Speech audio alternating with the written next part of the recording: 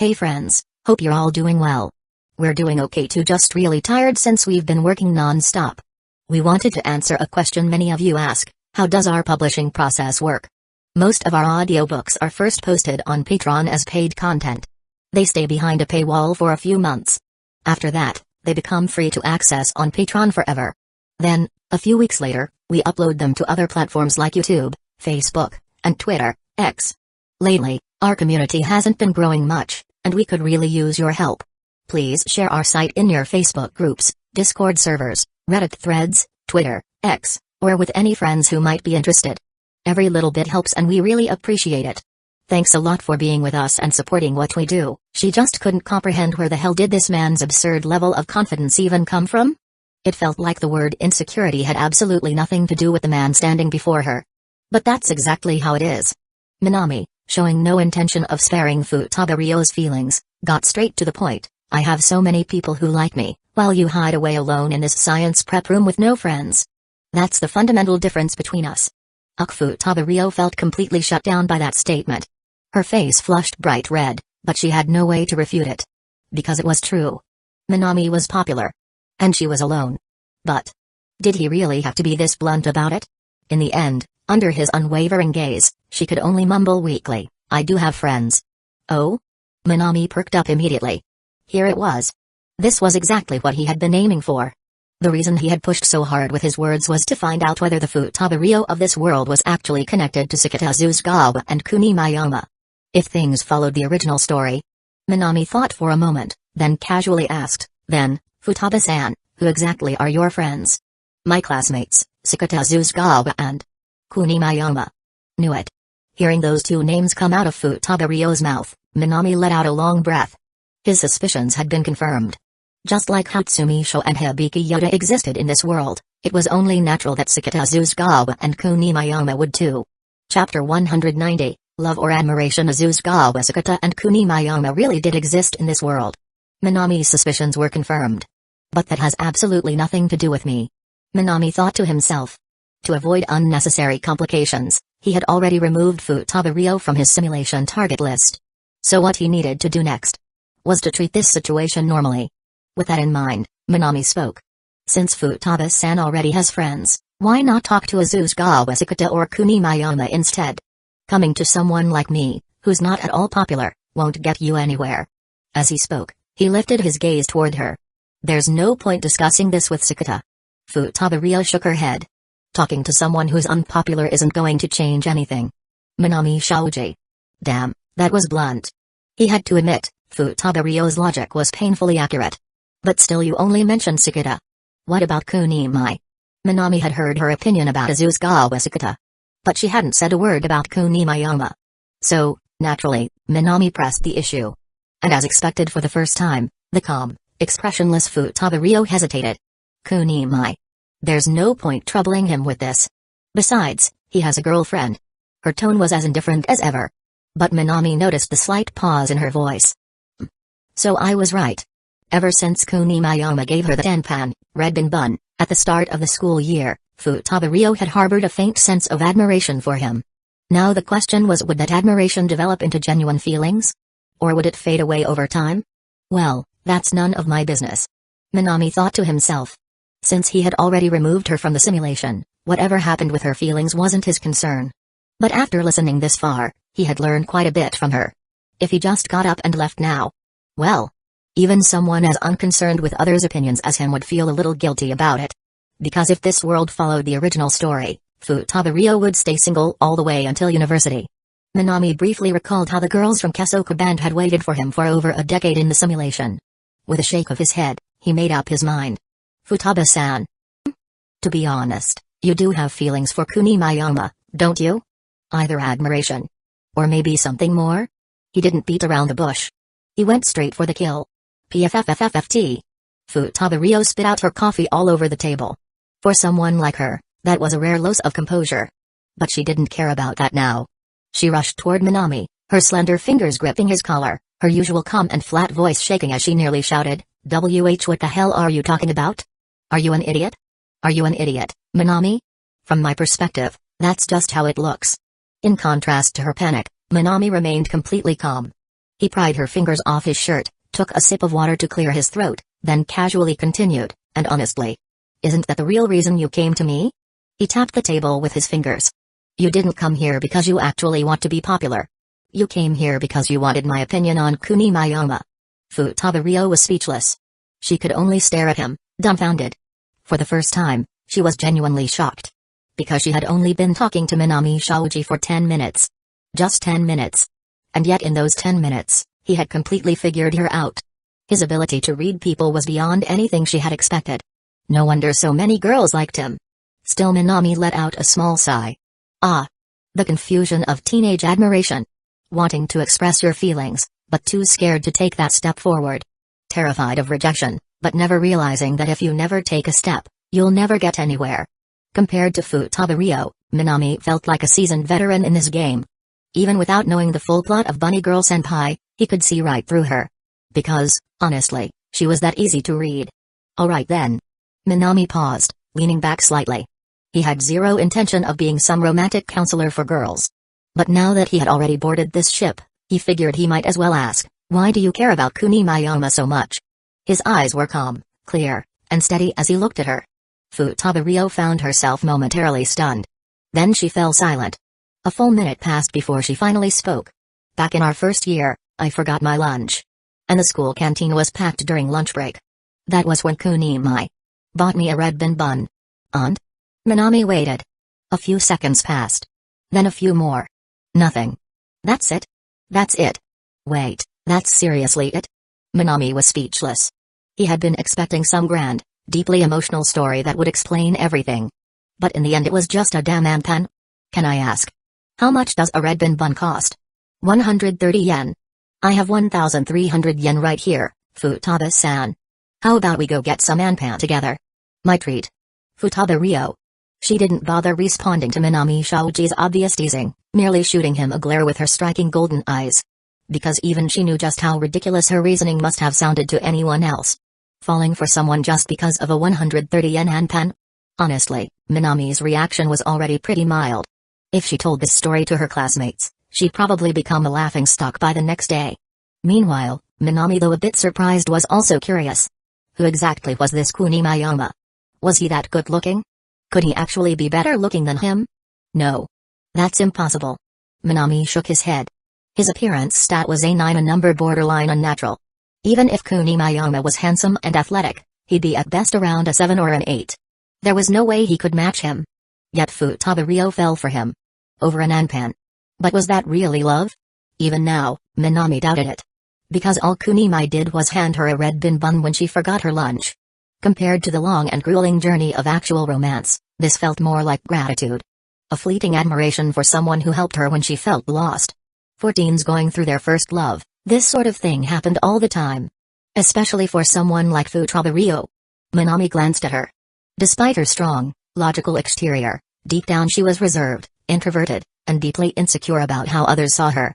She felt self-conscious about her mature body, leading her to develop a hesitant, conflicted personality, longing to step into the light, but afraid of getting burned. In that kind of mental state, anyone who showed her kindness, regardless of whether it was Kuni Mayoma or someone else, she would probably fall for them just the same. But was that really love? Or was it just misplaced admiration? If love could be that cheap, that fragile, then Minami could already see the problem. Damn. He sighed. It's like this damn simulation always picks the most complicated girls. Kesoku Band? A decade-long waiting game.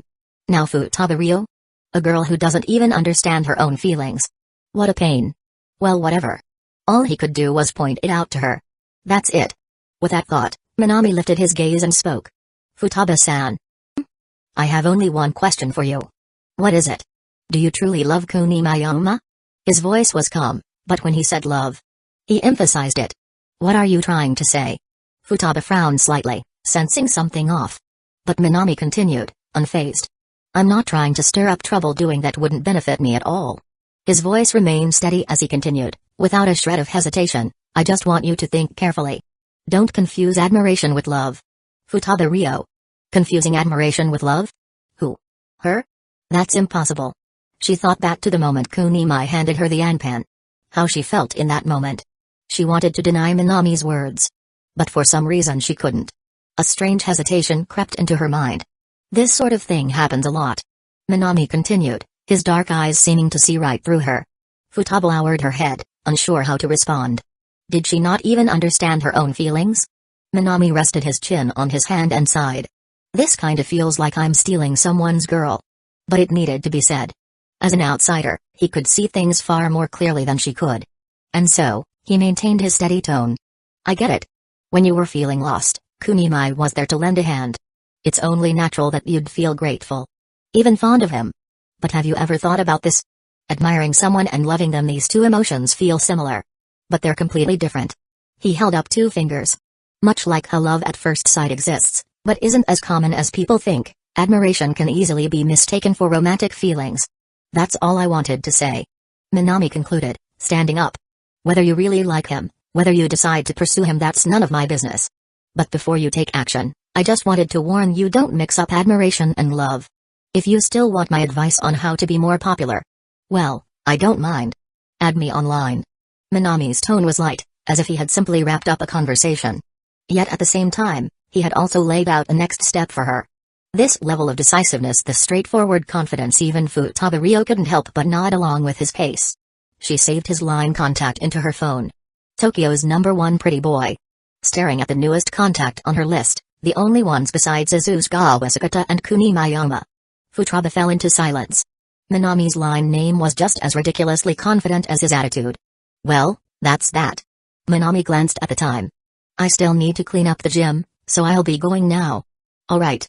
Futaba Ryo watched him leave, her messy silver hair swaying slightly. Then she turned toward the beaker in front of her. The alcohol burner still flickered beneath it. Admiration and love, huh? She murmured to herself. Their conversation had strayed far from her original reason for calling him here. And yet his words stuck with her. Her feelings toward Kunimai. Was that really love? Or just admiration? Futaba closed her eyes.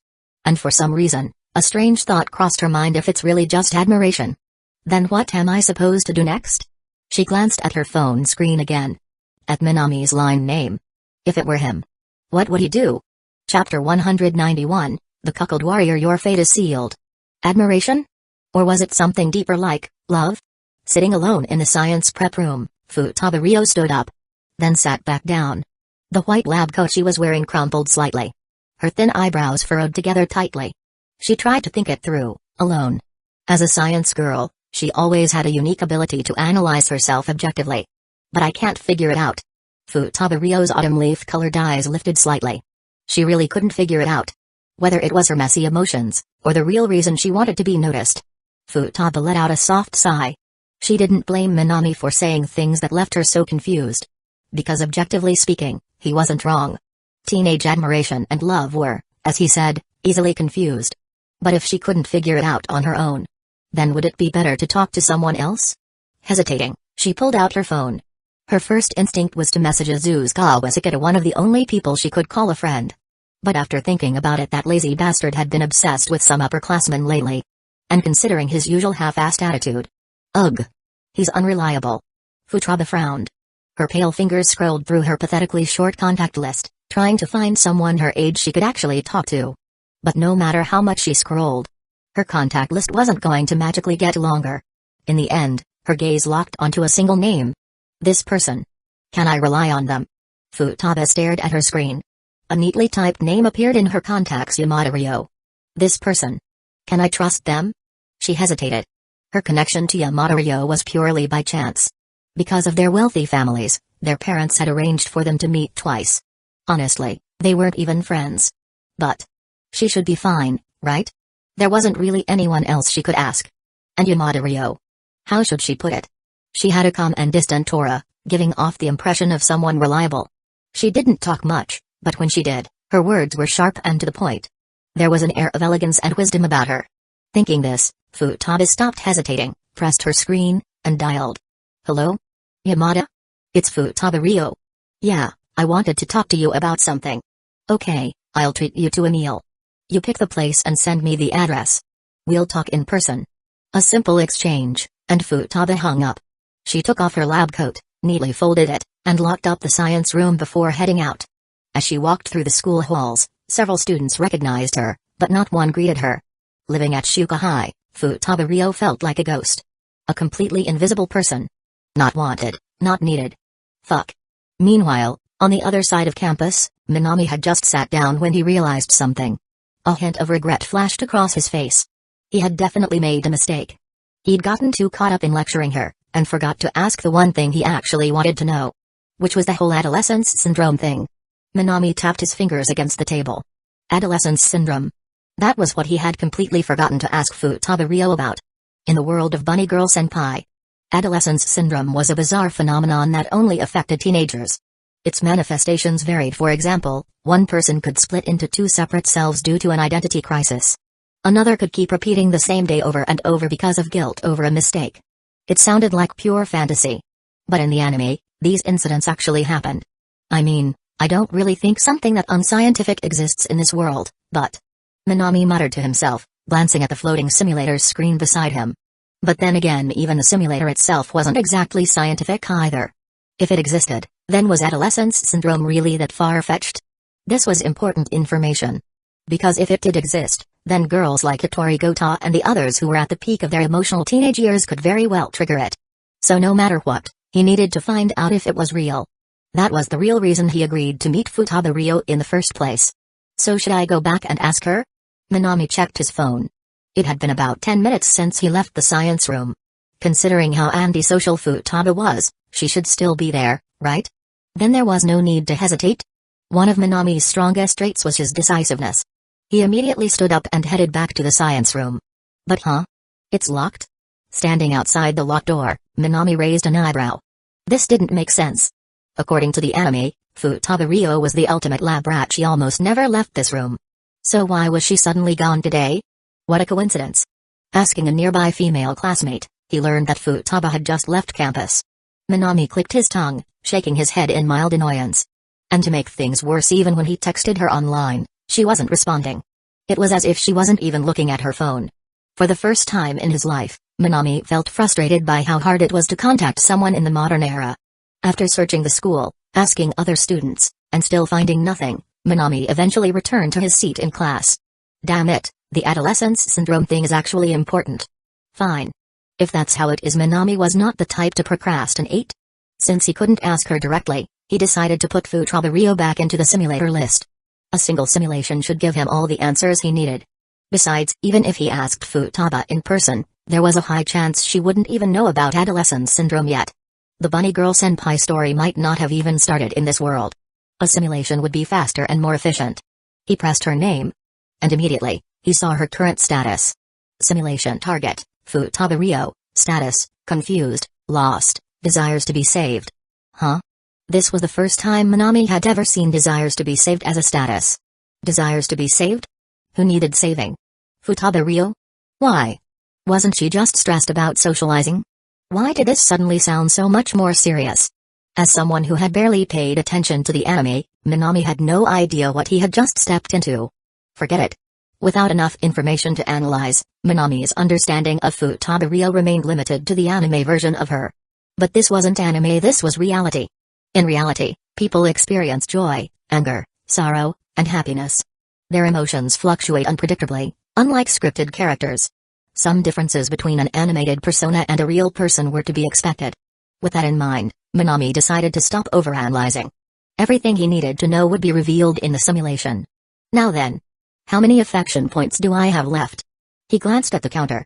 Due to his recent direct simulation, his points were running low.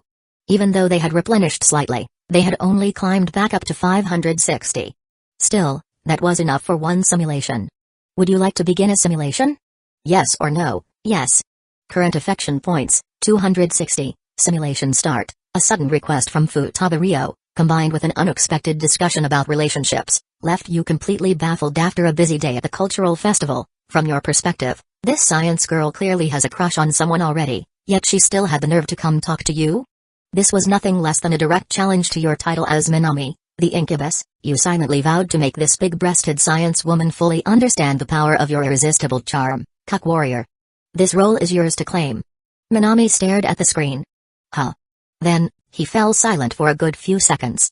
Sometimes, he really had to wonder, was this damn simulator screwing with him on purpose? Forget it. It was a cursed simulator anyway. Minami sighed, giving himself a mental pep talk before continuing to read. The next day, you took the initiative to head to the science prep room. Likewise, with your keen observational skills, you quickly discerned her current confusion regarding emotional matters. You understood deeply that a girl's hazy feelings during high school were nothing more than an illusion, flowers in the mirror, the moon in the water. With just a little verbal guidance, this blank canvas before you could easily be dyed with the colors of your rich experience. Under your firm tone and forceful verbal manipulation, Rio, weak and powerless, completely naive in matters of love, was gradually forced into retreat, slowly becoming a slave to your words. Minami, you'd better really be talking about negotiations or something? Experienced? Forceful? Weak and powerless? A slave to words? Minami realized that this simulator lady sure knew how to craft a sentence. At the very least, if it were up to him, he would never have come up with as many shameless lines. And what the hell was verbal manipulation supposed to mean? Minami couldn't help but shake his head. Everything he had said before had been nothing but his own genuine thoughts. In every possible sense, this simulator was seriously out of whack. Under the influence of your words, though nearly imperceptible, her heart did indeed waver slightly, because, just as you said, high school romance and admiration were often indistinguishable, and compared to others, her mental state was clearly more unstable, more fragile. Now, with a trace of hesitation surfacing in her heart, in this situation, you should, 1. Seize the opportunity. No woman can resist the charm of Minami, the Incubi King. The cuckold warrior. Your victory is certain. 2. Humphrey. Not interested in me? Take the initiative. Pursue her boldly, and once she's yours, dump her. Let her experience the agony of regret, the despair of a love lost. 3. You don't care whether Futraba Rio mistook admiration for love, you care more about what caused her unstable mental state in the first place. Observe quietly, figure out the reason, that's what you should really do. 4. Direct simulation. Oi? What the hell are these scumbag options? Before the simulator could even finish displaying them, Minami couldn't hold back anymore. He reached out and poked at the simulator's interface. This simulator lady was seriously acting weird today, wasn't she? The first option straight up called for becoming a cuckold warrior. What the hell? That being said, Minami had to admit, the simulator wasn't wrong. High school girls probably wouldn't be able to resist the sheer impact of his 9-point appearance stat, further enhanced by the Shinjo-Akon's perfect, enchanting smile, which boosted it to a full 10 points. If he wanted to go for a fast break, then, without a doubt, the first option wasn't entirely wrong. It was just. The wording was atrocious. Minami decided to keep it as an option for now and moved his gaze to the second choice. If the issue with the first option was its phrasing, then the second option was straight up suicidal. Agony of regret? Pursue her over only to abandon her? What kind of overbearing CEO novel nonsense was this? This was a death flag through and through. Minami shook his head and immediately ruled it out. That left option 3. At first glance, the third option seemed like the most reasonable. After meeting Futraba Rio today, Minami had already noticed it. Beneath her composed and delicate features lay an extremely fragile psyche, an anxious heart. At this point, the most rational course of action was to take a step back, observe her state, and respond accordingly to her emotional condition. That was, undoubtedly, the correct choice. But it's this shady-ass simulator giving me the options.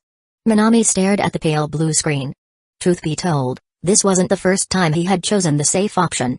And while it had been right before, there were also times when it wasn't. Playing it safe didn't always mean making the right choice. Sometimes, taking the aggressive route wasn't necessarily wrong either. If even the first option turned out to be a mistake, then there was no point considering the others at all. So, staring at the first and third options, Minami fell into deep thought. What should he choose? Chapter 192, The Woman He Sets His Eyes On. None can escape. Guess I'll go with option 3 after all. After careful consideration, Minami ultimately decided on the third option. Though it was the safest choice, the simulation had only just begun.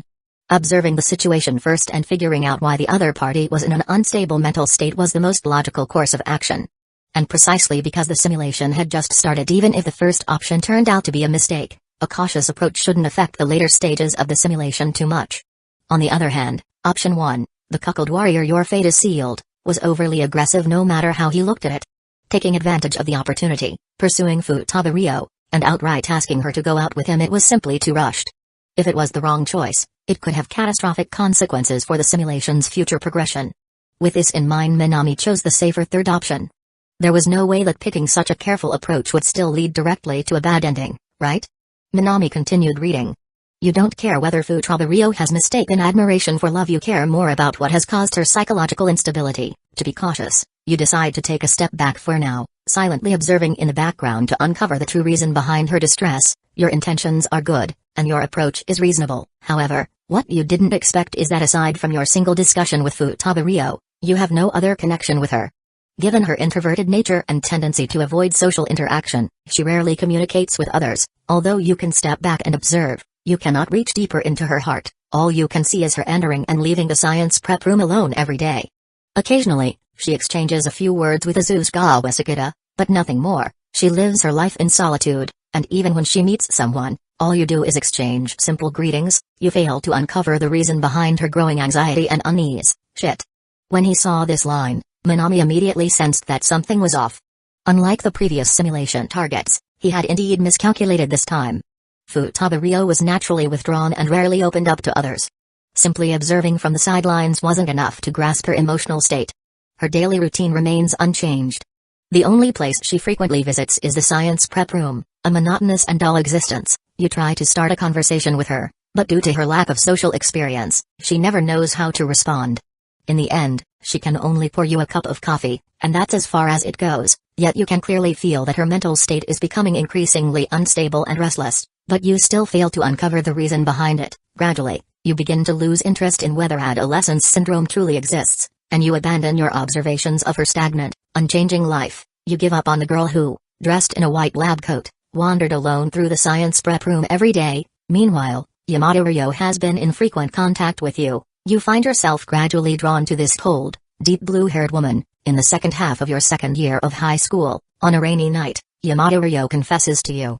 You accept, and the two of you start dating. Yamato becomes your girlfriend. Time moves forward, and slowly, you forget about that girl who once struggled with her emotions in silent agony, until one day, you suddenly overhear people talking about Futaba. It seems that, due to family matters or perhaps for personal reasons, she has left Shuka High School and gone to study abroad in Germany. Thinking back to this girl who only occupied a small page in the story of your youth, you feel just a slight sense of sentimentality. The path between you and her has drifted farther and farther apart. You tighten your grip on Yamato hand and step toward the future. Simulation ended. System score, 5 points. System evaluation. The path between you and her gradually diverged, and you never truly touched her heart. It was she who initiated your first encounter.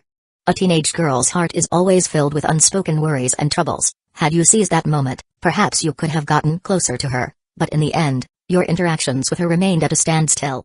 You never took a step forward, and she never took the initiative to close the distance. In your desire to play it safe, you overlooked the turbulence and restlessness within her heart. One afternoon in your third year, having gradually lost interest in her, you hear the news that she has gone to study abroad in Germany. Looking up at the contrails stretching across the vast blue sky, regret. From that moment on, you and she would have no further connections. Only the lingering sentiment of youth remains in your heart. Her future and yours, like the parallel lines of a contrail, will never intersect. Looking back now, perhaps if you had chosen a more aggressive path, things might have turned out differently. System reward: you have acquired a small amount of knowledge in quantum mechanics. Minami stared at the results screen in front of him, completely speechless. That's it? It actually ended just like that? So I really should have picked option 1? As he looked at the conclusion displayed on the screen, he felt an inexplicable sense of frustration in his chest. How could he not feel frustrated? He had barely learned anything, barely understood anything, and yet, just like that, it was over. And Yamada-san. Again. Minami's expression was numb as he stared at Yamada appearing in the simulation's outcome. What could he say? He was almost getting used to it. Yamada is always there, no matter what. But I really did miscalculate. Minami shook his head. When choosing the third option, he had only understood Futaba personality through bits and pieces from the anime, not as a complete individual. What he hadn't considered was even if his simulated self did try to talk to her, she simply didn't know how to respond. If she was an undeniable genius in physics, then in terms of communication, she was nothing more than a socially inept fool. The first option had indeed been aggressive, and the third option had indeed been cautious. But if the simulation didn't even have a future after making that choice, then what was the point of debating between aggressive and cautious approaches? I really didn't expect this. Minami didn't feel particularly regretful. This was simply the result of his lack of understanding of Futaba. He turned to glance at the system settlement page. The system noted that he had acquired a small amount of knowledge in quantum mechanics. That must have been one of Futaba specialties. He briefly skimmed through the quantum mechanics knowledge now in his mind, and found it completely incomprehensible. Despite being ranked first in national simulation exams, he had never delved deeply into scientific research topics like this. Setting aside the knowledge he gained from Futaba-ryo, Minami instead reflected on the simulation itself. Although he hadn't directly heard Futaba-ryo mention anything about adolescence syndrome, he figured that it most likely wasn't a factor in this scenario. After all, in Bunny Girl Senpai, the plotline where Futaba-ryo split into two separate versions of herself hadn't appeared. Which meant, I guess I don't need to worry about it, then. Minami turned his attention to Futaba-ryo's entry in the simulation list. Based on his original plan, he should remove her from the list now.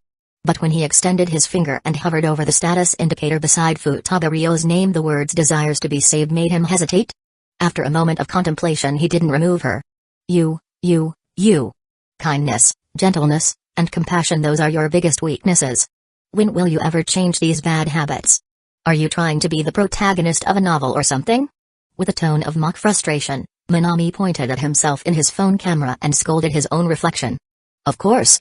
Beyond the desires to be saved tag catching his attention, Minami was also curious. According to the simulation, her mental state was becoming more and more unstable, more and more restless. What exactly did that mean?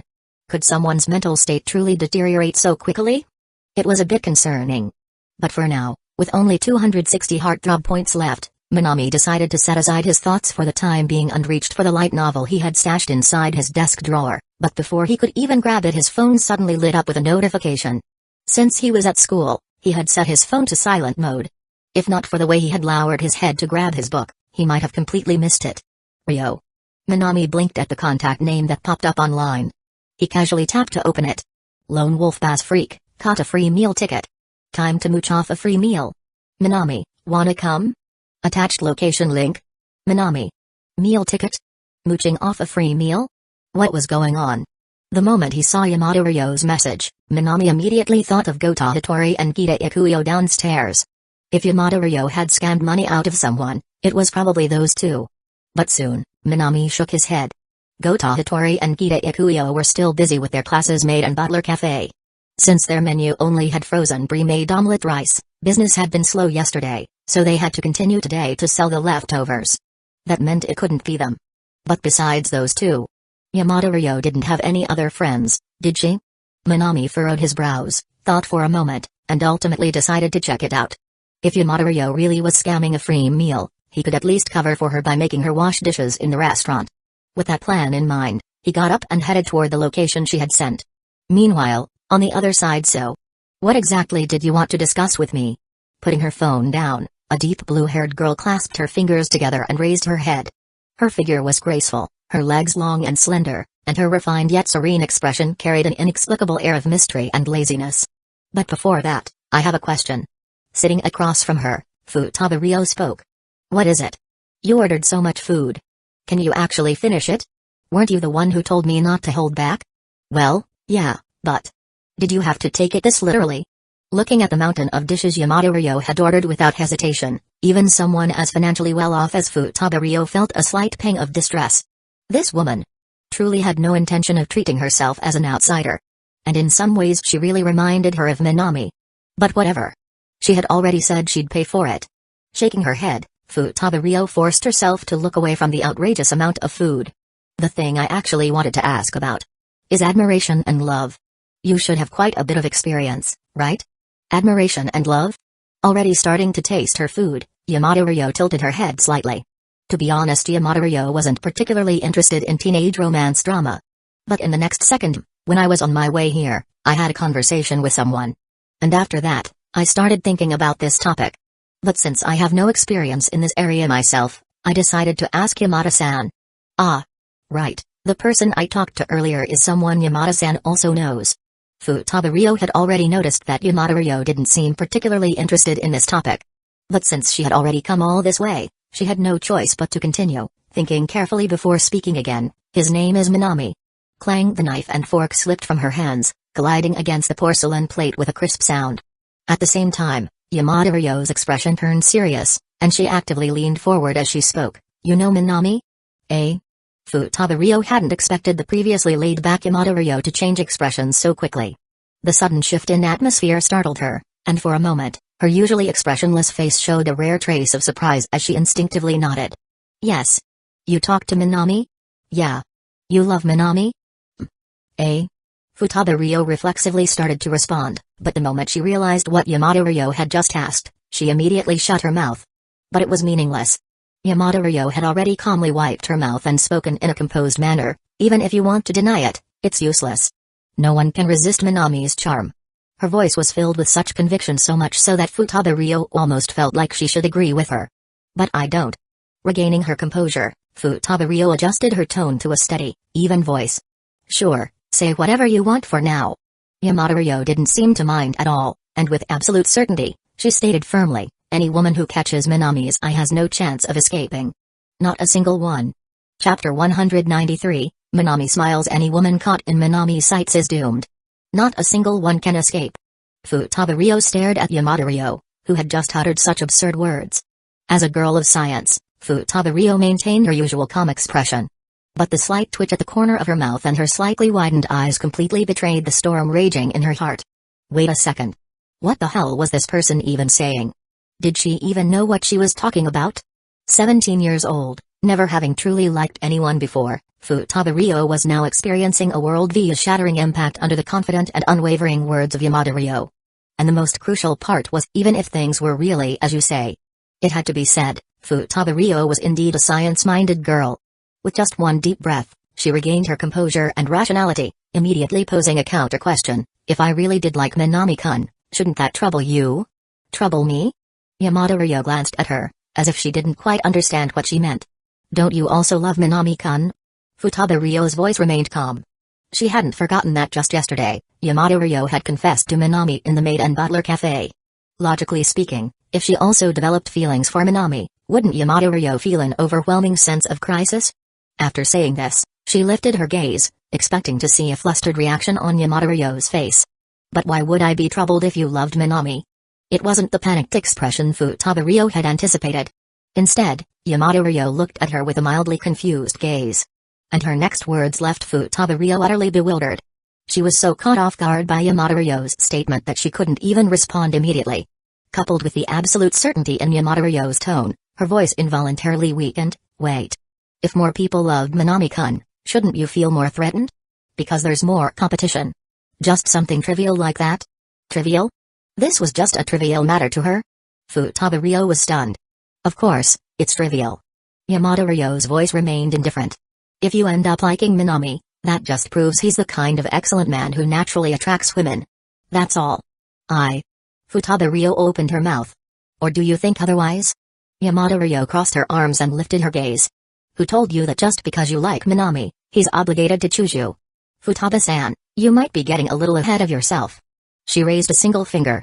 For all you know, in the end, it could be just you harboring a one-sided crush on Minami. Those kinds of women are the scariest.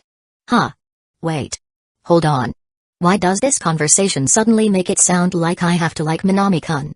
Futaba shot up from her seat, her previous calm demeanor as a science-minded girl utterly obliterated by Yamada overwhelmingly aggressive words. Why are you so sure you won't fall for Minami? Because I already have someone I care about. Faced with Yamada relentless questioning, Futaba raised her voice in emphasis. Oh?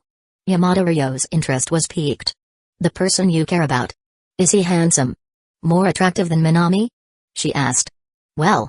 Futaba opened her mouth slightly. To be honest, comparing any other boy in their grade to Minami in terms of looks was practically asking to be humiliated. His graceful and striking features alone were enough to make girls stop him in the hallways just to ask for his contact information. Just thinking about it made Futaba instinctively shut her mouth. Then, does he have better grades than Minami? Yamada continued. A first place in Shuka High. First place nationwide. Just those two accolades alone made the answer obvious.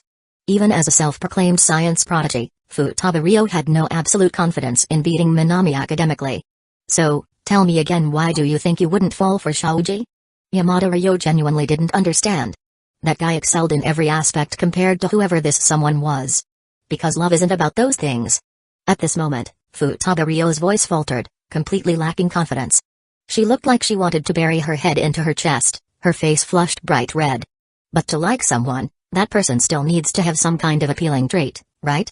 Are you really sure you love him? Yamada pressed further, her voice steady. Then, she dropped the ultimate soul-piercing question, do you really love him? Her expressionless face, which never wavered under any circumstances, was now applying immense psychological pressure on Futaba. And under that pressure Futaba had no choice but to resort to her last resort. She brought up the red bin bun incident. At first, she thought this deeply sentimental and innocent moment would evoke some sense of romantic empathy from Yamada. And indeed, Yamada expression did change. But it wasn't out of sentimentality or empathy. Instead PFFT. A 130 yen red bin bun. Clearly, expecting Yamada, a woman who relied on others to buy her meals, to relate to a maiden's delicate emotions was a complete waste of time. Instead of sympathizing she covered her mouth and started laughing. Futaba's normally composed and graceful face turned beet red. Her fingers even trembled in frustration. What did Minami say about it? After laughing for a while, Yamada returned to her usual cold expression, as if the one who had just been laughing wasn't even her. He told me outright that this was nothing more than simple admiration between friends. That it wasn't even real affection. Futaba recalled their conversation in the science prep room and answered in a quiet voice. Then I agree. If Minami says so, then it must be true. Futaba. What? Was this Minami's little preacher nonsense? What did she mean by if Minami says so, then it must be true? Futaba had no idea how to even argue against that. Meanwhile, Yamada casually glanced at her again. She was genuinely curious as to why Minami found Futaba interesting. Because in her eyes this girl was nothing more than a hopelessly clueless idiot when it came to feelings. Falling for someone over a red bin bun? What a joke. What kind of rose-colored romance plot straight out of a light novel was this? Compared to that, Yamada was much more realistic. A red bin bun alone wasn't nearly enough to make her heart skip a beat. But if someone handed her a red bin bun while pulling off a full 360-degree mid-air spin and landing perfectly on their feet, well, that might be interesting. And Minami was exactly that kind of person. He never played by the rules. She carefully studied Futaba, and in the end, her gaze landed on her chest. That impressively full chest. In that moment, Yamada suddenly recalled something Minami had said during one of their study sessions about classical literary descriptions. As towering as Mount Fuji.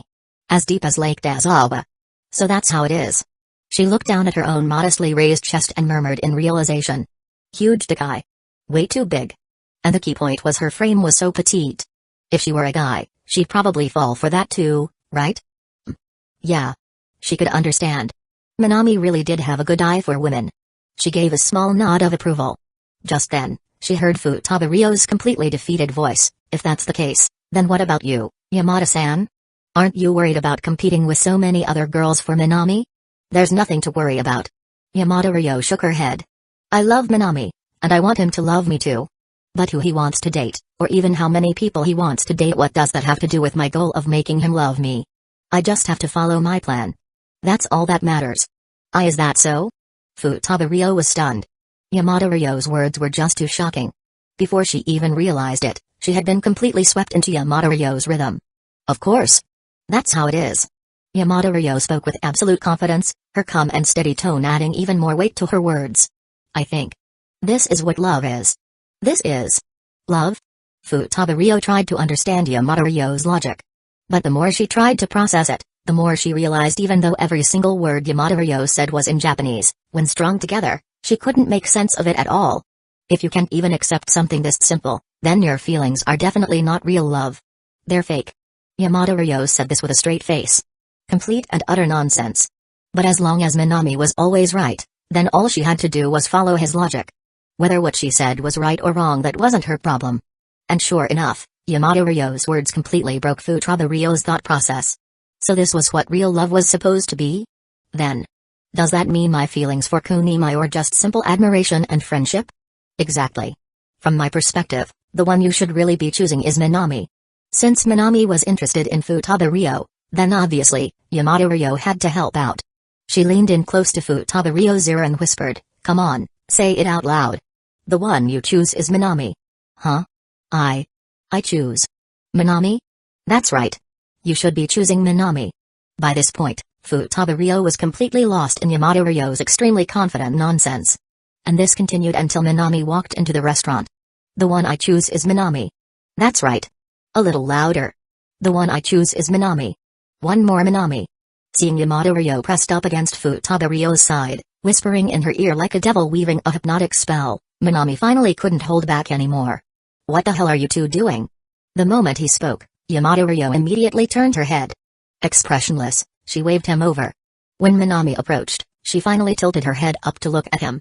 Even without changing her face, Minami could feel the slight air of self-satisfaction around her. "Praise me.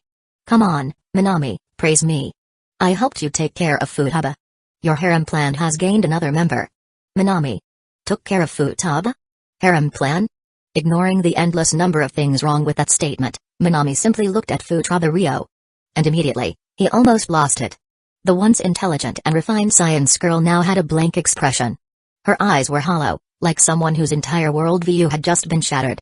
She even continued muttering unconsciously to herself, "The one I should choose is Minami." Minami looked at Futaba Ryo. Then at Yamato Ryo. Pinched the bridge of his nose. A headache. A serious headache. Yamato Ryo's ability to derail conversations was something he had experienced way too many times. Futaba Ryo had probably been completely led astray by her bizarre logic, which resulted in this. How did these two even meet, anyway? There was no other choice. Minami had to snap Futaba Ryo out of it. No need to go into the details, but after about 10 minutes, Futaba Ryo finally returned to reality from the terrifying depths of Yamato Ryo's mind manipulation. And when she did, she looked back at Yamato Ryo with undisguised fear in her eyes. Because this woman was truly terrifying in every sense. What started as a simple conversation about the difference between admiration and love had somehow turned into "I love Minami the most." The topic shift was so fast that even Futaba Ryo had been dragged into it before she could process what was happening. And now, when she saw Minami's handsome and elegant face, she unexpectedly felt a sense of relief. Minami-kun. For some reason, his presence calmed her down.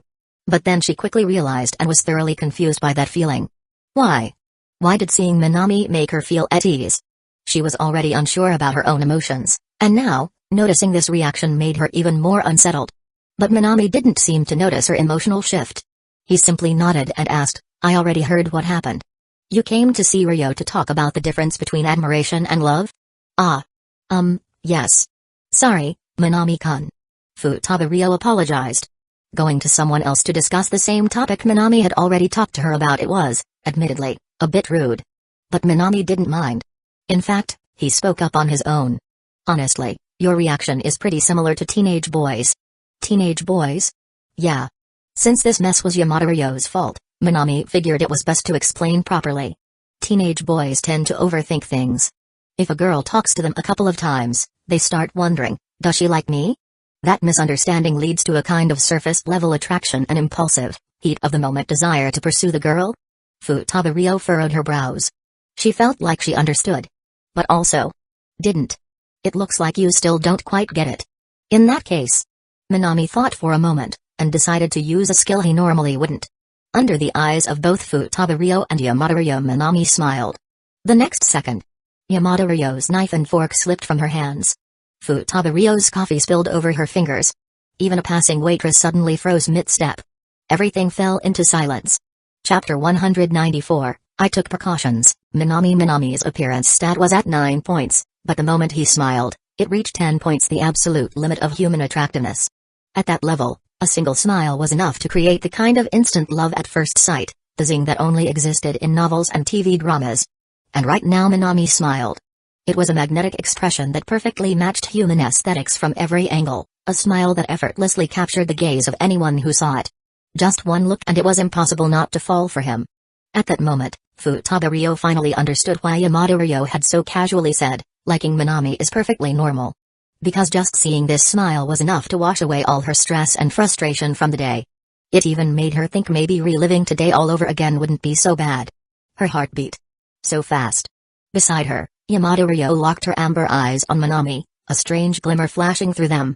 Even the waitress nearby had unconsciously stopped moving. And then Minami took a step forward. Lowering his voice, eyes full of sincerity and warmth, he whispered, "Go out with me, Ryo." His voice was soft but the words seemed to echo directly inside her heart. Normally, if Minami got too close, Futaba Ryo would instinctively retreat like a startled hamster, her face blank. But right now she couldn't even think about that. Because her entire attention was captivated.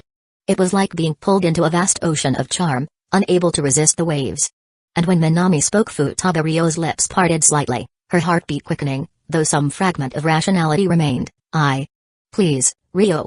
He spoke again, leaning in just a little closer. His dark, pearl-like eyes were so clear, so earnest, so full of genuine emotion. At that moment, Futaba Rio's last shred of rationality crumbled. It was just like in a fairy tale where the protagonist confesses, and the heroine inevitably says yes. Her face flushed red, her heart racing. She nodded. Okay. Right now, she truly felt that going out with Minami might actually be really nice. Because he looked so serious. Because his eyes held not a trace of deception. And really, could someone this good-looking even lie? Feeling strangely guilty for ever doubting him, Futaba Rio was just about to fully accept his confession. And then alright. That's enough. A calm, almost indifferent voice broke through the moment. In the next second Minami's smile faded. Everything that had felt frozen in time suddenly resumed. Futaba, with a personality like yours, you really need to stay away from host clubs when you're older. Otherwise, you're definitely going to get scammed. The playful tone of his voice snapped Futaba Rio back to reality. Still lost in the aftershock of that smile's magic, she stared at Minami, her mouth slightly open, utterly dumbfounded. The Minami in front of her wasn't the same person from a moment ago. Gone was the gentle sincerity, replaced by a mischievous smirk, his expression carrying a teasing glint. That teasing smile, it was exactly like the incubus from European folklore. Futaba Rio's face turned crimson. What did she just say? She agreed to go out with Minami? Why? Why had she done something so stupid? Just thinking about it made her want to curl up and disappear. Agreeing to date someone after only meeting them twice? Her flawlessly pale cheeks burned with a flush as vivid as a sunrise, and she couldn't even lift her head to meet Minami's gaze. And then Minami casually sat back down beside Yamato Ryo and spoke again. I think now you understand what I was trying to say earlier, right? The blush on your face, the feelings you thought were attraction, it's nothing but a momentary impulse. Just your brain overheating. Once you calm down, do you really think this is love? Futaba Rio placed a hand over her chest, unsure how to answer Minami's question. Just now, she had genuinely felt her heart skip a beat. Even now, her racing heartbeat hadn't settled. Only when it finally began to calm down did Futaba Rio nod, deep in thought. I think I understand. The phrase I think I understand was intriguing. It meant she kind of got it, yet, at the same time, not really. But Minami didn't push her for an answer. Because as far as he was concerned, today's progress was enough. Forcing her to make a decision or continue overthinking would be pointless. That said, since the conversation had already reached this point, Minami didn't hold back his next words. Honestly, the answer is simple. There's no need to struggle over it. Futaba, you just need to take off the filter and look at him again. Then, you'll know if your feelings are admiration or love. Take off the filter? Futaba Rio lowered her head, as if carefully digesting Minami's words. Yeah. Take off the filter you forced upon yourself, the one called love. Calm your mind and look at him again. Do you still feel your heartbeat racing? The key is to approach it with a neutral mindset. I understand. This time, Futaba Rio didn't reject the idea like before. After carefully considering it, she nodded. Then, that's that. Minami spoke lightly and turned his head to see Yamato Rio, who had completely set down her utensils, no longer reading. Are you done? Not even close. Expressionless, Yamato Rio shook her head. It's not as good as what you make. Since she frequently visited Minami's tiny apartment for meals, her taste buds had been completely spoiled by his cooking. She rarely ate out anymore. And even when she did, it was usually with her parents at high-end restaurants. But despite that, she still felt that even professional chefs didn't cook as well as Minami. So Minami, let me eat at your place. Rio, do you remember that you called me here because you wanted to mooch a meal off someone else? Minami, let me eat at your place. Stop ignoring what I'm saying. The two talked as they stood up, seemingly about to leave. And just as they got up, Futaba Rio suddenly spoke up behind them. Excuse me, Minami, can I ask you one last question? Minami paused and turned around. What is it? After hesitating for a moment, Futaba Rio finally asked, Minami, why are you helping me like this? She had always known that her personality was difficult. Even she was aware of that fact. She was stuck between admiration and love, uncertain whether to move forward or step back. Indecisive. Hesitant. A personality like hers was nothing but troublesome. Yet Minami kept helping her, over and over, listening to her concerns so seriously. She really didn't understand. Why would someone like Minami go out of his way to lend a hand to a difficult woman like her? After all, she was just a stubborn, troublesome, and introverted science girl. Under her gaze, Minami's handsome features softened into a refreshing smile. And then, he replied, I don't know, I just felt like helping. No deep reason, really. Yeah. Even Minami himself couldn't explain why. Maybe it was because in the simulation, he had seen her walking in and out of the science prep room alone, every day. Maybe it was because when he greeted her, she never knew how to respond and could only awkwardly make coffee as a distraction. Or maybe it was because he saw a shadow of Gota Hitori's past self in her. All alone. Appearing strong on the outside, yet fragile inside. A girl like that Minami wouldn't go out of his way to protect her, but he wouldn't hurt her either. There were many reasons. But if asked to pick just one, even Minami couldn't say for sure. With a smile, Minami walked off with Yamada Ryo. Watching his retreating figure, Futaba Ryo slowly placed her hand over her chest. For some reason, even though she was completely calm now, her heart started pounding all over again. Later, since he had already left Shukihai, Minami had no intention of going back. After all, there was nothing left for him to do there, and Shuka Festival was just an optional weekend event for students. Skipping it wasn't a big deal. Besides, Yamada Ryo kept pestering him to cook. So Minami had no choice but to feed her first. 30 minutes later, I can't eat anymore. Setting down an empty plate, Yamada Ryo let out a completely flat, emotionless sigh of satisfaction. Wash the dishes. Minami didn't even bother looking up. Okay. Yamada Ryo stood up, barely managing to clean the plates. Then, under Minami's watchful eyes, she flopped straight onto his bed. You've already eaten. Shouldn't you go home now? Narrowing his eyes, Minami voiced his obvious thoughts. Nope. Can't move. Clearly, Yamada Ryo had zero intention of leaving. She lay on his bed, curling up under the blanket, her small frame completely wrapped up, leaving only her eyes peeking out. With a lazy yawn, she mumbled, I'm gonna nap. Wake me up later, Minami. You're not even worried I might do something to you in your sleep? Minami teased. I already bought the necessary precautions. They're in my right pocket. Minami, make sure to use them. Without a hint of hesitation, Yamada Ryo turned her face toward him, her amber eyes as calm as ever. Gotta be prepared, right? Minami. Do you even know what you're saying, Ryo? Minami had always known that common sense wasn't her strong suit, but he never expected it to be this bad. You mean about the precautions? Minami. I'm sleeping. Hearing no further response, Yamada Ryo closed her eyes. For a brief moment Minami genuinely had the thought of just pinning her down and proving her words right. Didn't she say she had everything prepared? Then maybe he should just use them right now. Did she really have no sense of danger? This was a guy's apartment. And she, a small girl, was just sleeping there, trusting his self-control? Was she serious? Of course that was just a thought. If something like that were to happen, it would only be when she was awake. After all, just imagining what kind of expression she'd make at that moment was already entertaining enough. As for his 17-year-old body, Minami was confident in his self-control. Watching her peacefully dozing off, Minami shook his head and pulled out his phone. 12:00 p.m. It hadn't taken long to go to Shukihai and back. Normally, on a Saturday or Sunday, Minami would just sleep in, wake up later, and review his study materials. But now, with Yamada Ryo hogging his bed, sleeping on the floor wasn't an option. So, after thinking for a moment, Minami decided to open the simulator. After what happened earlier, both Yamada Ryo and Futaba Ryo had probably gained some affection points, right? With that in mind, Minami checked the stats. Current affection points, 660. Huh? Seeing the sudden spike in points, Minami was completely caught off guard. How did it shoot up like a rocket? Wait, could it be because of that? Minami recalled the smile he had given them at the restaurant. A 10 out of 10 attractiveness level smile. It made sense that Futaba and Yamada would be charmed. But hold on. If just one smile could give him 400 affection points, then if he kept smiling at them, wouldn't he be able to grind affection points endlessly? This could be terrifying. Chapter 195, Target the Lonely Wives. Forget it.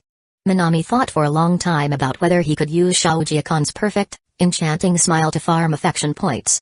But in the end, he shook his head. Using it once in a while shouldn't be a big deal. But he had seen the effects of his 10 out of 10 appearance level smile firsthand, and the impact was just too terrifying. Especially for the girls who already liked him, it was probably a serious test of their hearts. If he kept using it too often, their hearts might not be able to take it. I'll leave it at that. Having decided on the limited use of his perfect enchanting smile, Minami turned back to the simulation screen in front of him. Affection points, 660. Which meant he could simulate Futaba Ryo twice. Let's give it a shot. Recalling the odd look on Futaba Ryo's face earlier, Minami let out a soft hum, thought for a moment, and reached out his finger. Start simulation? Yes or no? Yes. Current remaining affection points, 330. Simulation start. Back in your apartment, you reflect on today's encounter with Futaba. You are now almost certain she does not have someone she likes. Her admiration for others is nothing more than a moth's natural attraction to light. Her gaze is always drawn to the sun, but the distance between her and the sun is simply too vast, so vast that no matter how far she stretches her hand, she will never reach it. And you? You quietly bide your time, waiting for the perfect moment to strike. You know your previous failure was only because you didn't choose to become the cuckold warrior. If you had another chance, without a doubt, you could conquer Futaba, and in fact an opportunity of a lifetime is already right in front of you, right now. After having 2 conversations with her, you understand Futaba better than anyone else. You've seen a side of this cold-faced science girl that no one else knows. You decide, 1. You already missed one opportunity. This time, you absolutely won't let it slip away. Seize the moment, cuckold warrior. This is your destiny. No one can resist your charm. 2. Getting closer to her is just the first step. The true path lies in making her submit to you completely. Start now. Buy all sorts of training tools from an online store. Wooden horses, butt-plug cattails, don't leave anything out. After all, what could be more thrilling than a big-breasted, glasses-wearing catgirl who obeys your every command? 3. Rushing into a close relationship recklessly is unwise.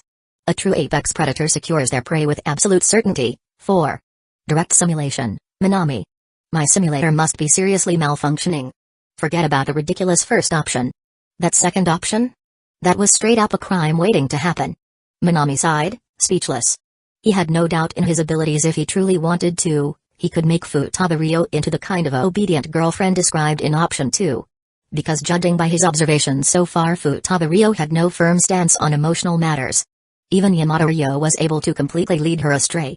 If it were Minami with his superior conversational skills, the outcome would be even more predictable. But being manipulated into submission isn't happiness, it's just dependency. Minami shook his head. What about the third option?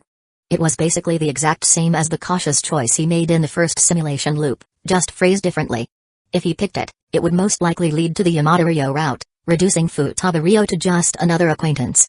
Even though option 1 looks like total nonsense with the whole cuckold warrior label, ironically, it might be the safest choice. Minami sighed. He reached out and selected option 1.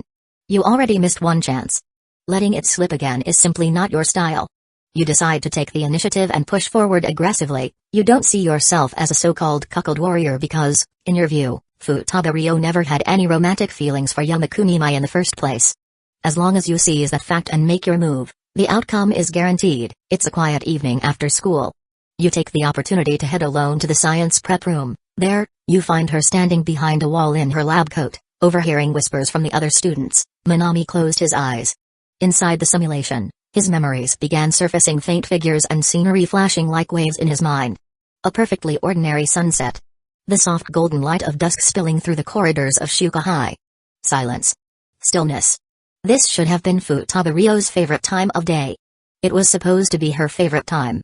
All she needed to do was grab her textbooks from the classroom, head home, and another day would come to a peaceful close. But hey, isn't that glasses girl in your class kind of weird? Voices.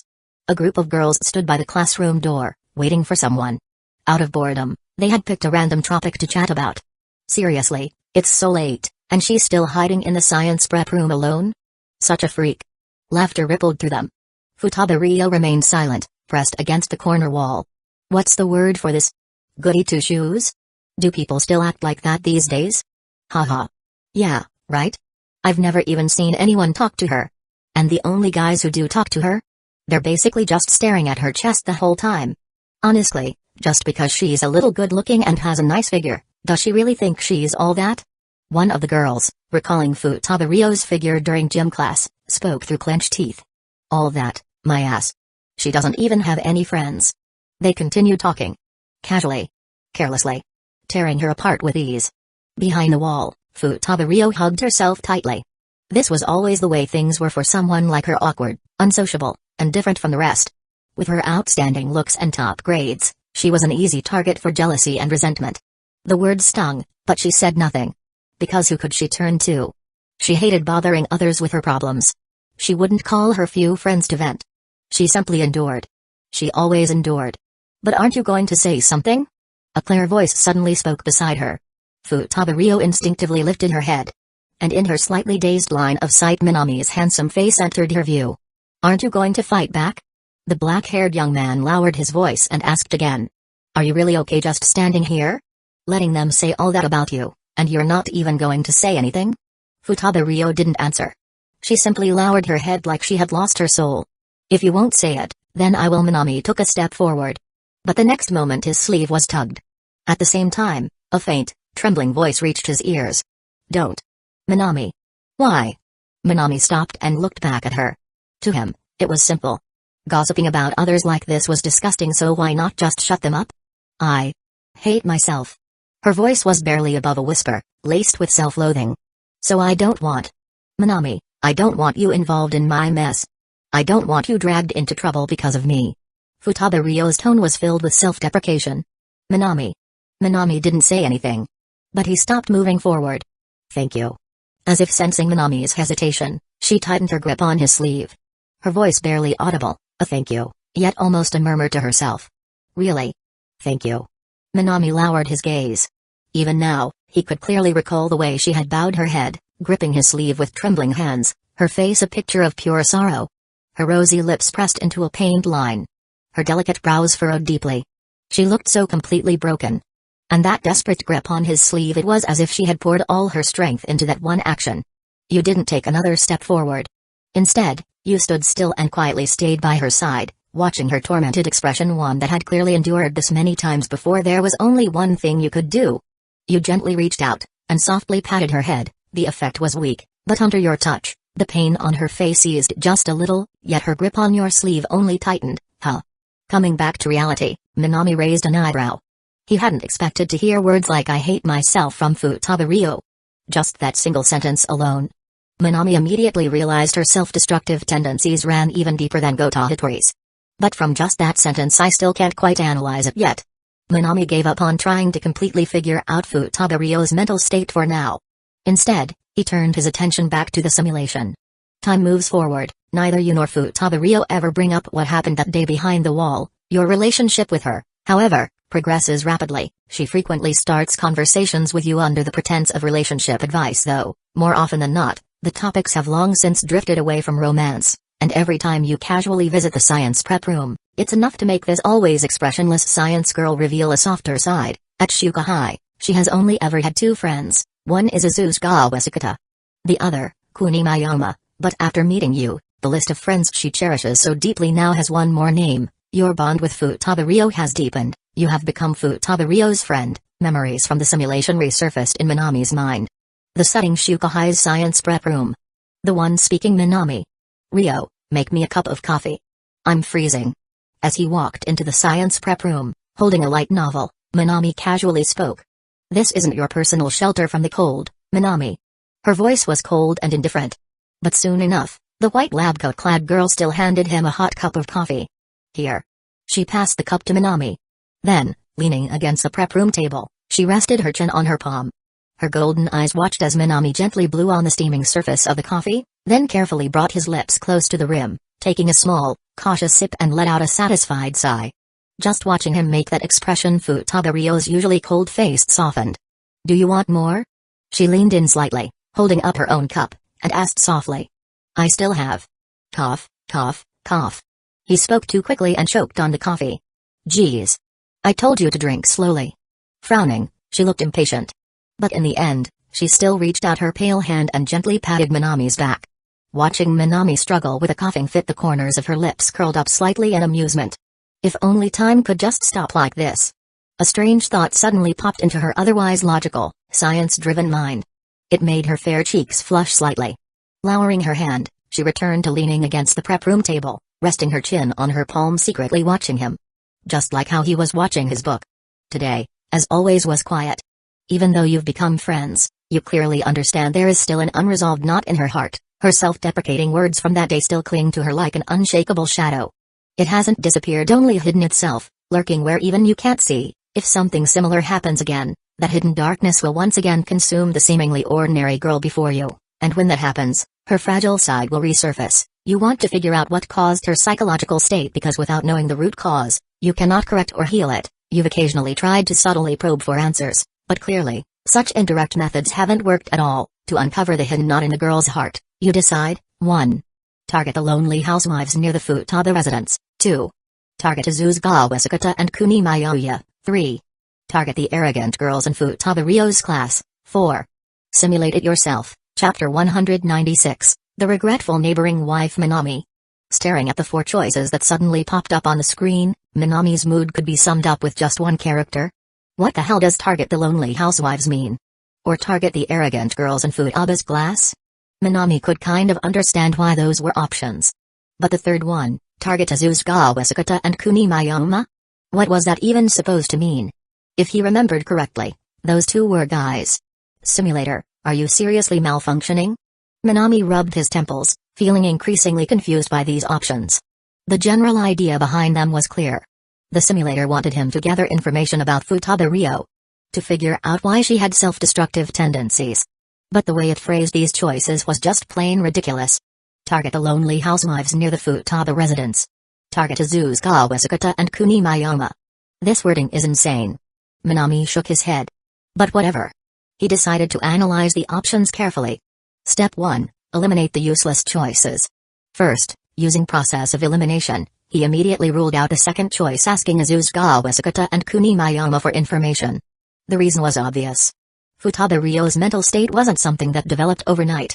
Sakata and Kunimai had only known her since high school. There was no way they'd have any deep knowledge of her past. And knowing Futaba's personality, there was zero chance she would have shared her personal struggles with them. So this option was pointless. Similarly, the third choice, asking her classmates, could also be eliminated.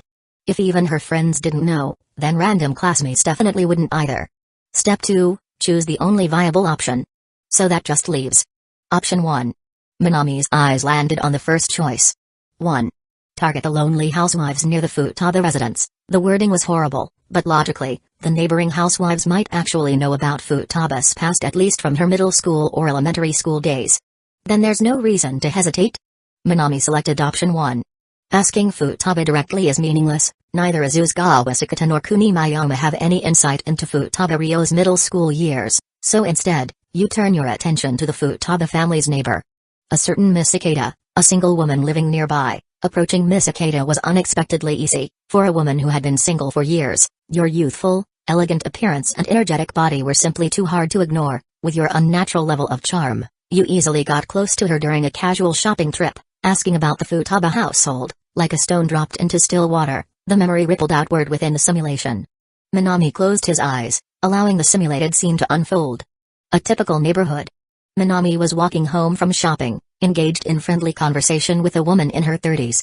Say, Ikeda-san, the house next door to you is insane. That kind of modern mansion, I've never seen anything like it. Minami glanced at the elegantly designed home beside them, making an exaggerated remark. Hearing Ikeda-san come from Minami's lips, the woman, Ikeda Misa, let out a small smile. The fancy house next door. I assume you mean the Futaba residence?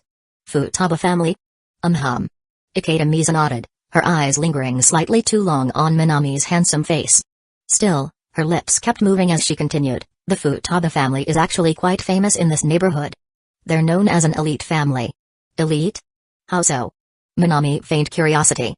Futaba-san and his wife are well known around here. Mr. Futaba is a remarkable scholar, frequently traveling for academic research. Noticing Minami's interest, Ikeda Misa, eager to prolong the conversation with the attractive young man, smiled and added, as for Mrs. Futaba, she's a highly successful businesswoman, constantly busy managing her company. I see. So the Futaba house is empty most of the time? Minami tilted his head. His soft lips, his youthful glow, and his fit physique hidden beneath his clothes. For a woman in her 30s, all of this was a lot to process. For a brief moment, Ikeda Misa swallowed hard. Then she quickly recovered, putting on a smile. Not exactly. These days, their daughter is living there alone. Futaba Ryo, I believe? She's quite the beauty, a real stunner. Unlike me, I can't compare to her anymore. She fake sighed. Oh, come on. Minami gave her a gentle, charming smile. Ikeda-san, you still look quite young. When I first saw you, I actually thought you were a model from a fashion magazine. Minami-kun, you sure know how to sweet talk. Ikeda Misa squinted playfully, clearly enjoying the flattery. But Futaba Ryo? She's living alone? Isn't that dangerous? I think so too. Actually, she's about the same age as you. And, well, now that I think about it. Ikeda Misa paused, her tone shifting slightly. Back in middle school, I remember Futaba Ryo caused a bit of a stir. Oh?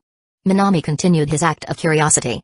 Under his subtle guidance, Ikeda Misa showed no hesitation in sharing information, smiling as she answered, it seems that the Futaba family's daughter had some issues with her body development, which made her unwilling to attend school for a while. At the time, it was quite a big deal. Issues with her body development. Could it be because she was sick? Minami feigned surprise. Hee, I'll only tell this to you, Minami-kun. Ikeda Misa gently took Minami's hand. Feeling the youthful energy in his slender fingers, she couldn't resist lightly tracing her fingertips along his skin. But she held back, making sure not to go too far, afraid that an overly bold move might scare off this inexperienced young man. With a playful smile, she continued, it seems that the Futaba daughter developed too quickly. The boys in middle school always stared at her differently, and over time, it started affecting her mentally. So that's what happened. Minami nodded thoughtfully. He had heard of cases like this before. Kids who didn't understand anything would bully those who developed differently. Whether it was someone who was too tall, someone who stuttered, or anything that made them stand out. If it was Futaba Ryo, then her insecurity probably stemmed from her unusually mature figure. That's really sad. Minami's voice carried genuine sympathy as he subtly withdrew his hand from Ikeda Misa's grasp. Oh dear, I mean, developing well should be a good thing. But who knew it would turn into such a mess? Regretting that she had moved too fast, Ikeda Misa silently scolded herself while maintaining her smile.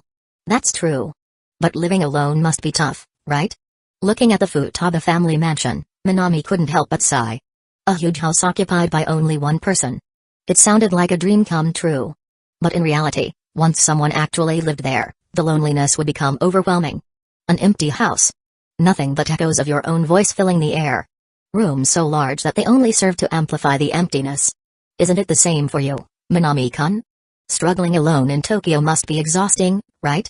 With a playful smile, Ikeda Misa leaned in closer. A mansion like this? Even if you worked your whole life, you might never be able to afford one. Step by step, she moved closer. Minami-kun, you're living alone in a cheap rental, right? Is there something you want? Stay with me a little longer today, and I'll buy you anything you want. Ikeda Misa's intentions are now crystal clear. You choose. 1. I have the spirit of Hikaru Genji. Happily accept. 2. Politely decline. Minami devilish charmer is not that kind of man. 3. Take everything you can, then leave. 4. Simulate it yourself. The choices appeared instantly. This time, Minami didn't even need to think. He immediately selected option 2. Though, in his personal opinion, option 1 sounded kind of interesting. But this wasn't the time for that kind of thing. After selecting option 2, the simulation continued.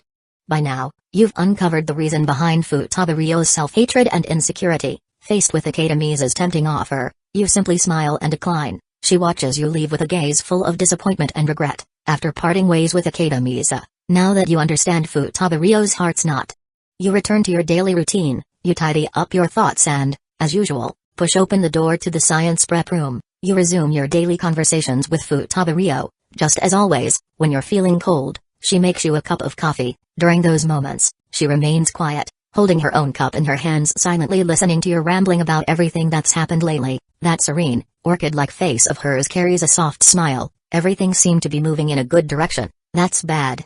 The moment he saw the simulation's wording, Minami immediately realized something was wrong. That seemed to be stood out far too much. Why? Why was something still going wrong? Minami didn't get it. All he did was build a connection with the neighbor's wife. How did that suddenly turn into everything seemed to be going well? Suppressing his confusion, Minami kept reading. You, thinking you've figured out Futaba Ryo's problem, fail to notice the sadness and anxiety in her quiet gaze, and one day, when that sadness and anxiety build up too much, as usual, you push open the door to the science prep room only to freeze in shock. The always strong, always expressionless Futaba Ryo is now curled up on the table, quietly sobbing. Minami fell silent. You don't understand the reason, so you approach her and try to comfort her, listening to her self-loathing. This isn't your fault, Minami. Through her tears, she whispered, it's just that I'm a troublesome, stubborn, and completely twisted woman. Your previous guess was correct. Futaba Ryo never had romantic feelings for Kuni Mayoma. She was simply unbearably lonely, desperately clinging to her friend. But in the second semester of her first year, Kuni Mayoma got a girlfriend, Kamisato Saki. Suddenly, She felt a distance growing between them, and then, this semester, Azusawa Sakata developed feelings for a popular third-year girl, her two closest friends, both slowly drifting away. You became her third friend, the one she connected with the most. She placed all of her feelings of warmth and companionship onto you, but recently, you've been too focused on cultivating your relationship with Akademiza, completely neglecting her presence. She had just made a new friend, only to feel like she was losing them again. The feeling of losing something precious filled her with overwhelming anxiety. If she had never experienced warmth, she could have endured the cold, just like in middle school, when she lived alone at home and was treated as an outcast at school. Back then, she could bear it. She had always been alone. But then she met Azusawa Sakata, Kunimayama, and now Minami. She had seen sunlight. You were the last ray of light she wanted to hold on to, and yet, she failed. The fear of losing you, of losing your attention, of losing her place by your side, just thinking about it made her break down in tears. I hate myself. She wept softly. Kunimai and Sakata getting girlfriends should be a good thing. But I'm so scared they'll stop talking to me. And Minami. I know you're busy with your own life. But I still selfishly wish you'd look at me more. She lifted her eyes. Lost and helpless. But all she could do, was tightly grip Minami's sleeve. Just like that day, when she was slandered behind her back. Her grip was weak. So weak that if Minami just pulled away slightly, she would let go. But instead, Minami reached out and held her hand. Chapter 197, You have to take responsibility for me. Outside the simulation, in real life. I really didn't expect it to be like this. Feeling the dramatic turn of events in the simulated life, Minami sighed. At first, he thought he had already figured out the root cause of Futaba-ryo's complicated personality. But he never imagined that there would be more layers beneath it. A deep desire for friendship, yet anxiety when her friends entered relationships. Afraid of being abandoned. Without a doubt, it was an extremely selfish way of thinking. But at the same time, her self-loathing didn't just stem from her own body issues. It was also fueled by guilt, for harboring such selfish thoughts. And then there was her unhealthy obsession with being needed. So then, what happens next? Staring at the simulation screen, watching himself holding Futaba-ryo's hand, Minami murmured to himself. Your suspicions were correct. Futaba-ryo has never truly liked anyone romantically. She is simply obsessed, almost pathologically, with the feeling of being needed, self-loathing, self-hatred, isolation, yet a desperate longing for companionship. All of these contradictions make up the person that is Futaba-ryo. After losing two friends in a row, she can no longer bear the thought of losing you too. Although you had expected this, you never imagined she was this fragile, so much so that even a brief period of neglect would leave her so anxious. You sigh deeply at how troublesome this woman is, but in the end, you still reach out and grasp her hand. For someone who had never been this close to a boy before, she immediately froze up like a startled hamster. But when her eyes met yours, those clean, sincere, unwavering black eyes, she slowly calmed down. Yet, the hands that you had never seen tremble before, were now shaking nervously in your grasp. I'm a selfish, self-loathing woman. She turned her head to the side, silently sobbing. Minami looked at her but said nothing. He simply reached out and pulled her into his arms. Her figure graceful and breathtaking like Mount Fuji in winter pressed tightly against your chest. If this had been any other day, she probably would have been flustered and resisted such an intimate gesture. But now she said nothing. No one knew how long they stayed like that. In the empty science prep room, Futaba-ryo's voice eventually broke the silence. You shouldn't have become my friend, Minami. A friend as beautiful as Ryo, who also makes amazing coffee. I don't think any guy would refuse that. Minami blinked, teasing, and now you want to get rid of me? Too late. That's not what I meant. Her golden eyes lowered. Even with her full chest pressed against his, she didn't seem to care. I just hate myself. I hate that I want my friends to stay the same forever. I hate that I don't want you all to move forward. I'm selfish. She kept insulting herself. Her face was filled with self-disgust. Her expression pained. Minami took all of it in. And then he finally spoke. Ryo, do you remember the girls who were bad-mouthing you when we first met? Yeah. Of course she hadn't forgotten. Those girls who had slandered her behind her back. But what puzzled her was, after that day, she had barely heard any more rumors about herself. Those girls never whispered about her in the hallways again. Actually, after that, I went and talked to them. Minami reached out and wiped away the tears from her face. The moment his fingers touched her skin, she visibly flinched, her cheeks flushing slightly. Her eyes, hidden behind her glasses, shut reflexively in embarrassment. But deep inside, her emotions surged in response to your words. Let's just say, I bullied them a little. Made sure they'd never have the guts to talk badly about anyone again. Minami blinked, leaning in slightly. Now you know what kind of villain I am, don't you? I pretend to be a model student, but deep down, I'm no different from those girls. No. Minami, you're not like that. Hearing him criticize himself, Futaba felt a sudden, strange pain in her heart. No, it's true. That's the side of me I keep hidden. Minami clapped his hands together, smiling playfully. When someone annoys me, I deal with them. I'm just that petty. Before he could finish, a pair of slender, pale fingers gently pressed against his lips. Futaba stopped him from speaking any further. She didn't want to hear Minami belittle himself. Her soft gaze made Minami chuckle. He reached out and gently stroked her hair. He didn't continue the conversation. Instead, he shifted the topic. Rio, you've said before, right? That you hate yourself. Minami smiled at her. But honestly, I kind of like you. He wasn't joking. One by one, he listed his reasons. Talking to you is fun. Seeing you focus so seriously on your experiments is pretty nice too. And sometimes, I get this feeling that just staying by your side, not going anywhere, would be really nice. Those words, so close to a confession, made Futaba's face heat up. Like a powerful wave, they washed away all of her previous anxieties. She hesitantly whispered, but there are still people who think I'm weird. If you're always with me, Minami, this is between you and me. Why should we care about what other people think? Minami softly cupped her cheek. This was no longer something a friend would do. But against Minami, the cold, logical, and withdrawn science girl had already shed her defenses. She didn't resist. She didn't even know how to resist. All she could do was press her body closer to his. Nothing more. In the quiet morning of the science prep room, aside from the sound of their beating hearts, there was no other noise.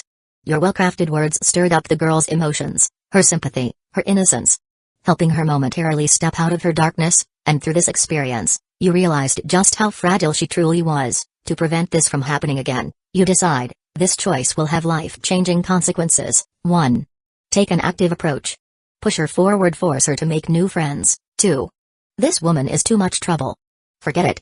Oh, Yamada just messaged me online, I'm replying to her. 3. She needs you right now. Stabilize the situation first, then figure out how to help her grow as a person. 4. Simulate it yourself, a choice with life-changing consequences. Seeing the warning text, Minami straightened up.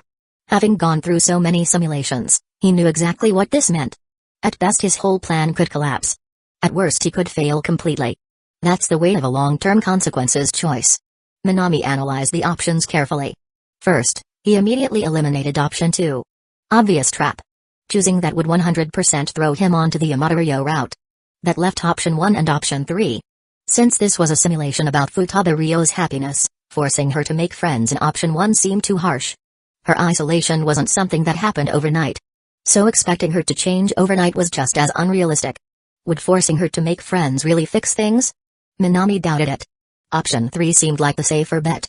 But considering how often the simulator tricked him into picking the wrong safe option, he hesitated. In the end, he thought about it from his own perspective. If it were him, what choice would he make? The answer came quickly. Minami chose option 3. Compared to the risky and forceful approach of option 1, option 3 was clearly the more balanced, thoughtful choice. The simulation continued. You decide to accept her as she is, because she needs you so much that any other action might only make her feel more insecure. After what happened last time, your relationship with her has grown even closer. During lunch breaks, she always prepares coffee in advance, carefully adding just the right amount of sugar and milk, exactly how you like it, and as she watches you take your first sip, her delicate face softens with a warmth unlike any other. Sometimes, she even makes you a homemade bento. Other times, when you're lost in thought, she secretly reaches out, her fingers timidly wrapping around yours. Yet the moment she realizes what she's done, she immediately flusters, hiding behind her notebook, covering half her face. Unable to meet your eyes, she begins to enjoy coming to school every day. It no longer feels like an exhausting struggle. Her once monotonous days are no longer dull, because now, she knows that no matter what, you will always be there. And with her rigid science girl persona slowly crumbling away, she becomes completely obedient and gentle toward you. Minami closed his eyes. Memories from within the simulation surfaced in his mind. Futaba, pretending to read her physics textbook, but secretly stealing glances at him. Futaba, delicately grasping his hand, only to become embarrassed and immediately withdraw. Futaba, standing by his side in front of others, no longer afraid of their judgment. The once isolated, withdrawn girl had started to change. You have undoubtedly carved out a place in her heart. One afternoon, you confessed to her. It was the first time she shed tears, not out of sadness, but from something else. Ripples spread across the memory. Scenes surfaced. It was a perfectly ordinary afternoon. After finishing the bento Futaba Rio had prepared for him, Minami let out a satisfied sigh.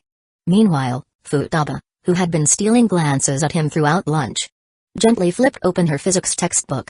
The next moment, with a casual tone, as if he were simply asking about tomorrow's lunch, Minami spoke. By the way, Rio, be my girlfriend. Futaba Rio, who was already completely obedient to Minami, didn't even process what he said. Thinking he was still talking about food, she nodded absent-mindedly in response. Ah, sure. The words left her lips. Then, a second later, wait. What? What did Minami just say? Her pale fingers froze, halting mid-page turn. Her golden eyes widened in shock as she lifted her gaze only to see Minami smirking playfully at her. And Minami. Just now, you. Her voice was filled with disbelief. But before she could even finish, Minami spoke again, this time, more clearly. I said, let's date. Be my girlfriend, Rio. Be but. The unexpected joy it left Futaba completely flustered. Her face was a mix of shock, confusion, and overwhelming emotion. What's so surprising? Minami teased.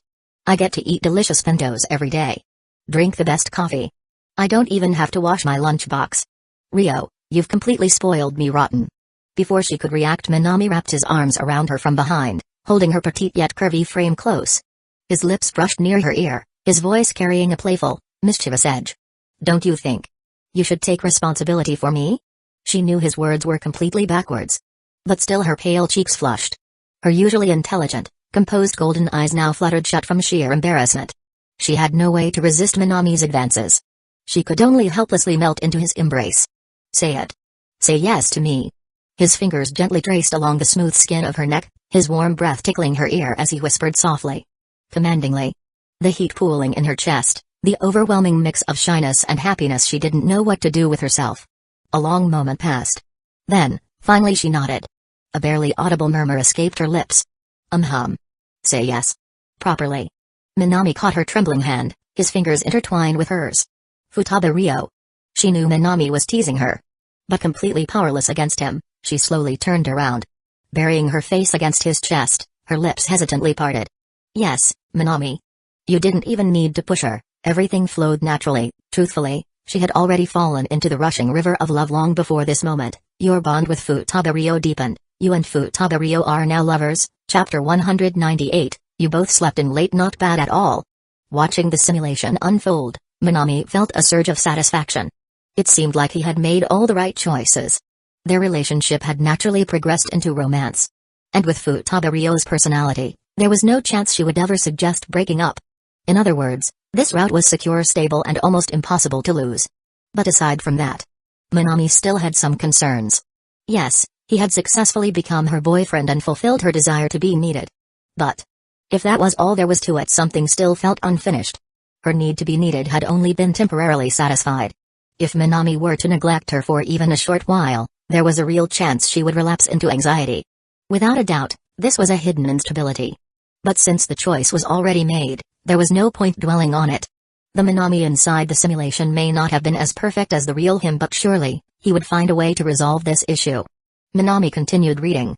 You and Futaba Rio are now lovers. Her gaze gradually lingers only on you. After school, the once lonely girl now waits for you outside the science prep room, eager to walk home together. Those quiet after-school moments with you, they are the most comforting part of her day. Your feelings for each other deepen, and yet, you are also aware, the seed of anxiety buried deep within her heart has not yet been removed. She still craves the feeling of being relied upon, and in order to satisfy that need, you begin to act more and more recklessly. During school breaks, you purposely bring over your worn uniform, asking her to wash it. She carefully washes each piece with unwavering attention, pressing and ironing every crease. After school, you invite her over to cook for you. She's skilled in the kitchen, though she often uses measuring tools, test tubes, and scales.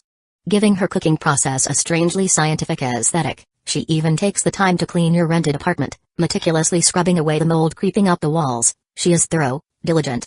Never once showing impatience, never once complaining. If anything, being able to do things for you makes her feel genuinely happy. She treasures the time spent alone with you, just as you treasure the time spent alone with her. Inside the simulation, memories played out softly and peacefully. The setting, Minami's small, rented apartment. It was early morning. Wearing her glasses, her long, silky hair falling over her shoulders, Futaba quietly opened the door.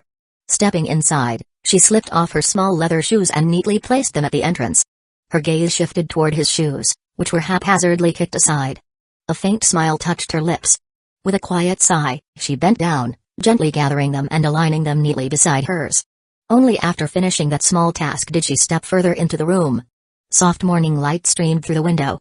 She looked toward the bed and saw him still fast asleep. Her eyes then drifted to the round table nearby. An automatic pencil lay beside various college entrance exam booklets. So, he must have stayed out late studying again. With that thought, she slowed her steps. Lowering herself to her knees, she carefully sorted through the books and stationery, organizing them one by one. Only after that did she rise to her feet and quietly move toward the kitchen. She worked silently, but her actions carried the precision and efficiency of a scientist. Placing salt, pepper, and other seasonings on a small digital scale, she measured everything to exact proportions. She stirred with a glass rod. She used a graduated cylinder to measure the precise amount of water needed. And when everything was finished, a perfectly balanced meal was laid out. Carefully, she set down his chopsticks. And then, she turned back, her golden eyes lingering on the peaceful side of his sleeping face. Then, she got up and walked over to Minami. Just as she approached, Minami happened to wake up. His deep, obsidian-like eyes gleamed with amusement as they landed on her. "Breakfast is ready." Noticing his gaze, Futaba's cool expression tinged with the faintest blush. She turned her head away, gently smoothing the wrinkles on the bedding, trying her best to keep her voice calm. "But Ryo..." She turned back. "Where's my good morning kiss?" Minami propped his face against his palm, tapping his lips lightly, blinking those clear, gentle eyes at her. Futaba hesitated for a moment. Without it, I don't think I can even get up." Minami sighed, feigning distress, his eyelids threatening to close again. A small sigh escaped Ryo's lips. Then, with gentle resignation, she climbed onto his lap. Lowering her body softer and more delicate than winter plum blossoms, she pressed a kiss to his lips. She lingered like that for a while. Then, blushing deeply, she slowly pulled away reluctantly. Minami was more than satisfied. But he didn't rush to get out of bed just yet. Instead, he casually called out to her again. "Ryo." She turned her head. "My clothes." "Here." "Ryo." "Where are my uniform pants?" "Right here." She handed him his neatly folded uniform trousers. Minami looked at her. His mischievous smile curled at the corners of his lips. "Ryo." Still serving his breakfast, she glanced back. "If you keep taking care of me like this, if I get too used to it, to the point where I can't live without you, you'll have to take responsibility and marry me, you know." The blush on Ryo's face deepened. She hesitated for a long while, then turned her head away in embarrassment. She didn't refuse. And Minami, standing up, pulled her into a gentle embrace. Lowering his head, he kissed her again. It was just a simple morning. But it felt so intoxicating. "Under her devoted care, your ability to live independently has deteriorated?" Minami, absorbed in the simulation, paused. "Wait. Didn't the simulation version of him already say, if this continues, I'll become completely useless?" So it actually happened? Minami frowned. This was unacceptable. He had only been trying to fulfill Futaba's desire to be needed. How did that somehow result in him becoming completely dependent on her?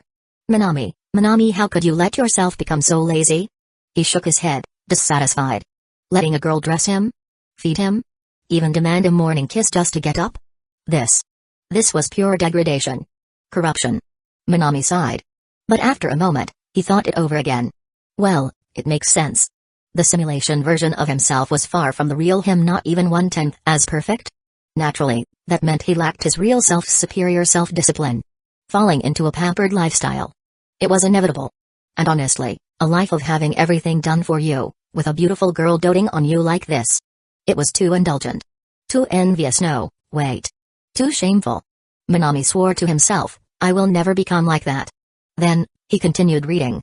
"There are no more secrets between you. She fully understands the hardships you've endured coming to Tokyo alone, given how poor the conditions of your rented apartment are." One evening after school, in a rare display of initiative, Futaba makes her first request of you. She asks you to move in with her. Until now, you were always the one making requests, but this time, she is the one asking. Faced with her request, you decide, 1. Accept immediately. An opportunity like this will never come twice. Turn her home into your love nest. 2. The apartment's conditions aren't great, and moving in with her might not be a bad idea. 3.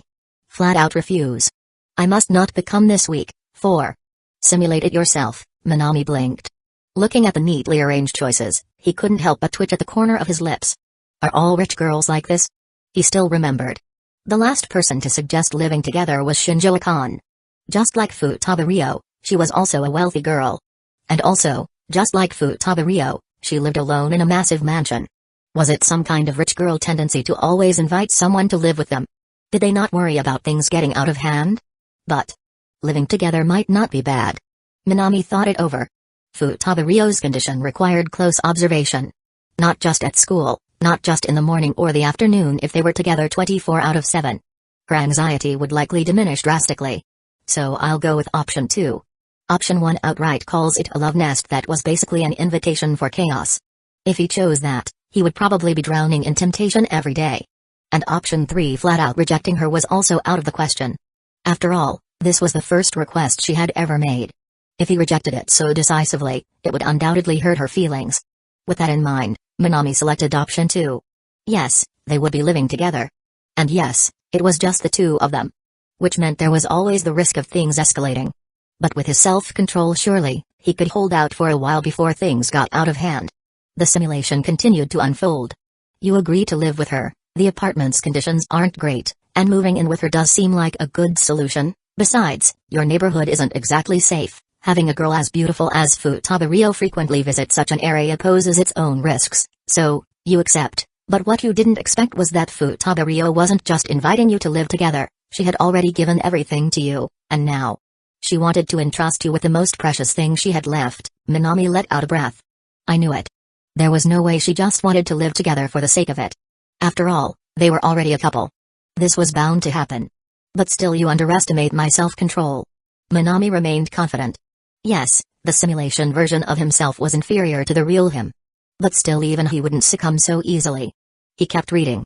In truth, you had long anticipated her actions, and you were confident in your ability to resist her temptations, but clearly, you overestimated your self-control, or rather, underestimated the sheer vitality of your 17-year-old body, huh? Wait, what? Staring at this line of text, Minami almost lost it. Excuse me, simulated me? What the hell is wrong with you? Didn't I just say those words a moment ago? And now you've already succumbed? Where's your discipline? How can you give in so easily to lust? Do you not understand the saying a man consumed by desire is the most pathetic of all? I refuse to accept this. Minami stood up and took a sip of water.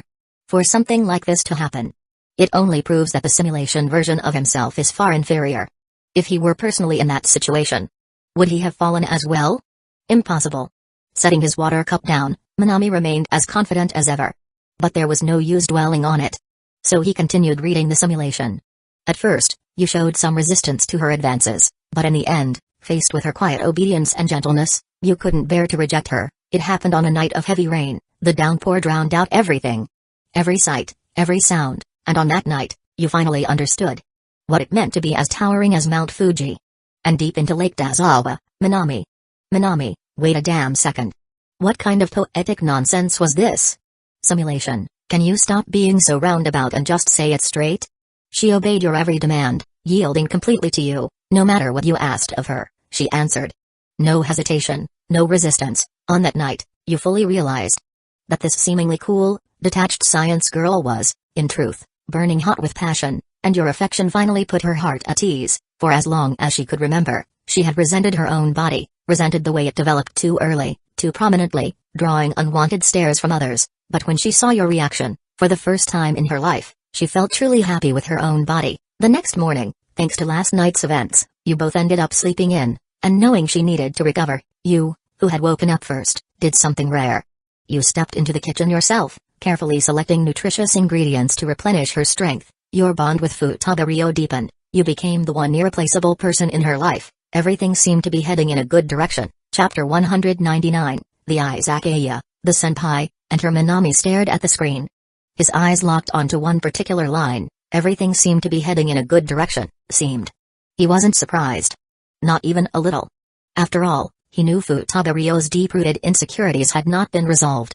And so, Despite the apparent stability, despite their deepening relationship, there was still something. Something that hadn't been addressed. But since what was done, there was no use dwelling on it. All he could do now was keep reading. The simulation continued. Everything seemed to be heading in a good direction. Your decision was not wrong. Being with her had indeed helped ease her obsessive need to feel needed. However, excessive indulgence has its consequences. She needs you. Physically and emotionally, your feelings for each other continue to intensify. Your relationship progresses at an astonishing pace. Her meticulous care and wholehearted devotion have made you more reliant on her. Living with Futaba-ryo is blissful. The once cold and intellectual girl is warm and affectionate, but only towards you. Her parents are constantly away for work. Aside from the massive sum of money deposited into her account each month, she barely sees any trace of them. Once upon a time, when the house fell silent at night, she felt unbearably lonely, but now, with you there, every single day feels new and exciting. The two of you continue living together, and the smile on her face only grows brighter. She holds your hand tighter, refusing to let go. She understands it now. She needs you. Time passes, and you both advance from second year to third year. One late night, after another deep exploration of the mysteries of human biology, she rests against your chest and quietly talks about the future. She tells you that she once considered studying abroad in Germany, because over there, the academic environment is far more vibrant than in Japan, but now, rather than studying in Germany, she would rather stay in Japan. To take care of you. Minami's mind sank into the simulation's memories. A scene unfolded before his eyes. It was nighttime. Lying in bed with her, he found himself momentarily taken aback by the words from the girl nestled against him. Futaba-ryo had removed her glasses, her golden eyes staring straight at him. The room was pitch dark. The only source of light came from the dim moonlight streaming through the window. And in that faint glow her pale, flushed cheeks seemed almost luminous. Study abroad in Germany. Hearing her words, watching the faint pink on her fair skin, Minami couldn't help but be surprised. She answered softly. Her bare form curled up slightly, instinctively pressing closer to him. Did your parents contact you about it? Minami gently tucked her silvery gray hair behind her ear. Even in school, Futaba-ryo always carried a detached, intellectual air. But here at this very moment she looked relaxed, content, her face at peace. Enjoying the feeling of his hands stroking her hair, she murmured again, Germany's academic environment is far more developed than Japan's. My parents reached out to a prestigious university's research lab. They arranged for me to study there. Minami lowered his head, his voice gentle. I see. So, what do you want to do? She smiled faintly and whispered. I turned it down. And then, she wrapped her arms around him, burying her face into his chest.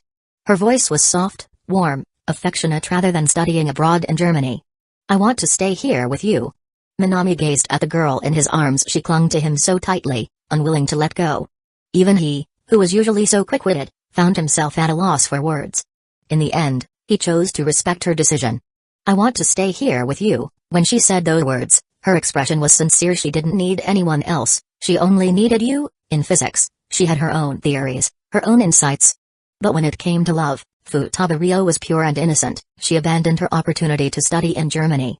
All because she wanted to be by your side, and so, you silently swore to yourself that you would protect her. At this point, Minami leaned back in his chair. And then a look of understanding flashed in his eyes. Ah. So that's what happened. Now, it all made sense. He thought back to his first playthrough of the simulation. Back then he and Futaba-ryo had barely interacted. They remained nothing more than acquaintances. And in the end she left Japan and studied abroad in Germany. At the time, he assumed she left because of her mental struggles. But now that wasn't the case at all. It turned out she had always planned to study in Germany. But this time she had given up on that dream. All because of him. Minami tapped his fingers against the desk. Then stood up, opened the fridge, and took out a bottle of barley tea. The chilled tea slid down his throat, sending a refreshing coolness through him. He needed to clear his head. After a moment, he sat back down. And his eyes returned to the screen.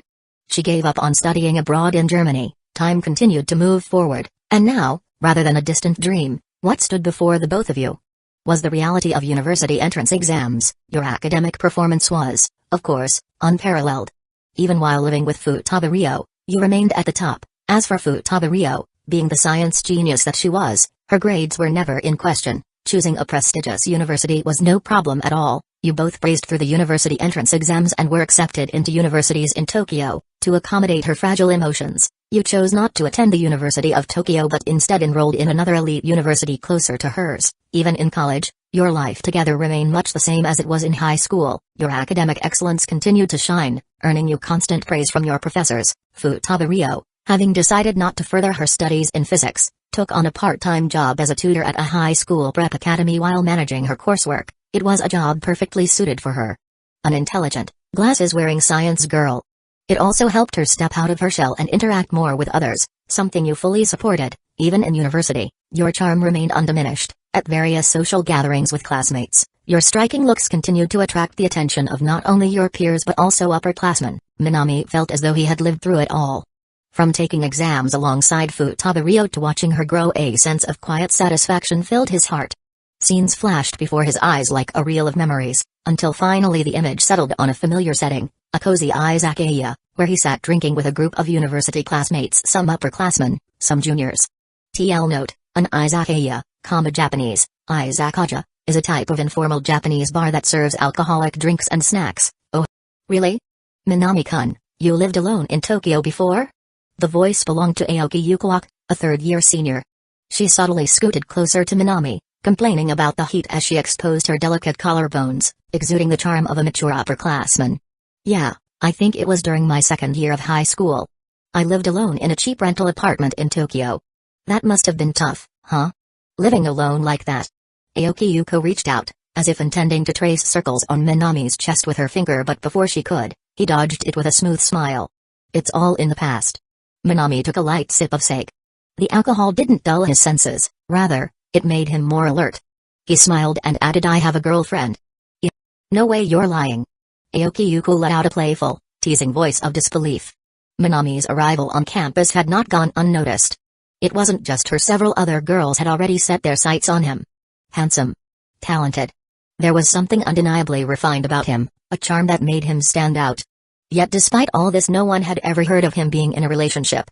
You're just saying that to avoid getting hit on, aren't you? Aoki Yuko smiled slyly, eyes glinting with amusement. Poor guy, she thought. Her gaze drifted, landing on the well-defined muscles beneath his shirt, toned from his morning runs. She licked her lips, then leaned in suggestively. Come on, Minami-kun, don't lie, it'd be such a waste if someone as good-looking as you didn't have a girlfriend. No, really, I do have one. PFFT, as if. I've never seen you with any girl before. Aoki Yuko pouted dramatically, her skepticism unwavering. Right, Minami-senpai? Wouldn't Aoki-senpai make a great girlfriend? She's super pretty, isn't she? The juniors chimed in, egging things on. I'm telling you, I really do have a girlfriend. Minami remained composed amid the chaos, his tone unshaken. He checked his watch, then casually added, she should be here to pick me up soon. Still keeping up the act, huh? Aoki Yuko giggled, amused. Handsome men were the most charming when they were being stubbornly coy. Just as she was about to tease him further, MP3, the shoji door of the private izakaya room was suddenly pushed open. The abrupt noise caught everyone's attention. They instinctively turned to look, and then they saw her. A girl so stunning she looked as if she had stepped straight out of a novel or a TV drama. Soft, wavy silver gray hair, delicate and beautiful features, a petite figure, and a chest that, despite her size, pushed against the fabric of her coat. Intelligent, composed, and unmistakably elegant, her golden eyes glistened behind the lenses of her glasses. She had just come in from the cold. Half of her face was tucked into her scarf, adding to her quiet, refined beauty. She exhaled softly, a small puff of condensation escaping her lips. Then, her gaze swept over the room. The other university students exchanged confused glances. Why was a girl like this standing at their door? And then Rio. Minami stood up. Minami. The glasses-wearing beauty, whom Minami had just called Rio, gently nodded at him. And on that usually cold, indifferent face a soft smile appeared. A smile so warm, so tender that it sent an unsettling shiver down Aoki Yuko's spine. Minami. Who is she? The previously loud and confident Aoki Yuko suddenly found her voice weak, hesitant. That composed, graceful aura. That near-perfect beauty. She felt completely outclassed. Minami, still holding Futaba-ryo's hand, turned to the others with a relaxed smile. Oh, this is my girlfriend Futaba-ryo. A pause. Then, with the same cool, quiet grace, Futaba-ryo gently asked, I've already paid the bill. I didn't interrupt anything, did I? The entire room fell dead silent. Not a single person dared to speak. Minami merely chuckled. Not at all. Actually, we were just talking about you, Rio. He glanced at his watch again. Anyway, it's about time to go. Turning to Aoki Yuko, He gave a small nod. Sorry, Aoki-senpai. My girlfriend's here, so I'll be heading out. Oh, and no need to worry about the check, Ryo already covered it. With that, he bid farewell, took Futaba Ryo's hand and left the Izakaya together. The room remained frozen. The realization sank in. Aoki Yuko sat there, face flushed red, speechless. The other students didn't dare to breathe too loudly. Then, suddenly my first love. Damn it. Bartender. 2 more bottles of sake. Aoki Yuko slammed the table, yelling into the night. Leaving the Izakaya, Minami and Futaba Ryo walked side by side, heading home. At that moment Ryo seemed a bit restless. Just ahead of them, a couple walked closely together. Perhaps due to the cold night air, they clung tightly to each other. The girl, in particular, had tilted her head onto her boyfriend's shoulder. Ryo watched them quietly. Her fair cheeks flushed slightly. Then, ever so gently she tugged at her boyfriend's sleeve. Minami turned his head, curious. And that's when he saw it. Ryo had wrapped both arms around his, resting her head against his shoulder. Minami raised a brow at her sudden action. But in the next moment, he noticed the couple ahead. He couldn't help but chuckle softly. No matter how old she was, no matter how mature her mind had grown when it came to love, she was still so adorably clumsy. Minami didn't say anything. He simply let her lean against him as they walked forward. Beneath the glow of neon lights, Tokyo's streets stretched long into the distance, and no matter how far that road went, he would walk it with her. Chapter 200, No matter the choice, regret is inevitable. She relies on you immensely, and you are well aware of it. Letting her depend on you isn't necessarily a bad thing. You have already decided that, on this long journey of life, you will stay by her side. News of you having a girlfriend soon spread across the university through SNS. Many of the girls who were previously interested in you gradually lost enthusiasm. However, at the same time, some girls who clearly had something wrong with them became even more obsessed after hearing that you were taken. You had no intention of concerning yourself with such trivial matters. You simply continued focusing on your studies while keeping Ryo company. Your university life continued as normal. During this time, through Ryo's introduction, you eventually met her parents. However, in reality, her parents did not have a great first impression of you as their future son-in-law. This wasn't because of your family background. Rather, in their eyes, the reason Ryo gave up studying physics in Germany was largely because of you. You were well aware of this fact, yet you chose not to tell her parents about her psychological struggles back in high school. You wanted to preserve Ryo's perfect image in their eyes. For this, she was filled with guilt. It's all my fault. Holding Minami's hand, Ryo's voice was barely above a whisper. It's because of me that my parents. This has nothing to do with you. Minami gently stroked her head, comforting her. Your parents aren't wrong. It was because of me that you stayed in Japan. But that's because I don't worry. Cutting off her self-blame, Minami smiled. You need to have more faith in your boyfriend. Don't worry, once I put in the effort, your parents will definitely accept me. She leaned in, giving him a soft kiss before turning her face away shyly. Actually, even if they don't accept you, it doesn't matter. I just want to be with you, Minami. Ryo has made it clear, no matter what her parents think, she will only be with you and doesn't care about their approval, but you want to give her even greater happiness, and the first step toward that is gaining her parents' acceptance. You soon met with Ryo's parents again, and through your witty conversation and mature demeanor, you earned their slight approval. With Ryo tirelessly supporting you from behind, their initial poor impression of you gradually softened. Although they weren't fully satisfied, Ryo's parents reluctantly accepted you as their daughter's fiancé. With her parents' approval barely secured, your university life soon came to an end. After graduation, with the blessing of both families, you and Ryo became engaged. Life quietly arrived at its next turning point. Reading this far, Minami let out a soft murmur of thought. From the looks of it, aside from Ryo's parents holding some reservations about him, everything was still progressing smoothly. Love. Engagement. Life seemed stable. But what would come next? Minami continued reading. After graduation came job hunting. Due to her experience as a private tutor during university, Ryo easily secured a job as a physics teacher. Once hailed as a physics prodigy, she did not follow the path that everyone had envisioned for her, pursuing advanced research.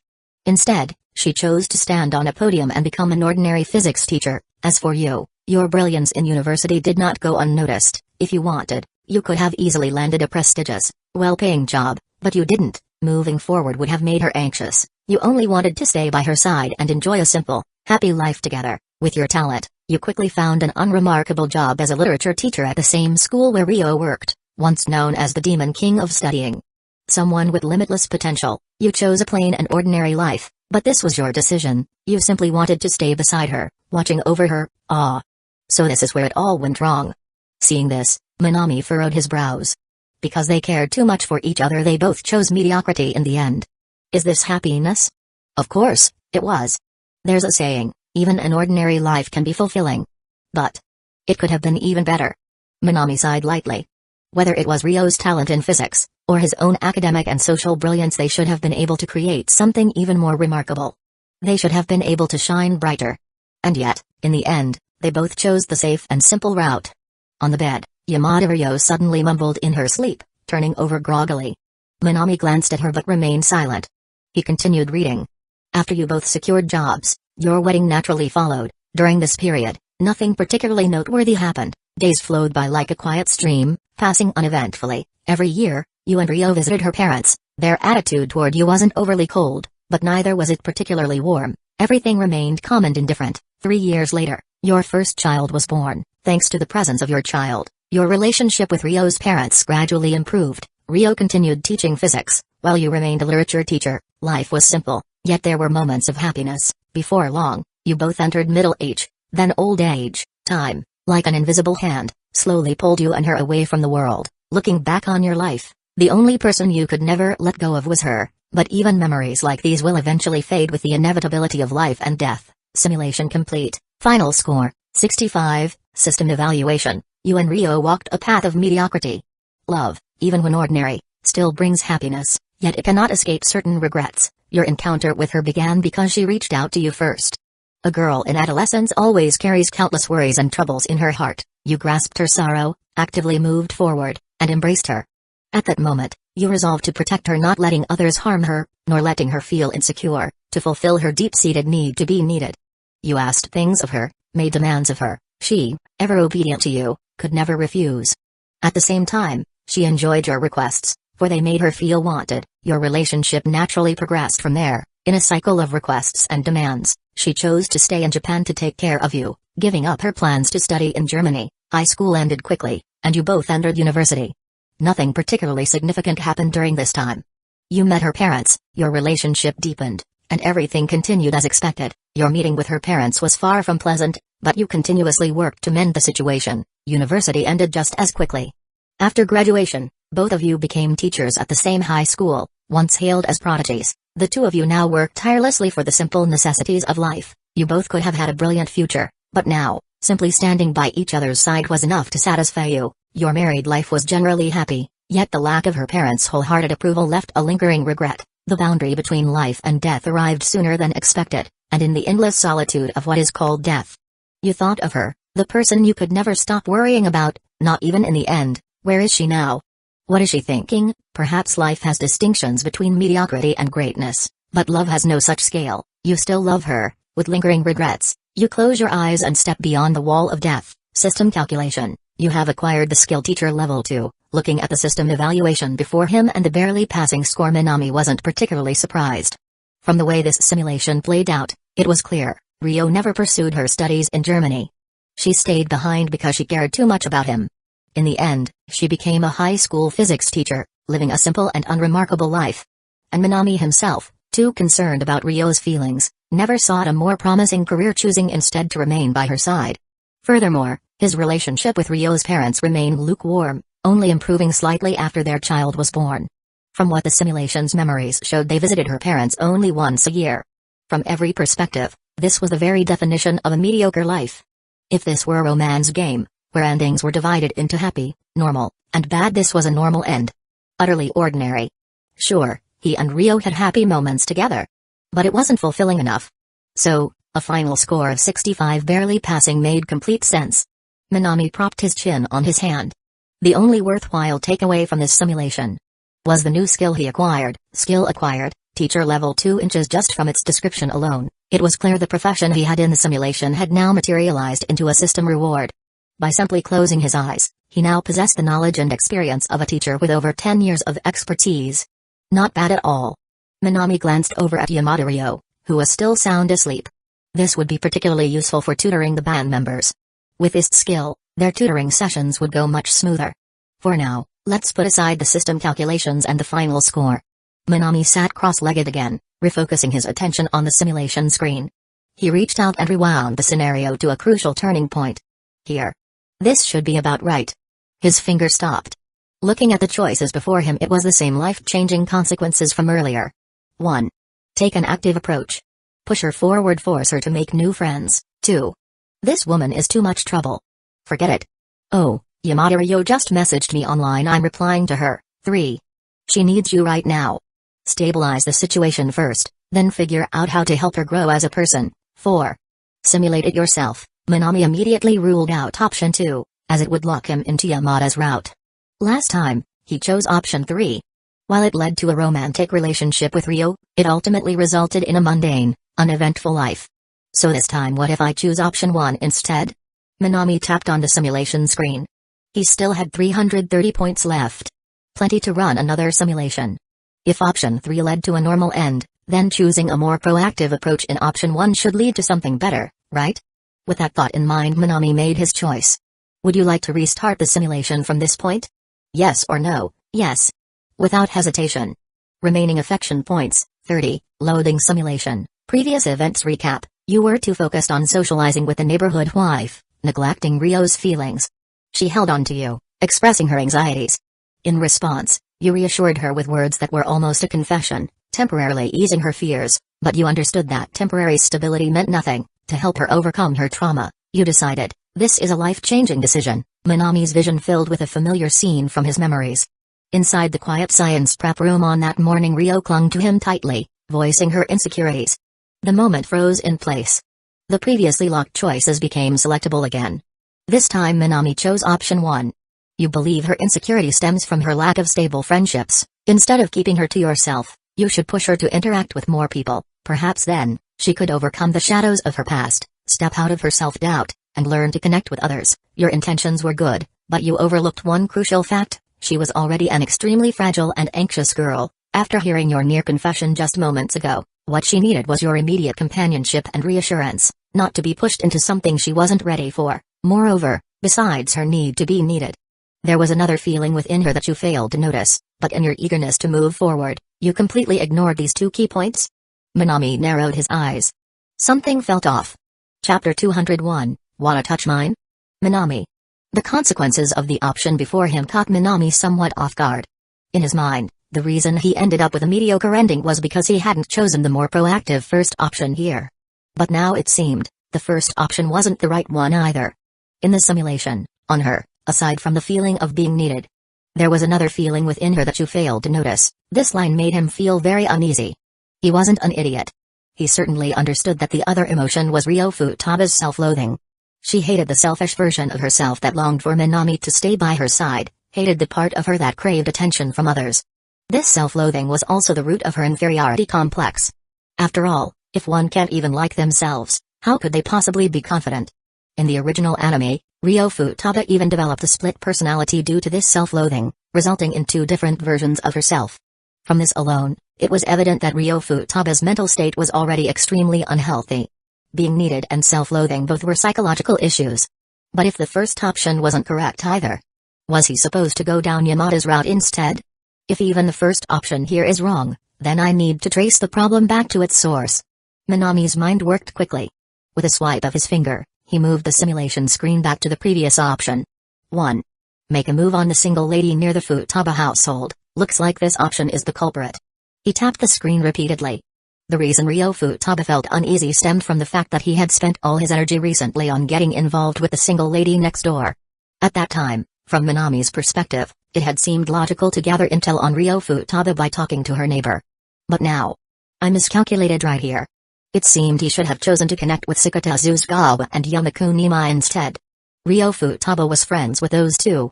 By actively approaching Sakata and Yama, he would naturally have gotten closer to Ryo Futaba. She wouldn't have felt so anxious. Didn't expect it'd be you. Minami looked thoroughly exasperated. That crucial option was hidden way too subtly. And the phrasing was completely unserious. Make a move on Sakata Zuzugawa and Yamaku Nima. With an option like that, there was no way a straight guy like Minami would ever choose it. He sighed at how deviously the simulator had been designed this time. But what's done was done, there was no point in dwelling on it. Minami exited the options screen and turned to watch the simulation he had already set in motion. The simulation continued under his watchful eyes. Though you intended for her to socialize, you didn't throw her directly into interactions with unfamiliar strangers. Under your arrangement, you introduced her to the members of the band after practice. The process went smoothly. Najuka Ijichi is someone who's considerate of others. Even someone like Ryo Futaba, who isn't particularly good at socializing, could converse happily with them, but seeing so many outstanding girls around you, her self-loathing and inferiority only deepened. She wanted to keep you by her side, but watching you chat freely with other girls, she realized this couldn't continue. You deserved to keep moving forward. She couldn't selfishly keep you for herself. These conflicting feelings tugged at her constantly. She hid her deteriorating mental state from you to avoid worrying you and kept socializing, but how could such minor thoughts escape your ever-watchful gaze? You quickly noticed and told her she didn't need to force herself anymore. You realized forcing her to make friends was pointless. Only by unlocking her heart could you untie the knots inside. Gradually, you gave up the idea of pushing her to socialize and, as always, spent your days with her in the science prep room. Unable to meet your expectations, her eyes were full of guilt. One morning, in the science prep room, you confessed to her. Moved by her feelings for you and overwhelmed by guilt, she accepted your confession and moved in with you. So that's how it is. Minami watched the developments unfold. Everything was about as he expected. After accepting his confession, just like in the second cycle, Ryo Futaba became enamored with him due to his charm. But once again, her inner struggles remained unresolved. In the end, they still arrived at the same mediocre ending. The only difference this time was that Ryo Futaba carried a sense of guilt towards him. She knew Minami, as her husband, had been tirelessly trying to ease her mental burdens for years. Even as she passed away, she tightly held his hand and whispered an apology. Simulation complete, no change in current ending progress. No evaluation given. Humphrey, what a troublesome woman. Minami stretched lazily, leaning back against the edge of the bed, and let out a heavy sigh.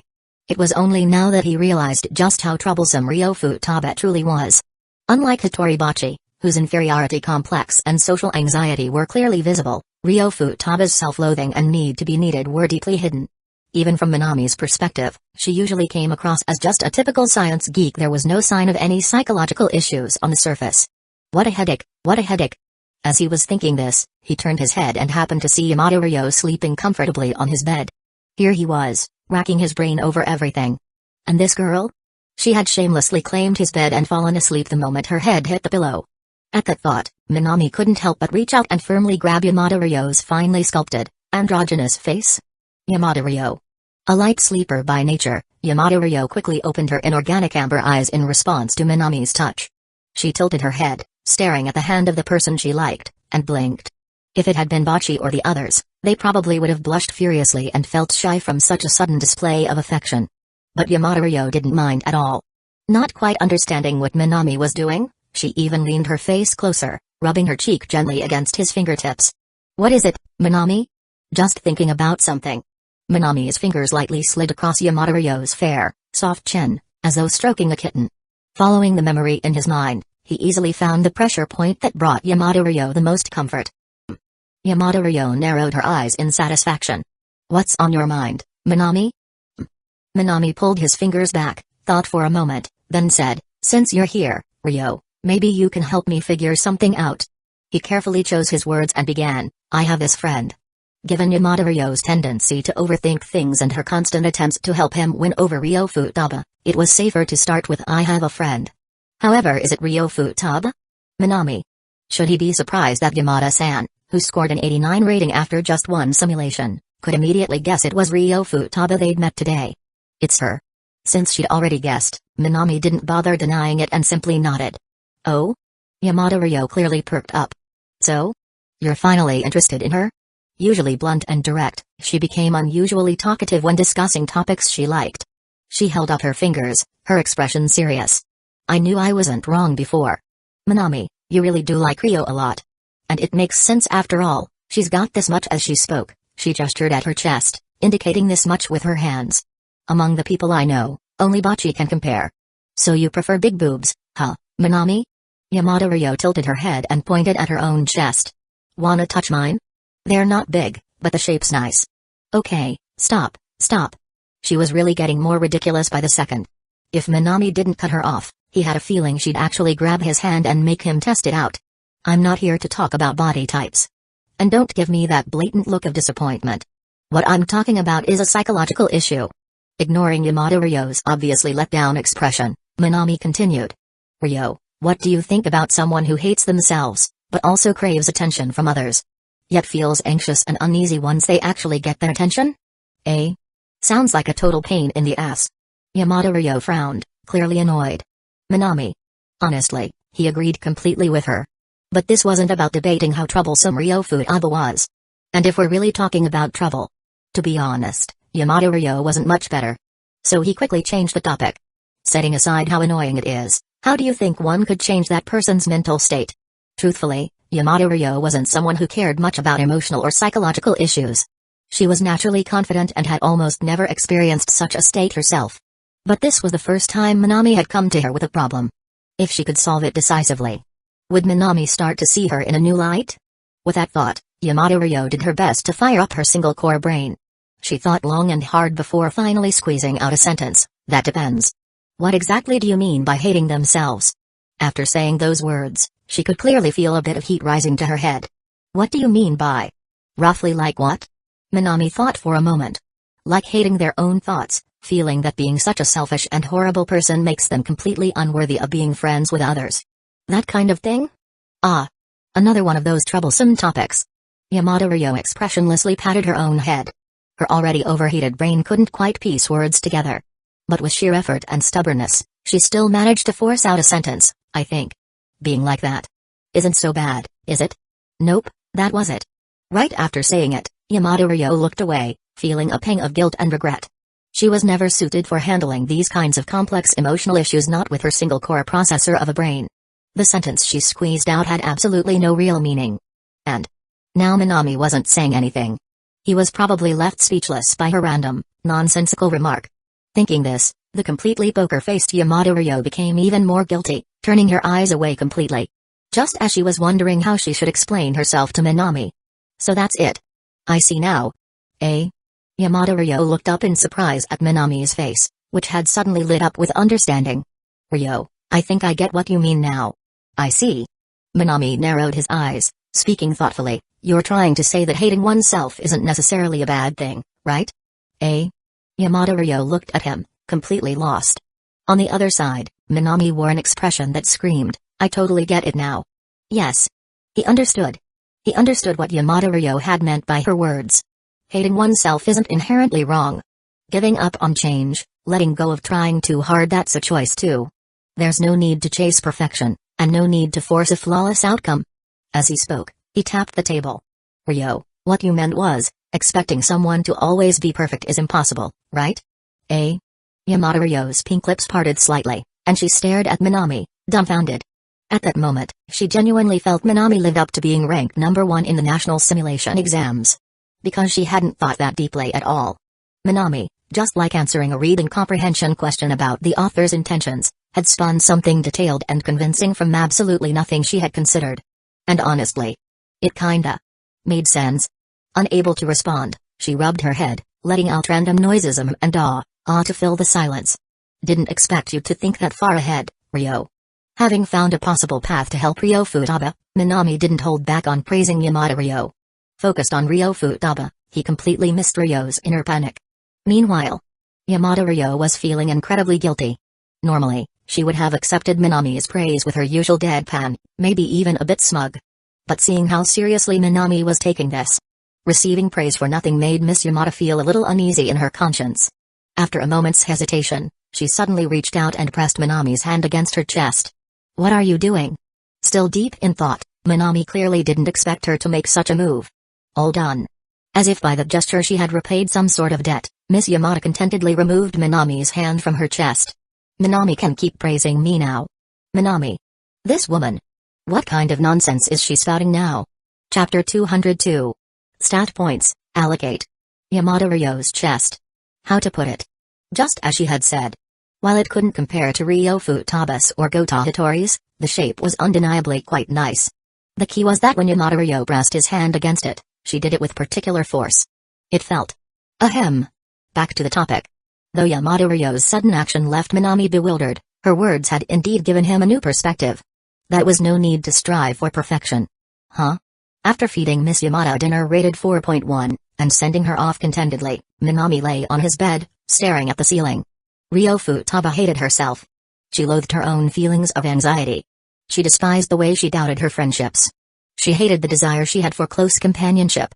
But when it came down to it, these things are all part of what makes Ryo Futaba who she is. Minami folded his hands behind his head. He now understood why the simulation failed. Choosing the wrong options was one thing. But more importantly, perhaps his entire approach had been wrong from the start. There was no need to change Ryo Futaba. What he should have done was help her accept herself. Because from the very beginning, perfect people simply don't exist. Completely unlike Gota Hitori, who wanted to change herself and overcome her social anxiety.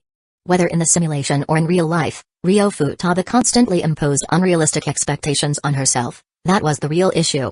The self she despised was simply the part of her that held flaws. She couldn't accept those flaws, and that was all. With this thought, Minami turned his head to look at his affection points.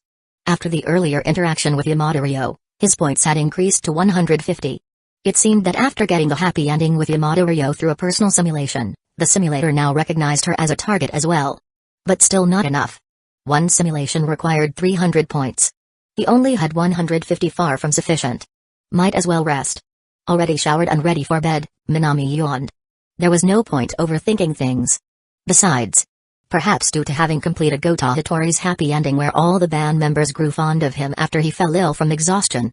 Maybe because of that, and always thinking about it, Minami had lately been feeling somewhat tired.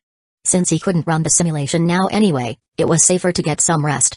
He'd go find Ryo Futaba tomorrow. With that in mind, Minami slowly closed his eyes. The night passed quietly.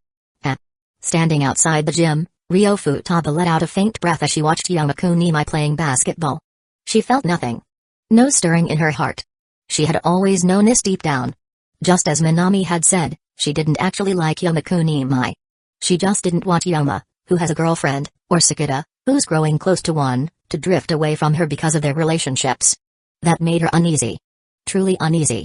She was afraid of returning to the lonely life she had during middle school. No friends. An empty house, with no one to talk to. If she had never seen the sun, perhaps she could have endured the darkness. But once she'd stepped into the light and felt the warmth of the sun, she could never return to the damp, shadowy corners. If I had to say, the person I've talked to most lately is actually him. For some reason, Ryo Futaba suddenly thought of Minami. Compared to the laid-back Sakata Zuzugawa and the athletic, hard-working Yamaku Nimai, it was Minami, refined and graceful, who had interacted with her the most lately. His conversational skills, his mature demeanor beyond his age. She couldn't help but acknowledge him. She wondered what Minami was doing now. She was quite curious. The science prep room was on the way past Minami's second-year Class 2 room. It wouldn't be too strange to glance in his direction while passing by. With that thought, Ryo Futaba glanced at the time. It was about time to head back to the science prep room. That's what she thought. And that's what she did. But wait a second, I have something to say to you. A red-haired girl, not as strikingly beautiful as Ryo Futaba but still quite pretty, blocked her path. Behind her stood several classmates with similarly hostile intentions. Ryo Futaba's heart skipped a beat, and she instinctively took a step back. She recognized the girl before her. Her name was Saki Kamisato, Yamaku Nimai's current girlfriend. She had long been uncomfortable with the friendship between Kunimai, Sakata, and Ryo Futaba. But why? Why confront me all of a sudden? Though she wore the cold, detached shell of a science geek, Ryo Futaba was a gentle girl at heart. Feeling the girls behind Kamisato subtly moving to surround her, Ryo Futaba could only speak softly, keeping her tone as neutral and emotionless as possible. What do you want? In such situations, the first rule was not to show weakness. What do we want? You've got some nerve even asking that. Hearing her speak, Saki Kamizato's dissatisfaction only deepened. She made no attempt to hide the malice in her words or the annoyance on her face. I mean you. What the hell are you doing sneaking looks at someone else's boyfriend? Crunch.sfx Kamisato moved closer. Ryo Futaba stepped back, saying nothing. Seeing her silence, Kamizato's frown deepened, clearly intending to vent all her pent-up frustration. What, cat got your tongue? You trying to go after Yama even though he's already taken? I didn't mean anything like that. This time, Ryo Futaba shook her head. She had known for a while that she didn't have feelings for Yamaku Nimai. Coming today to watch had only been to confirm that for herself, nothing more. But her voice was too soft, and her denial was so faint it barely registered. That faint resistance only irritated Kamisato more. Crossing her arms, her right foot tapping with impatience, she snapped, I've had enough of you and Sakata. If Yama hadn't kept stopping me. I swear. As she spoke, Kamisato took another step forward. The crisp sound of her shoes on the ground echoed like a drumbeat of fear, amplifying Ryo Futaba's anxiety. All she could do was wrap her arms around herself, trembling slightly, shaking her head in protest. I didn't mean anything by it. I had no intention of getting between you and Kunimai. That was the truth. In fact, she and Sakata Zuzugawa, and Yama Kunimai were nothing more than friends. But Saki Kamisato, already fuming with anger, clearly wasn't going to listen. You're still saying that crap? Her voice rose sharply. It's over. Ryo Futaba's hands trembled slightly as she closed her eyes. She already had a rough idea of what was about to happen. But, with no one else to rely on, she could only endure it in silence. And just then, a clear voice rang out. Oh? Ryo, you're here. Minami. Eyes shut, ready to accept whatever came next, Ryo Futaba opened them in surprise. She hadn't expected Minami to appear at that very moment. She was stunned. She couldn't believe it.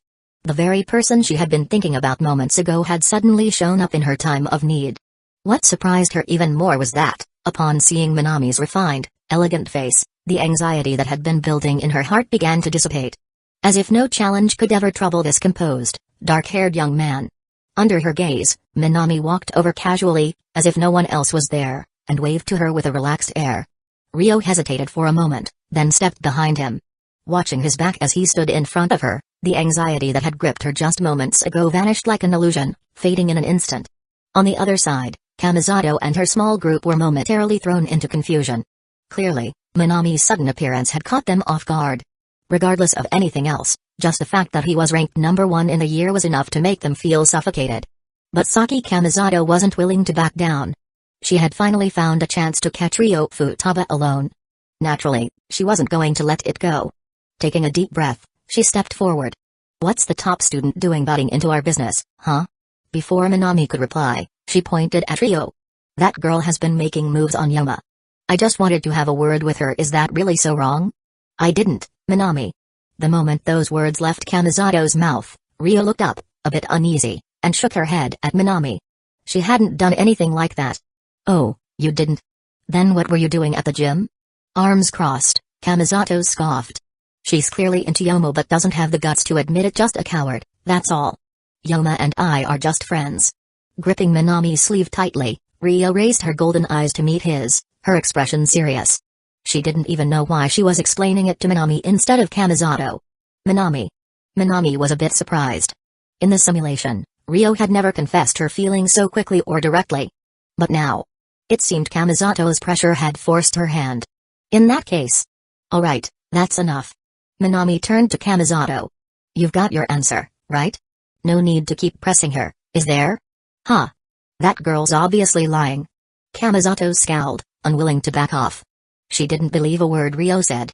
Since she had caught her, she wanted to teach her a lesson so she'd never get near Yama again.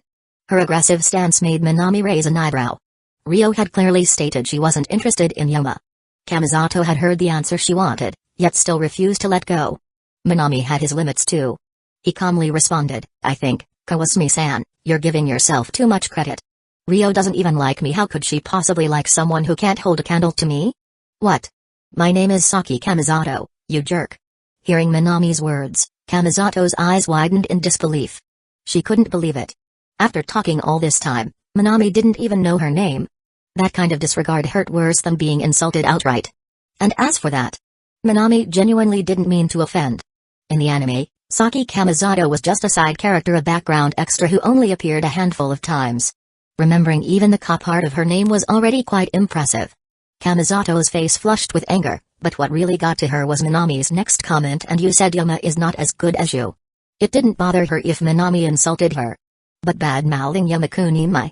That was unacceptable. Her voice lowered, filled with sarcasm. You're joking, right? What makes you think you're better than Yama? Minami flicked his fingers, countering coolly. On the flip side, tell me, what does Yama Kunimai have that's better than me? Looks? Grades? Popularity? Kamisato opened her mouth to answer. But nothing came out. If it had been a regular student at Shuka High, she could have easily listed Yama's many strengths and crushed them. But clearly, Minami wasn't just any ordinary student. He stood at the very top of Shuka High's hierarchy. Her proud boyfriend couldn't even compare.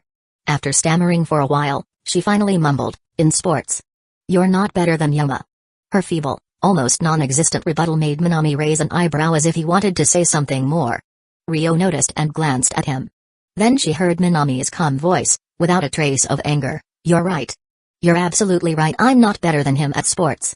That completely emotionless reply left Kamisato with a strange sense of defeat. What followed was only natural. Kamisato no longer pursued Ryo. Ryo, in turn, followed Minami as they left the gym behind.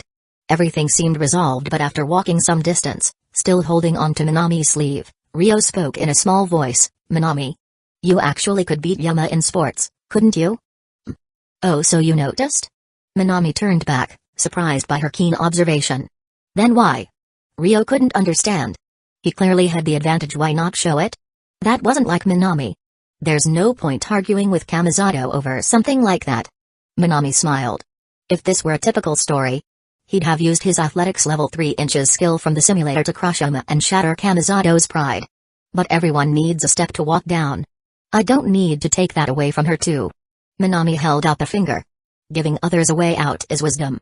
And admitting your flaws, accepting them, that's a good choice too. From Minami's perspective, his athletics level 3 ability was something gained by cheating. Like assigning stat points in a gamer. Using a cheat to beat Yuma, who trained hard, meant nothing, just emptiness. Beating Yuma with such tricks. A meaningless act with no benefit. There were more important things to do. With that in mind, he turned to Ryo Futaba and said, since someone as narcissistic as me can accept his shortcomings, why do you still push yourself to be perfect? Eh? As if Minami's words had struck directly at the depths of her heart. For the first time, Ryo Futaba finally lifted her head, looking at him with an expression Minami had never seen before, one of pure astonishment. Chapter 203. Stay with me after school. No reply. Just a soft A. And that alone was enough to show how shaken Ryo Futaba's heart was at this moment. She truly hadn't expected it. The pressure she'd been keeping buried deep inside had suddenly been brought to light by Minami Shoji in such a direct way. She really had been constantly demanding perfection from herself, unable to accept her flaws. But these were things she had never spoken of to anyone. Not to Sakata Zuzugawa, not to Yuma Kunimai. She'd always maintained her silence, never wanting to worry others. So how did Minami Shoji figure out what was in her heart? Could it be that just from those couple of heart-to-heart talks she'd had with him, he had figured everything out? It was hard to say. After all, Minami's ability to read others was frighteningly sharp. Twice already, with only slight emotional fluctuations from her, he had seen right through her. This dark-haired youth was truly unlike any other boy his age. As she thought this, Ryo opened her mouth to say something. You. But before she could finish, by the way, Ryo, are you free after school today? Minami glanced at the time. After school? Yeah. I want you to come with me somewhere. They're short on help. No, wait. What about earlier? Ryo looked up at Minami. Was he doing this on purpose? Bringing up something that stirred her heart, only to suddenly change the subject? Facing her confusion, Minami just shrugged casually, saying, we can talk about that later. For now, clear your schedule and come with me. Seeing the mischievous smile on Minami's face, Ryo took a deep breath. This guy, he's the one who stirred her emotions, and now that she wanted to follow up, he just blinked innocently, looking completely blameless with that elegant face. He was just like those chaotic online group members she'd heard of, posting half of a spicy image and then acting all innocent when you ask for the rest. Absolutely infuriating. And most importantly, why should I take time out of my day just to go with you? As if resisting his teasing, Ryo shot back. It was bad enough he was keeping her in suspense, but now he wanted her to spend her precious free time with him? On what basis? She made up her mind. Unless Minami circled back to that earlier topic, she wouldn't give in and go with him. She vowed this internally, only to hear Minami's voice again. Let me ask you this instead, Ryo, do you have any reason to say no? What kind of question is that? I don't want to go, we've had 2 serious talks about your feelings. Minami held up one finger. Ryo opened her mouth but couldn't respond. Those 2 talks really had helped her a lot, in a way. At the very least, they helped her sort out how she felt about Yuma Kunimai. But I also dealt with that Saki Kamisato situation for you. Minami calmly raised a second finger. I get it. I get it already. Ryo shut her eyes, finally out of steam to argue.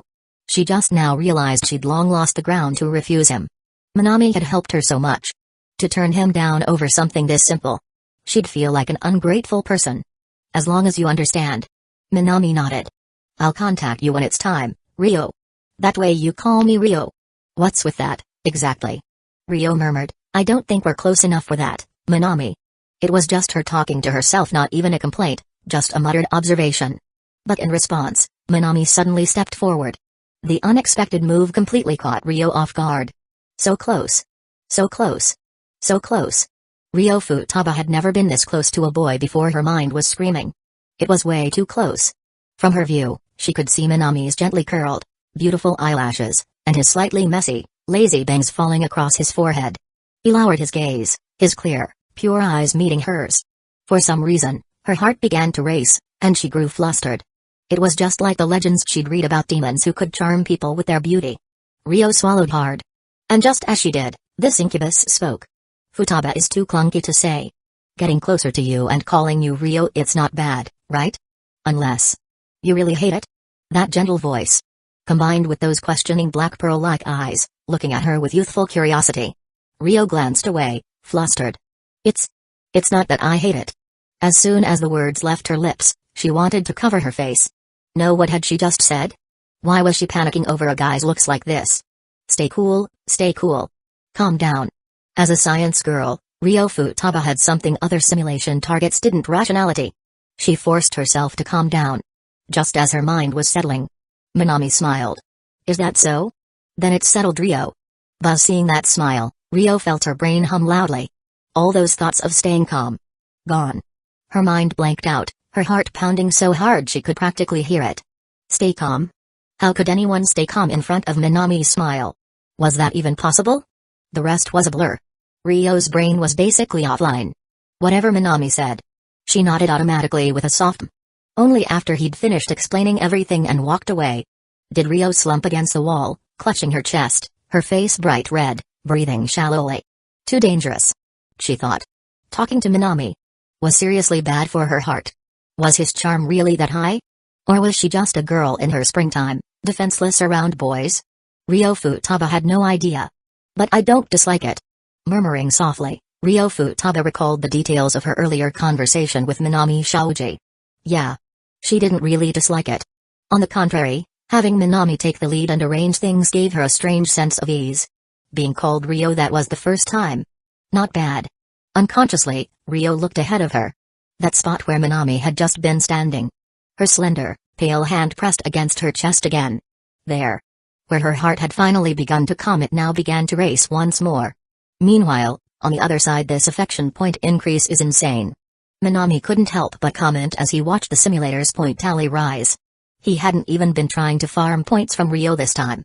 And yet, the affection points he gained from her had already far surpassed those from other simulation targets like Akon Shinjo. In just that short encounter, the total had surged to 480 points. Although it still didn't match Gota Hitori's total, this growth rate? Even Miss Gota herself would have to bow down to it. Probably because she hasn't had much contact with guys. As a science-loving homebody, Rio Futaba's only male acquaintances were Yamaku Nimai and Sakata Azuzgawa. Beyond them, from elementary to middle school and now high school, she'd likely never interacted closely with any other boys. For someone so pure, facing Minami Shaoji, who was practically the peak of male beauty among their peers, it was only natural for such a chemical reaction. As for her actual affection level, I'll use the data scanner when we meet this afternoon and check her current status. Minami figured Rio's affection toward him was probably just a bit above average, more than a casual friend, but not quite like or love.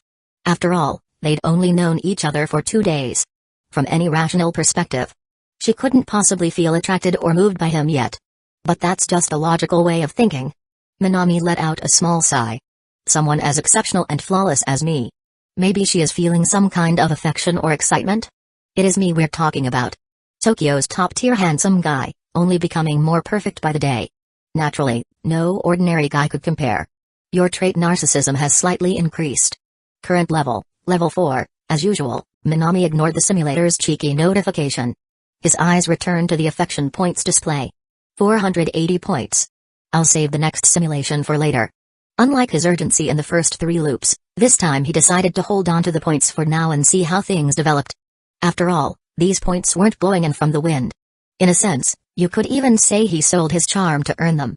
Of course, he needed to use them wisely. Standing before the science prep room. Bow tie. Good. Uniform. Neat. Hair. A bit messy? Ryo Futaba checked her reflection in the glass and reached out to tidy her slightly disheveled hair. For some reason, she felt a little nervous. As a science-loving girl who rarely interacted with boys, she'd never spent time with a male friend after school. This was a first in every sense. And the one she was meeting was Minami Shaoji. She couldn't allow herself to be led around like at lunch. Steeling her nerves, she adjusted her mindset to the best possible state. She was ready. Now that she was calm, even if Minami suddenly appeared, he couldn't possibly shake her composure. "And then you all set?" Minami's voice called out. "Eh?" Startled like a frightened hamster, Ryo jumped and widened her eyes. The calm state she had hypnotized herself into collapsed instantly. Even she didn't understand why was it that the usually cool and collected her, who could maintain distance from anyone, was so thrown off by Minami. It was like some predator-prey hierarchy that could never be reversed. Unable to comprehend her own emotional swings, she forced her voice to stay steady as she greeted him. "Minami." Minami nodded, glanced over Ryo, and smiled. "Looks like you're ready. In that case, let's head out." Head out. Minami had mentioned at lunch that he needed her help somewhere. But he hadn't explained the details. "I actually forgot to tell you." As they walked, Minami explained, "I want to take you to a cafe where I work from time to time." "A cafe where you work?" "Yeah. Don't worry, I've got everything handled." Ryo opened her mouth. Honestly, she wanted to ask why he was taking her to a place like that. But for some reason, hearing Minami's calm voice saying, "I've got everything handled," it put her at ease. That phrase was like a stabilizer. Besides, she had already agreed at lunch. Asking about it now wouldn't change much. With that thought, she grabbed her school bag and quietly followed behind Minami, step by step. She found the peaceful atmosphere rather enjoyable. While she walked, Minami used the data scanner on Ryo Futaba. The system interface flickered before his eyes. Name: Ryo Futaba. Appearance: 8 athletics, 4 academics, 8 specialties, need to be needed level 3, self-loathing level 3, studying level 3, physics level 3. Current impression of host: desires to be saved, confused, feeling heart flutter. System evaluation: she's been captivated by your devilish smile and is completely flustered by your repeated touching of her innermost secrets. She doesn't know how to handle you but holds no resistance or dislike. If anything, she feels attracted. At your current pace, a deeper relationship is practically guaranteed. Chapter 204. The two of Riko. The data displayed by the data scanner wasn't far off from what Minami had expected. In particular, the traits need to be needed and self-loathing had already reached the same levels as Gota Hitori's past issues with social anxiety and low self-esteem. But aside from those two traits, there was one more entry that Minami knew he had to pay close attention to. That was feeling heart flutter. In other words, at this point, Ryo Futaba already harbored a certain level of affection for him. In fact, according to the simulator's evaluation, if he just maintained his current pace, it wouldn't be difficult at all to make Ryo genuinely fall for him. And thinking about it, that made sense. Over the past 2 days, Minami had listened to her personal struggles, helped her resolve her long-standing issues with Yoakunimai, and just earlier today stepped in at the perfect moment to rescue her from Saki Kamizato's relentless harassment. Not only that, but during all of this, he'd used his signature move Shaoji Akan's perfect enchanting smile twice. With a 10-point boost in appearance stats, it was equivalent to activating a love at first sight buff. After going through that whole process, if Ryo Futaba still remained completely unmoved, Minami would honestly have to admire her self-control. But if things continued like this, and Ryo really did fall for him, that would spell trouble. He hadn't even sorted things out yet with Gota Hitori, Okan Shinjo, Yamada Ryo, Chisato Nishikigi, or Takina Inoue. And after completing their personal simulations, there was a chance Ijichi Nijuka and Kita Ikuyo, like Takina Inoue, now possessed memories of their happy endings. Having been busy with Ryo Futaba these past few days, Minami had only been able to communicate with Kita Ikuyo and Nijuka online. For now, he still wasn't sure if they had their simulation memories. But if they did, and now Ryo Futaba joined that group, that would just be complete chaos. 8 girls tangled together like that, it wouldn't just be drama. It would be a full-on war. Just imagining the scene was already giving Minami a headache. But he'd already started the simulation with Ryo. And not only that, he'd actively stepped in learning about the fears and self-loathing she kept bottled up for so long. Now that he'd gotten involved, if he simply backed off just because it was inconvenient, that would be far too irresponsible. Thinking this, Minami pressed a hand to his brow.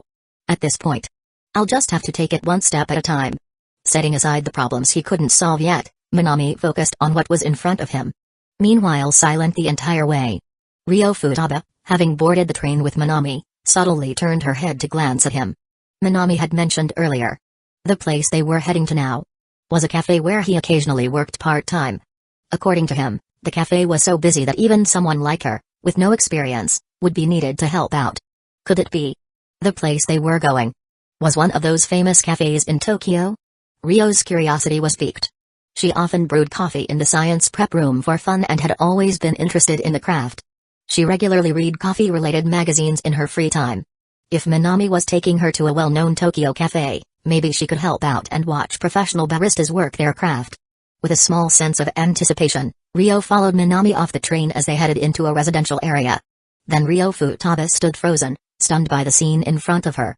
There were no bustling crowds, no steady stream of customers. Nor was it some famous cafe that popped up on search engines. What met her eyes was a modest, thoroughly average cafe nestled in a residential neighborhood.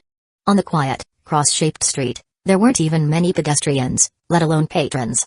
The atmosphere was so dead it made her frown. Ryo stopped in her tracks. She couldn't help but look at Minami. Now, she truly didn't understand what he had meant earlier. This kind of deserted cafe. There was absolutely no need for her help, right? Minami could probably handle the entire day's work alone without breaking a sweat.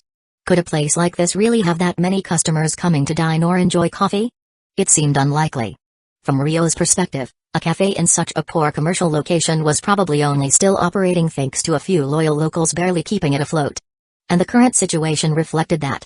She'd only seen a few scattered customers so far. If there was anything worth noting, it was that the cafe's decor was at least charming. Whitewashed walls, black pillars, a small ornate wooden door, and a softly ringing welcome bell. Above it hung a refined wooden sign engraved in elegant cursive, Riko Reko. Riko, come on, we'll be busy soon. Minami said, walking ahead. Hearing this, Ryo couldn't help but glance at him. Seriously? Just judging from the dead atmosphere, there was zero sign of any "we'll be busy soon." But since Minami had said so, she didn't want to dampen his mood and simply responded with a soft "m." With that, Ryo followed Minami into the cafe called Riko Reko. And the moment Minami pushed open the door, "Yo. Shaoji-kun. Is that you? You're here to help today?" A sudden cheerful voice startled Ryo so badly she took a step back. Snapping her eyes toward the source, she saw a golden-haired girl in a red and white uniform, similar to those from traditional inns, vault over the counter. Yes, vaulted over the counter, completely unconcerned about whether her skirt might flip in front of Minami. Her sunny energy and dazzling smile were so overwhelming that Ryo, who usually hid away in the science prep room, felt almost scorched. If she wasn't mistaken, this girl was one of the students linked to Minami from the cultural festival. The blonde girl, brimming with enthusiasm, greeted Minami. Then turned with curiosity to Ryo. "And who's this?" "Ryo Futaba, a classmate of mine." A simple introduction. "Ooh?" Drawing out her tone mischievously, the blonde girl narrowed her eyes, sizing Ryo up. Her scrutiny was blatant, especially the stare at Ryo's chest, making her feel uncomfortable. But considering they were both girls, Ryo didn't say anything. Until, after examining her for a while, the bubbly blonde suddenly said, "So, Ryo-san is Minami-kun's latest addition to the harem, huh? Huh?" Minami didn't even have to react. Ryo's face was already red as she shouted. She stared at the blonde girl in disbelief. Harem? What was this lunatic talking about? "I'm not." Ryo took a deep breath, suppressing the flurry in her heart. "I'm just here because Minami asked me to help." "Oh. That so?" The red-eyed blonde blinked, then laughed, patting Ryo on the shoulder. "Well, it's all the same. No difference." "There's a huge difference." Ryo quickly glanced around to ensure Minami had moved ahead and hadn't heard, then lowered her voice. "I don't like Minami.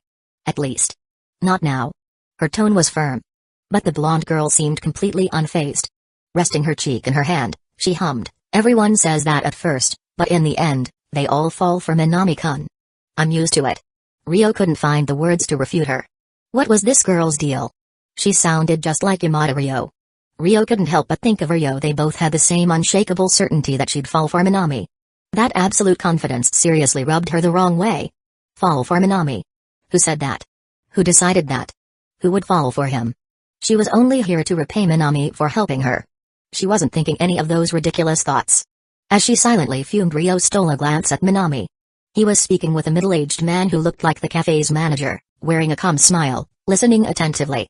Maybe because of what the blonde girl had said earlier. Just watching him like that made Ryo's heart beat faster. "Knew it." The blonde girl laughed softly. Rio didn't bother to respond. But her silence didn't stop the girl. Smiling, she extended her hand. Talked so much and forgot to introduce myself. Nice to meet you, I'm Chisato Nishikigi. By harem ranking, you're the newest, so calling you Rio-chan should be fine, right? Rio really wanted to argue with that Rio-chan should be fine nonsense. But forget it. This girl was obviously like Himada Rio, not the type to listen to reason. So she shook Chisato's hand. I'm Rio Futaba. Simple introduction. Then Chisato asked curiously, so Rio-chan, how'd you meet Minami-kun? Just call me Futaba or Rio. Trying to correct her, Rio sighed. Technically, I approached Minami first. Eh? Glasses and assertive? Didn't expect that. You went straight for Minami-kun, huh? Gotta say, great taste spotting the guy I like right away. Chisato grinned. I did not. Rio took a deep breath. Just talking to Chisato for a few minutes had already raised her blood pressure. I had personal issues, so I asked Minami for advice. We don't have the kind of relationship you're imagining. Eh? That so? Ah, Takina. Perfect timing. I was just chatting with our newest harem member Rio-chan, come listen. Chisato perked up, waving over someone behind Rio. Instinctively, Rio turned. And saw. A girl with jet black hair, refined and graceful like a valley orchid, stood behind her. Another girl Rio had seen beside Minami at the cultural festival. The girl's cool gaze bore into her in silence. Unlike Chisato's blazing presence, this quiet intensity nearly stole Rio's breath. But then after sizing her up, the girl softened her gaze and gave a small nod. Hello, I'm Takina Inoue. Hello. I'm Rio Futaba. Simple and polite. Takina seemed to lose interest, turning to Chisato. Chisato. That pot of coffee by the counter, how long has it been heating? Chisato whipped around. She realized the pot she'd left heating was now steaming. My coffee. She shouted, abandoning Rio and rushing behind the counter. Sorry about Chisato. Takina said politely. Ah. It's fine. After Chisato's barrage of bold questions, Takina's formality left Rio unsure how to respond. She could only nod awkwardly. At least not everyone here is insane, she thought. There are decent girls like Takina around. But then Chisato can be impulsive. But I also have a question for you, Futaba-san. Takina's voice was calm, but serious. Her amethyst eyes narrowed. Do you really not like Minami-kun? Not even a little? In that moment, Rio felt a chill completely different from Chisato's fiery presence. Takina's words carried weight, a heavy seriousness. And for the first time, Rio fell silent. Did she like Minami? Even a little? That answer she wasn't so sure anymore. Chapter 205. Is Minami an alien? You really don't like Minami-kun? Not even a little? Takina Inoue's question made Rio Futaba pause for a moment. Because, truthfully, she didn't even know the answer herself. But whether it was Takina Inoue or Chisato Nishikigi, Rio felt that both of them definitely liked Minami. If that was the case, I guess I have some affection for him. Rio replied, but I don't like him. Is that so? Takina didn't press her like Chisato had, nor did she speak brazenly. She simply responded calmly, then turned her gaze to Minami, who was still chatting with the manager Mika, and remarked meaningfully, I hope you really won't fall for Minami-kun, just like you said. The atmosphere grew a little tense. At that moment, Minami finished his conversation with the middle-aged manager and walked over to them. Rio looked visibly relieved, as if she'd been saved. She opened her mouth to speak, but beside her, Takina had already bowed gracefully, her posture elegant as she addressed Minami. Minami-kun. Rio couldn't help but glance at Takina. Minami and Takina were about the same age, both part-time workers here. Even if Takina liked him, wasn't this level of formality a bit much? She didn't quite get it and decided to steer the conversation elsewhere. By the way, Minami, earlier you mentioned you only work part-time at this cafe. What kind of work do you usually do? Dishwashing? Waiting tables? For a high school student working at a cafe, the typical tasks would be menial dishwashing, cleaning, or serving customers. That's what Rio thought and what she asked. But Minami-kun is our temporary head chef here at Lyco Reco. Before Minami could respond, Mika, the manager he'd been speaking with, stepped over and answered with a smile. Rio's eyes went wide in disbelief. Head chef? Minami? Of this cafe? She couldn't hold back any longer. Manager-san, are you joking? You couldn't blame her for that reaction. After all, the head chef is the lifeline of any restaurant, defining its standards. In Japan, the head chef is often called the Teizu, commander, a title reflecting deep respect. The role of head chef is second only to the owner in importance. And this critical role was given to a high school student who occasionally works part-time? It sounded completely absurd. So Ryo's only possible conclusion was, this has to be a joke, right? But Mika's not joking. Minami-kun really is our temporary head chef at Lyco Reco. Takina turned slightly, having caught Ryo's inner doubts, and added, actually, Mika even offered to hire Minami-kun as the cafe's permanent head chef, with 40% of the daily revenue as his salary. But he declined. 40% of the revenue. Hiring a student as head chef at that rate? Ryo instinctively touched her ear, wondering if she'd misheard. 40% of the cafe's earnings. Paying out 40% of the day's revenue as Minami's salary. What did that even mean? Let's break it down. The Cafe Lyco Reco still had its own operational costs. Ingredients, water, electricity, gas, staff wages, and on top of all that, Minami's 40% cut? Could this place even turn a profit? It was so absurd that Ryo Futaba was left speechless. The real kicker. She couldn't help but glance at Chisato Nishikigi and Takina Inoue. Was she the only one who thought this whole situation was completely insane? Seriously, how much faith did these people have in Minami? And more importantly, could a cafe in such a lackluster location even break even, let alone profit? As a girl of science, Ryo couldn't wrap her head around it. Here's our menu. Take a look if you're curious. Maybe Chisato picked up on her thoughts, because she grinned and handed her a menu. And then Ryo. No. Are these prices real? She stared numbly at Chisato. In all her life, she had never imagined menu prices this absurd. 6,888 yen for a standard meal set. 8,888 yen for a premium meal set. 9,888 yen for a deluxe meal set. What kind of pricing is this? Were they trying to fleece customers like sheep? No, they weren't trying, they already were. A single meal costing nearly 10,000 yen? For a high schooler, that could cover 3 or 4 full meals if spent wisely. Closing the menu, Ryo muttered, I get it now. Chisato giggled, taking the menu back. Right? Now it makes sense. Ryo. Yeah, she definitely understood now. With prices like these, Lyco Reco wasn't just profitable, it was probably raking in a fortune. Almost 10,000 yen for one meal. I mean, I was shocked too at first, but since Minami-kun set the prices, I didn't say anything. Chisato laughed. Her reaction had been just like Ryo's at the beginning, stunned by Minami's insane pricing. Again. Minami? Ryo sucked in a sharp breath and looked over at him. Minami happened to glance back, his clear, pure gaze meeting hers. His elegant, harmless face made Ryo visibly shiver. I've been tricked. That was all she could think. She had been completely fooled by Minami's innocent-looking eyes. His methods of squeezing customers dry were practically legendary. Every person who stepped into Lyco Reco probably left with a gaping hole in their wallet. He could have just robbed them outright, but no, he actually served food. Still. With prices this crazy, do customers even come? Ryo asked Chisato, skeptical. The cafe was clearly empty. Could anyone really afford to dine here?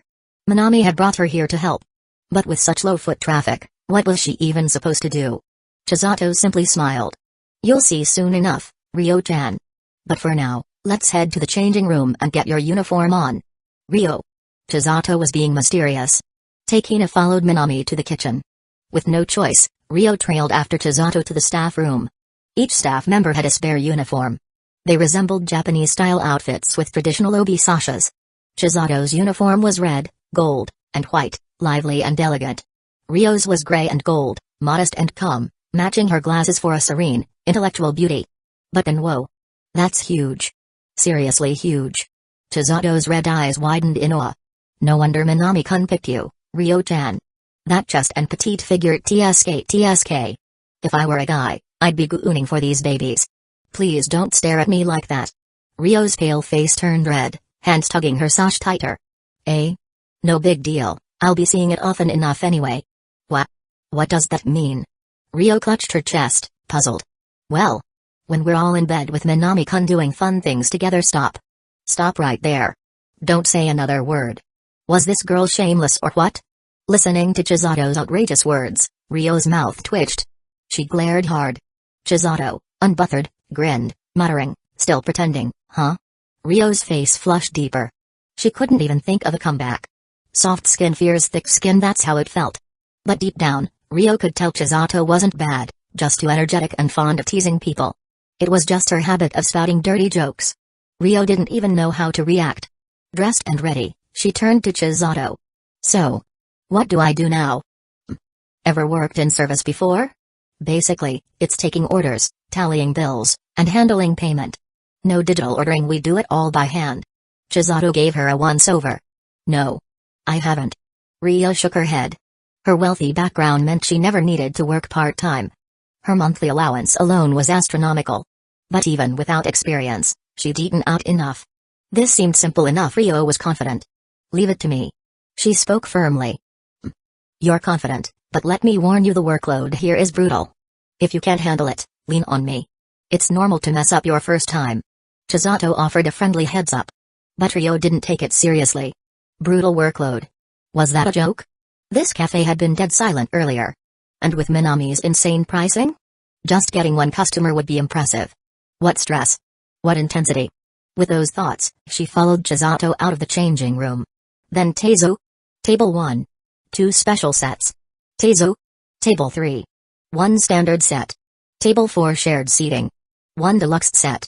Teizo, please. Loud voices. A chorus of activity surrounded her. The clatter of dishes being cleared, the scribble of orders being recorded. Heat. The heat of people. The warmth of a crowd of customers coming and going. The moment Rio Futaba stepped out of the changing room and re-entered Laiko Reko, her confidence froze mid-step. She stared at the scene in front of her. The certainty she had felt before began to crumble. Because the Laiko Reko that had been so quiet and empty just moments ago was now packed wall to wall with customers. What was going on? No surprise, it's Minami-kun. It's already started, huh? Beside her, Chisato Nishikigi let out a sigh of admiration. No surprise? Rio opened her mouth, unable to hide her disbelief. These customers. Are they really all here? For Minami's cooking? For those 5,000 to 6,000 yen meals? Those insanely overpriced dishes? If not, what do you think, Rio-chan? Chisato, already used to scenes like this, simply chuckled at Rio's shock. Humphrey, these loyal customers? They're just the tip of the iceberg when it comes to Minami-kun's talent. Soon enough, Rio-chan, you'll see even more of what he's capable of. Is that so? Rio managed a stiff reply. Just looking at the packed tables, she could feel her hands and legs go a bit numb. And Minami? He was handling all this pressure, while serving dishes worthy of those outrageous prices. At school, he was also top-ranked in academics. Just thinking about it. She couldn't believe it. Is this guy really a high schooler? Could he be an alien who landed on Earth in a spaceship? She couldn't help but wonder. But wondering wasn't going to help. Watching Mizuki Nakahara and the petite Kurumi rushing around the cafe, Rio remembered that she had agreed to help Minami. She couldn't just stand around doing nothing. After getting a quick rundown from Chisato, Rio grabbed a ballpoint pen and sticky notes, and thus began her very first job. Chapter 206. Let him touch them. Taking orders was supposed to be the simplest task at Laiko Reko.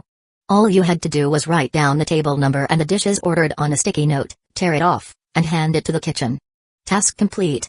Compared to Chisato Nishikigi and Mizuki Nakahara, who were constantly clearing plates, or Kurumi, who juggled billing and greeting customers at the front. It really seemed simple. Rio Futaba thought so too. But once she actually started, Rio realized it was nothing like she imagined. What she'd pictured in her head and what happened in reality were worlds apart. Having no experience in customer service, she was already doing her best just trying to figure out which table ordered what in the chaos. Not to mention customers with special requests. No scallions here. Extra tartar sauce there. Trying to memorize it all was a nightmare. If she spent too long writing every detail on a sticky note, another table was already calling her over to order. The result? Missing one end while tending the other.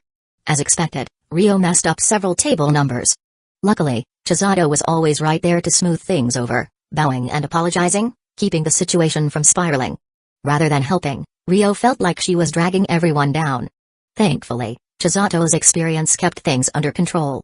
After barely surviving the first rush, the team got a brief breather and Rio quickly called Chisato aside. They stepped outside. What's up? Didn't expect you to want to talk. Chisato said, surprised. I'm sorry, Chisato-san. Everything got so hectic because of my mistakes. I only made your job harder. Rio bowed her head, apologizing. She'd made 3 mistakes. Chisato had to step in every time to defuse the mess. Rio had come here to help, and yet she'd only gotten in the way. Come on, it's fine. I told you before, messing up on your first day is normal. Chisato said, waving it off. She really didn't mind helping. That's just how teamwork works, cover for each other. As long as Rio improved next time, there was no problem. Her words were clearly meant to close the topic. But Rio shook her head, not letting it go. No. It's not fine for me. Her earlier confidence was gone, only guilt remained. Her expression was like someone who'd committed an unforgivable crime. I was the one here to help. And this happened. Everyone else worked so hard, and because of me. Her intense guilt genuinely caught Chisato off guard. To her, it was just a small mishap. But Rio clearly took it seriously. That stubbornness, that inability to forgive herself, Chisato could feel it. She blinked. Guess Minami was spot on. Chisato muttered under her breath. Huh? What was that? Rio hadn't heard clearly and looked up, confused. Ah, nothing. Chisato shrugged. Just thinking how you're such a perfectionist over something small. No. Even if it's small, I still cause trouble. That's on me. Rio clenched her teeth. Please punish me. I'll accept any consequence. Eh? Any consequence? Chisato's eyes sparkled with mischief, eyeing her up and down. Feeling Chisato's mischievous gaze, Rio hesitated, but finally nodded. Alright, then I command you let Minami touch your boobs. Chisato's excitement peaked. What? Rio's eyes went wide. I'm not taking no for an answer. Chisato grinned, crimson eyes narrowing like a fox. But. Rio looked up timidly. Didn't you say you'd accept any punishment? You're not backing out now, are you? Her delicate fingers fidgeted nervously. No way out. And this was a trap she dug herself. Her pink lips trembled. Fine. Just let him touch them, right? She stood unsteadily, about to walk back toward Lako Reko. Then clap. Someone grabbed her hand. Rio turned, puzzled. And heard Chisato's bright, barely suppressed laughter. Just kidding. Kidding. There's no way I'd actually let Minami touch you like that. Think about it for a second, would that even happen? Watching Chisato Nishikigi laugh so hard she nearly doubled over, Rio Futaba's face turned purple with rage. She had seriously braced herself, fully prepared to accept Chisato's punishment. And yet, in the end, she'd just been toyed with. Seeing Rio's expression, Chisato realized she might have pushed it too far. She stopped laughing and said softly, looks like you really don't like yourself, Rio-chan? Under the soft light of Lako Reko, Rio looked at the still smiling Chisato, and for a moment, a strange emotion stirred inside her. Hating herself. That was something she'd only ever heard from Minami. And yet now, from someone as different as Chisato, the same words came out. I don't. No, you do. You just don't realize it, or maybe you do, but you're afraid to admit it. Chisato raised a finger, undeterred by Rio's denial. You clearly didn't want to, but you still forced yourself to accept such an unreasonable punishment from me. That's self-punishment, isn't it? Letting a boy her age touch her chest. No girl would ever agree to that lightly. Even Chisato herself, before developing real feelings for Minami, would have refused outright. But Rio had agreed. No matter how you looked at it, it wasn't normal. That was because I messed up. Rio murmured. Everyone makes mistakes their first time. Getting so hung up on it says a lot already. Chisato cut in. She could feel Rio's obsession. Her inability to accept her own weakness. Her rejection of her own flaws. Her hatred toward that weak, flawed self. But the truth was, no one's perfect. Trying to do everything perfectly, then hating yourself when you can't, it's self-destructive. Chisato raised her hand again for emphasis. No rebuttal. Rio couldn't argue back. Her words were spot on, so much so that Rio felt like she was talking to Minami again. Just like Chisato said. Ever since middle school, when her body developed faster than others and her classmates started avoiding her. That's when she first noticed her self-hatred. She hated her maturing body. Hated her stagnant personality. But she'd always ignored it. She played the role of the cold, logical science girl, keeping her distance from everyone.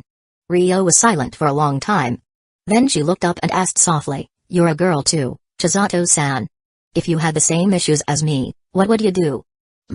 Chisato hummed. I think it's pointless to chase perfection. Whether it's who you are now or the self you hate, aren't they both still you? She stretched lazily. Living like that's exhausting. I think accepting your flaws isn't so bad. Accept my flaws. The conversation opened up, and Rio's mind kicked into science mode. She repeated Chisato's words under her breath. After a long pause, she stood up. Thank you, Chisato-san. This gratitude was genuine. She truly appreciated that Chisato listened and helped her. Even someone as unpredictable as Chisato could give a proper answer when it mattered. But what Rio didn't expect was Chisato waved her hand, smiling. No need to thank me, it was all Minami's idea. Minami? Hearing his name at this moment left Rio stunned. Yup, Minami. Chisato giggled. He told me to keep it secret, but I think you should know. Secret? He probably didn't want you to feel pressured. He even asked me to watch out for you today. The golden-haired girl sighed dreamily. That's my Minami, so thoughtful. I love him even more. I see. Unlike Chisato's giddy sighs, Rio recalled everything Minami had done today. Inviting her suddenly, asking for help at Lyco Reco. Chisato stepping in to support her. And, true to her personality, she apologized afterward. Was all this part of Minami's plan? He'd predicted this far ahead? Was this guy really an alien in disguise? Rio groaned internally. She was completely outmaneuvered by Minami. If Chisato hadn't told her, she'd still be in the dark. And from the moment she met him, Minami had always been helping her. She had never repaid him, not once. Even today, he'd quietly set everything up for her. Taking a deep breath, she said, "Thank you again, Chisato-san. I feel a lot better after talking to you. If you really mean it, then come work at Lyco Reco for a week. Deal?" Chisato didn't reject her thanks, just smiled and made her pitch. "I'll think about it." Truthfully, the atmosphere at Lyco Reco was nice. Chisato, Takina, they had a calmness different from other students. And at night, she had nothing better to do. Maybe Chisato was right, working part-time, expanding her social circle. It wasn't a bad idea. And during that time, heal herself.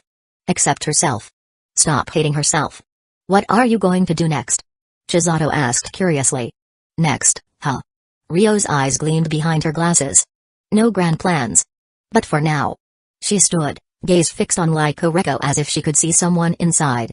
I want to be friends with Minami first. Bathed in Lyco Reco's soft glow, Rio's beauty shone under her loose hair, blossoming like a flower. Chisato looked at the cafe too, sighing. Her future husband's charm was maxed out. Looks like he's caught another one. What should she do now? This is getting serious. Chapter 207, Gourmet Captive. It wasn't until Takina Inoue tallied up the day's total revenue that Rio Futaba realized just how much money Lyco Reco Cafe had raked in, or rather, bled out of customers, during its open hours. Over 1 million yen. That neat stack of 10,000 yen bills, it was hard for Rio to take her eyes off it. Coming from a well-off family, her monthly allowance far exceeded that of the average high school student. 1 million yen wasn't a fortune to her, it was just numbers on a bank card. But having that much cash stacked in front of her? That was another story. It was a bit shocking for someone her age. Has the restaurant industry in Tokyo gotten this profitable? Rio murmured, stepping closer in awe. She vividly remembered how deserted Lyco Reco had looked when she first arrived, barely a soul in sight. Yet when dinner hour hit, it was like some invisible force had summoned a flood of customers. They just poured in like waves, unstoppable. Was the food industry really this lucrative now? It felt like they were just plucking cash straight from people's wallets. Rio stared, astonished. That's probably just the Minami magic at work, Mizuki Nakahara said, pulling a cigarette pack from her pocket. But with so many minors around, she hesitated for a moment and slipped it back in. She winked at Rio, grinning. As long as Minami's running the kitchen, we don't even need to think about the numbers. Calling it crazy profits would be an understatement. Hee hee. Say, Futaba-san, he roped you in too, huh? How's he at school? The sudden shift to herself caught Rio off guard. Minami? Yeah. You two must get along pretty well, right? Otherwise you wouldn't be here helping out. How long have you known him? Mizuki looked playful and casual, hardly the image of a responsible adult, but as her gaze roamed over Rio's appearance, she was a little surprised. Rio, with her refined looks and elegant air, could easily stand shoulder to shoulder with Chisato Nishikigi or Takina Inoue. Under her gaze, Rio stammered slightly, her cheeks tinged red. Not long. I've only known Minami for about 2 days. Huh? Mizuki inhaled sharply. 2 days? Just 2 days, and Minami had already managed to bring such a stunning girl into Lyco Reco to help out? Even rockets didn't move that fast. That guy. He's really something else in every sense of the word. Mizuki muttered, half in awe, half envious. If she had even half of Minami's ability to connect with women, finding a decent man wouldn't be an issue. But oh well. She shelved that thought for now and turned to her real concern. So, back to my question, what's Minami like at school? Oh come on, still. That guy's been riding me hard lately, I can barely breathe. He even made me quit drinking recently. She groaned, shaking her tiny fist in faux frustration. He's gotten way too cocky lately. I've been dying to find his weakness and knock him down a peg." As she explained, Ms. Yuki's tone brimmed with resentment. Ever since Minami started working at Lyco, her days of carefree drinking and slacking had plummeted. Not long ago, this younger man even outright forbade her from drinking. She'd tried to resist, but now that Minami had the full backing of the manager, Chisato, and Takina, in other words, he'd reached final form, her attempts at rebellion were futile. So she'd been hoping to dig up some dirt on him, to at least preserve some shred of adult dignity in front of him. Rio hesitated for a bit, then finally responded. "Minami's always first in our grade. I guess you could say he's highly respected. At least among our peers and underclassmen, he's well known, pretty much no one dares mess with him." "What? Always first? That guy?" Ms. Yuki gawked at her words, disbelief etched across her face. She had always thought Minami, this faux spiritualist, was just a charming playboy at school. He often came to help at Lyco, so Ryo Futaba figured there was no way he could also manage his studies. But when his academic performance came up and Rio casually mentioned it, Mizuki Nakahara couldn't help rubbing her temples. Top of the class.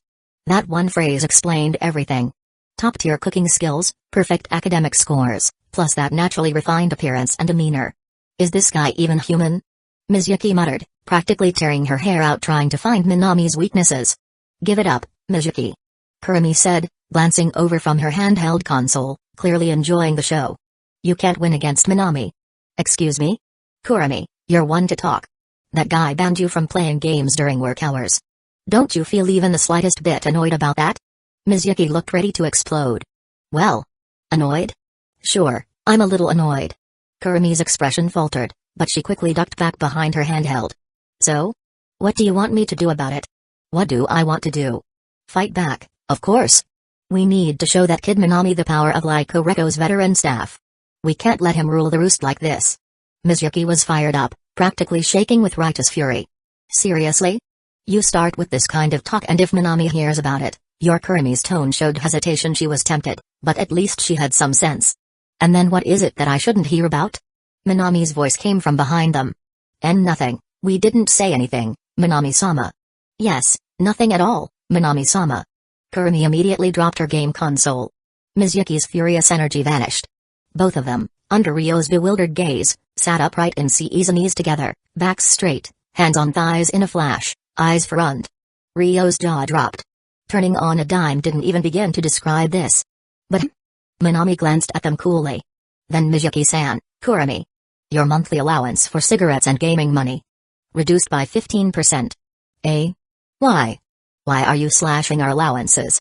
And by that much?" Both women were in shock.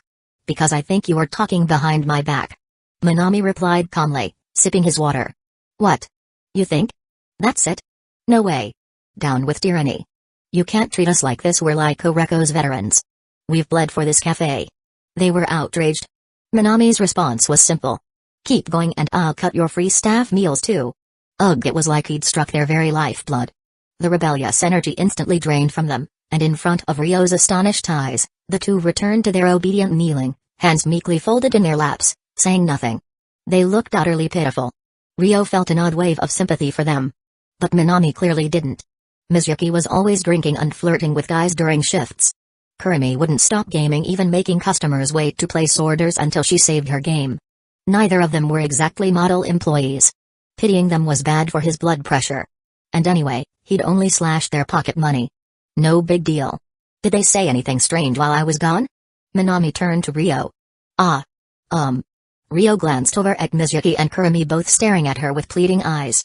Her heart softened. "They didn't say anything." "Really? Then I'll cut another 5%. Minami blinked, speaking nonchalantly. "What?" Mizuki and Kurumi snapped, about to rise. Minami let out a long nasal hum. Plop. The two sank back into proper kneeling like puppets on strings. They looked so pitiful Ryo couldn't help but try to defend them. "Hey! Minami, didn't I just say they didn't do anything?" "Oh? Then another 5%. Wait, Minami, another 5%. And no, minutes please stop, Ryo-on-san." Kurumi was on the verge of tears. "Any more and we'll be broke." A quarter of their allowance was already gone. If Ryo kept trying to help, she'd lose her entire gaming budget. "Yeah, Ryo-san, we beg you," Mizuki added, dropping all pretense of adult dignity. Ryo shut her mouth. Seeing that, Minami just smiled and shook his head before disappearing into the kitchen to prepare the staff meals. As soon as he left, the oppressive atmosphere lifted instantly. Damn it. If it weren't for wanting to eat that guy's cooking, I'd never bow down like that. Kurumi grumbled, glaring after him. Exactly. Mizuki fumed. What's so great about him? So what if he's hot, gets good grades, and is a genius in the kitchen? Their muttering stirred Ryo's curiosity. Is Minami's cooking really that good? She vividly remembered how empty Reko had been when she first arrived. But once Minami fired up the stove, customers had swarmed in, even spilling outside under umbrellas and extra tables. Could his food really be that amazing? Looks like Ryo-san hasn't eaten his cooking yet, Mizuki said, clicking her tongue. Picture the best thing you've ever tasted. Now multiply that by 2. That's what Minami's cooking is like. In cooking, I gotta hand it to him. She was completely serious. Ryo blinked. Is it really that over the top? She couldn't quite believe it. As someone who dined at upscale restaurants, Ryo had tasted plenty of gourmet cuisine. Could Minami really top all that? Multiply it by 2? Of course. You'll see. Words can't explain it. Even Kurumi nodded confidently. No matter their complaints, neither had a single doubt about his skills. Minami. So even in the workplace, he was disrespected? Ryo took in their conviction and couldn't help thinking she was more curious than ever about Minami. Not the Minami from school but the one outside of it. As a friend, she wanted to know him more. And just then dinner's ready. Chisato Nishikigi and Takina Inoue appeared with trays, setting them down for everyone including Ryo. And the moment the dark red lacquered tray landed in front of her, the aroma hit her.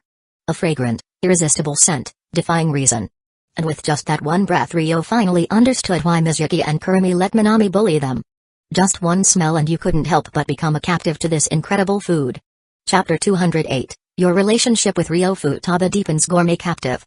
This was the phrase that came to Ryo Futaba's mind.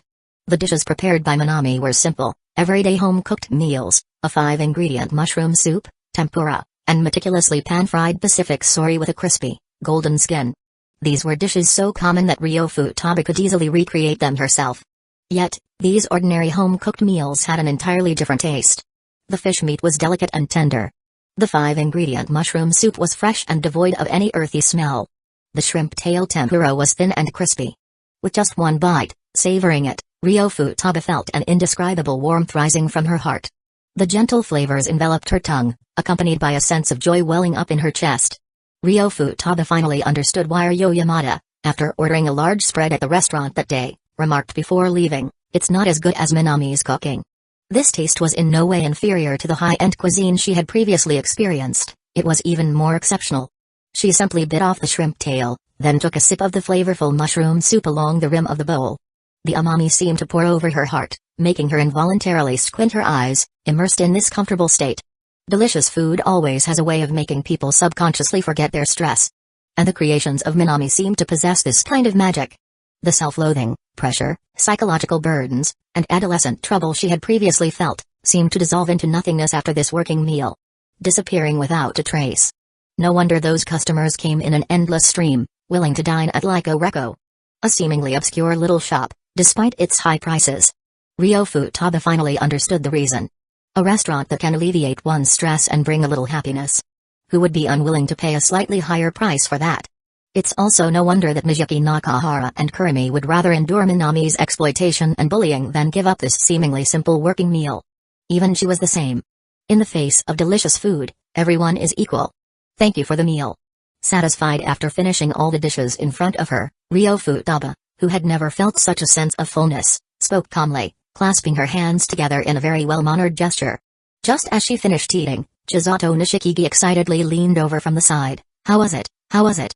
Ryo-chan, Minami-kun's cooking? That. It was delicious.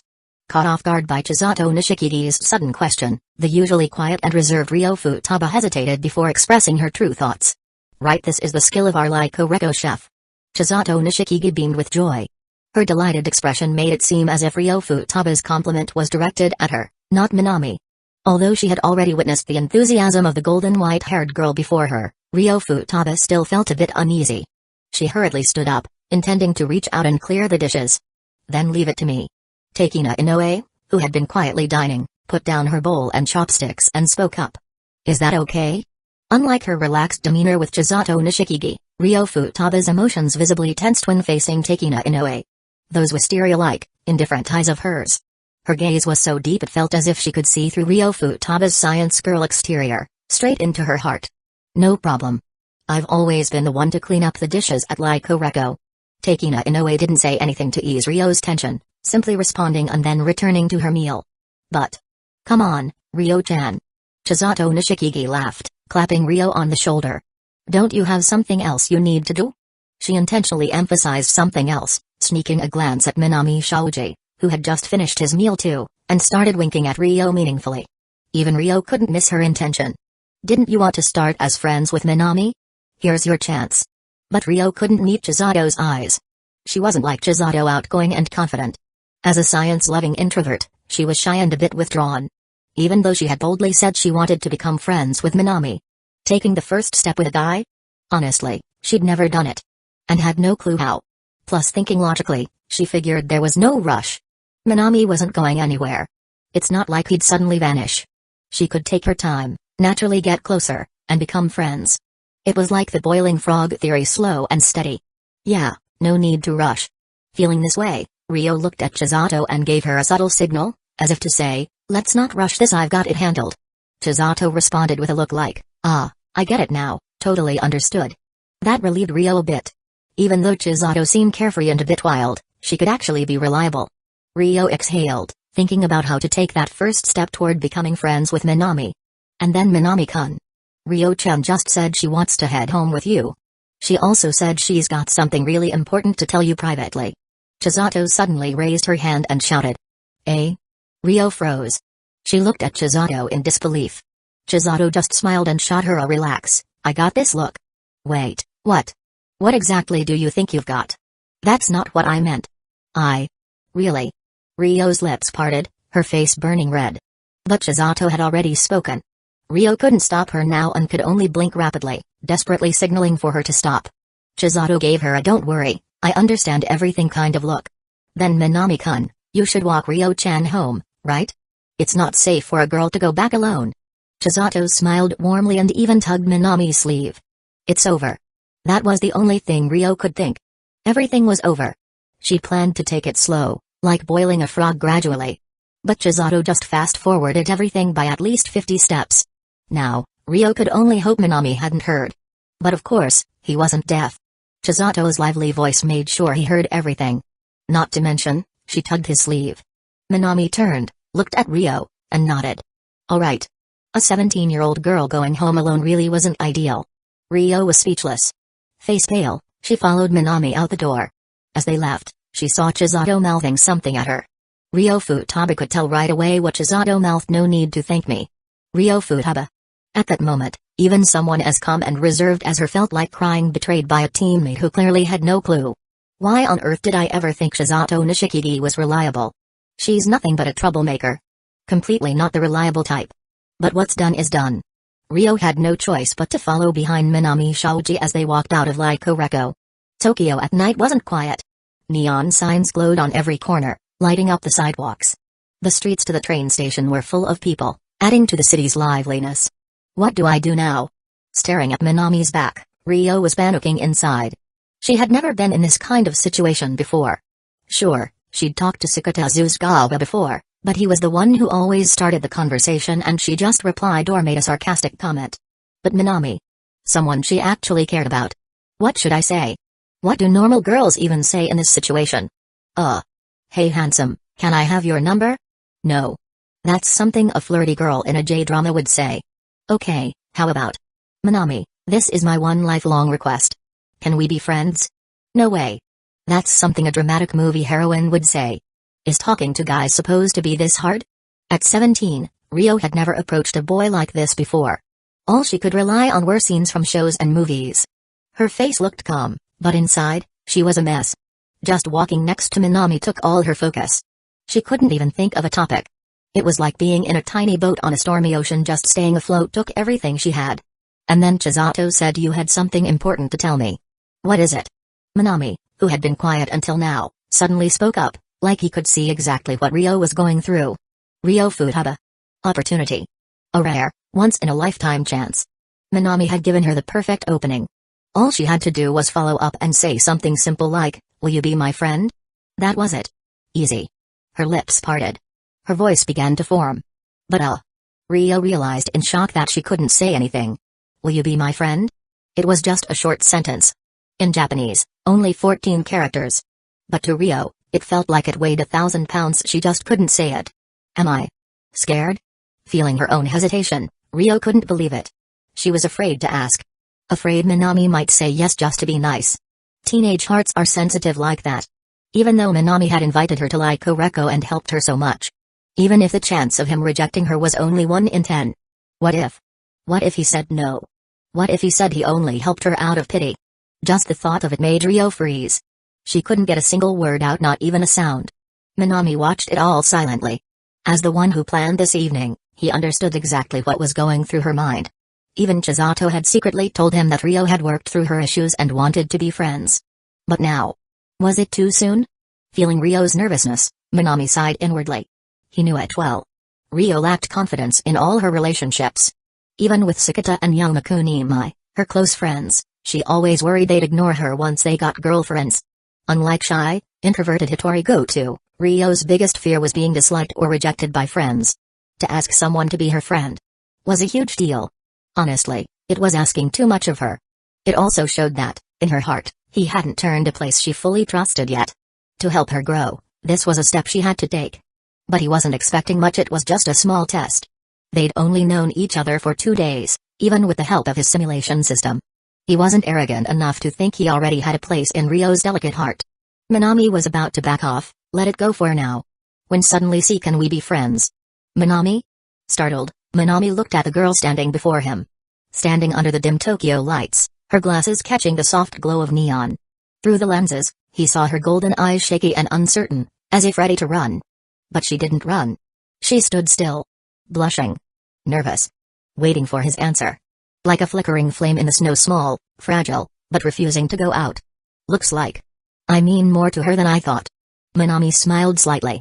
Then, under her anxious gaze, he nodded. Sure.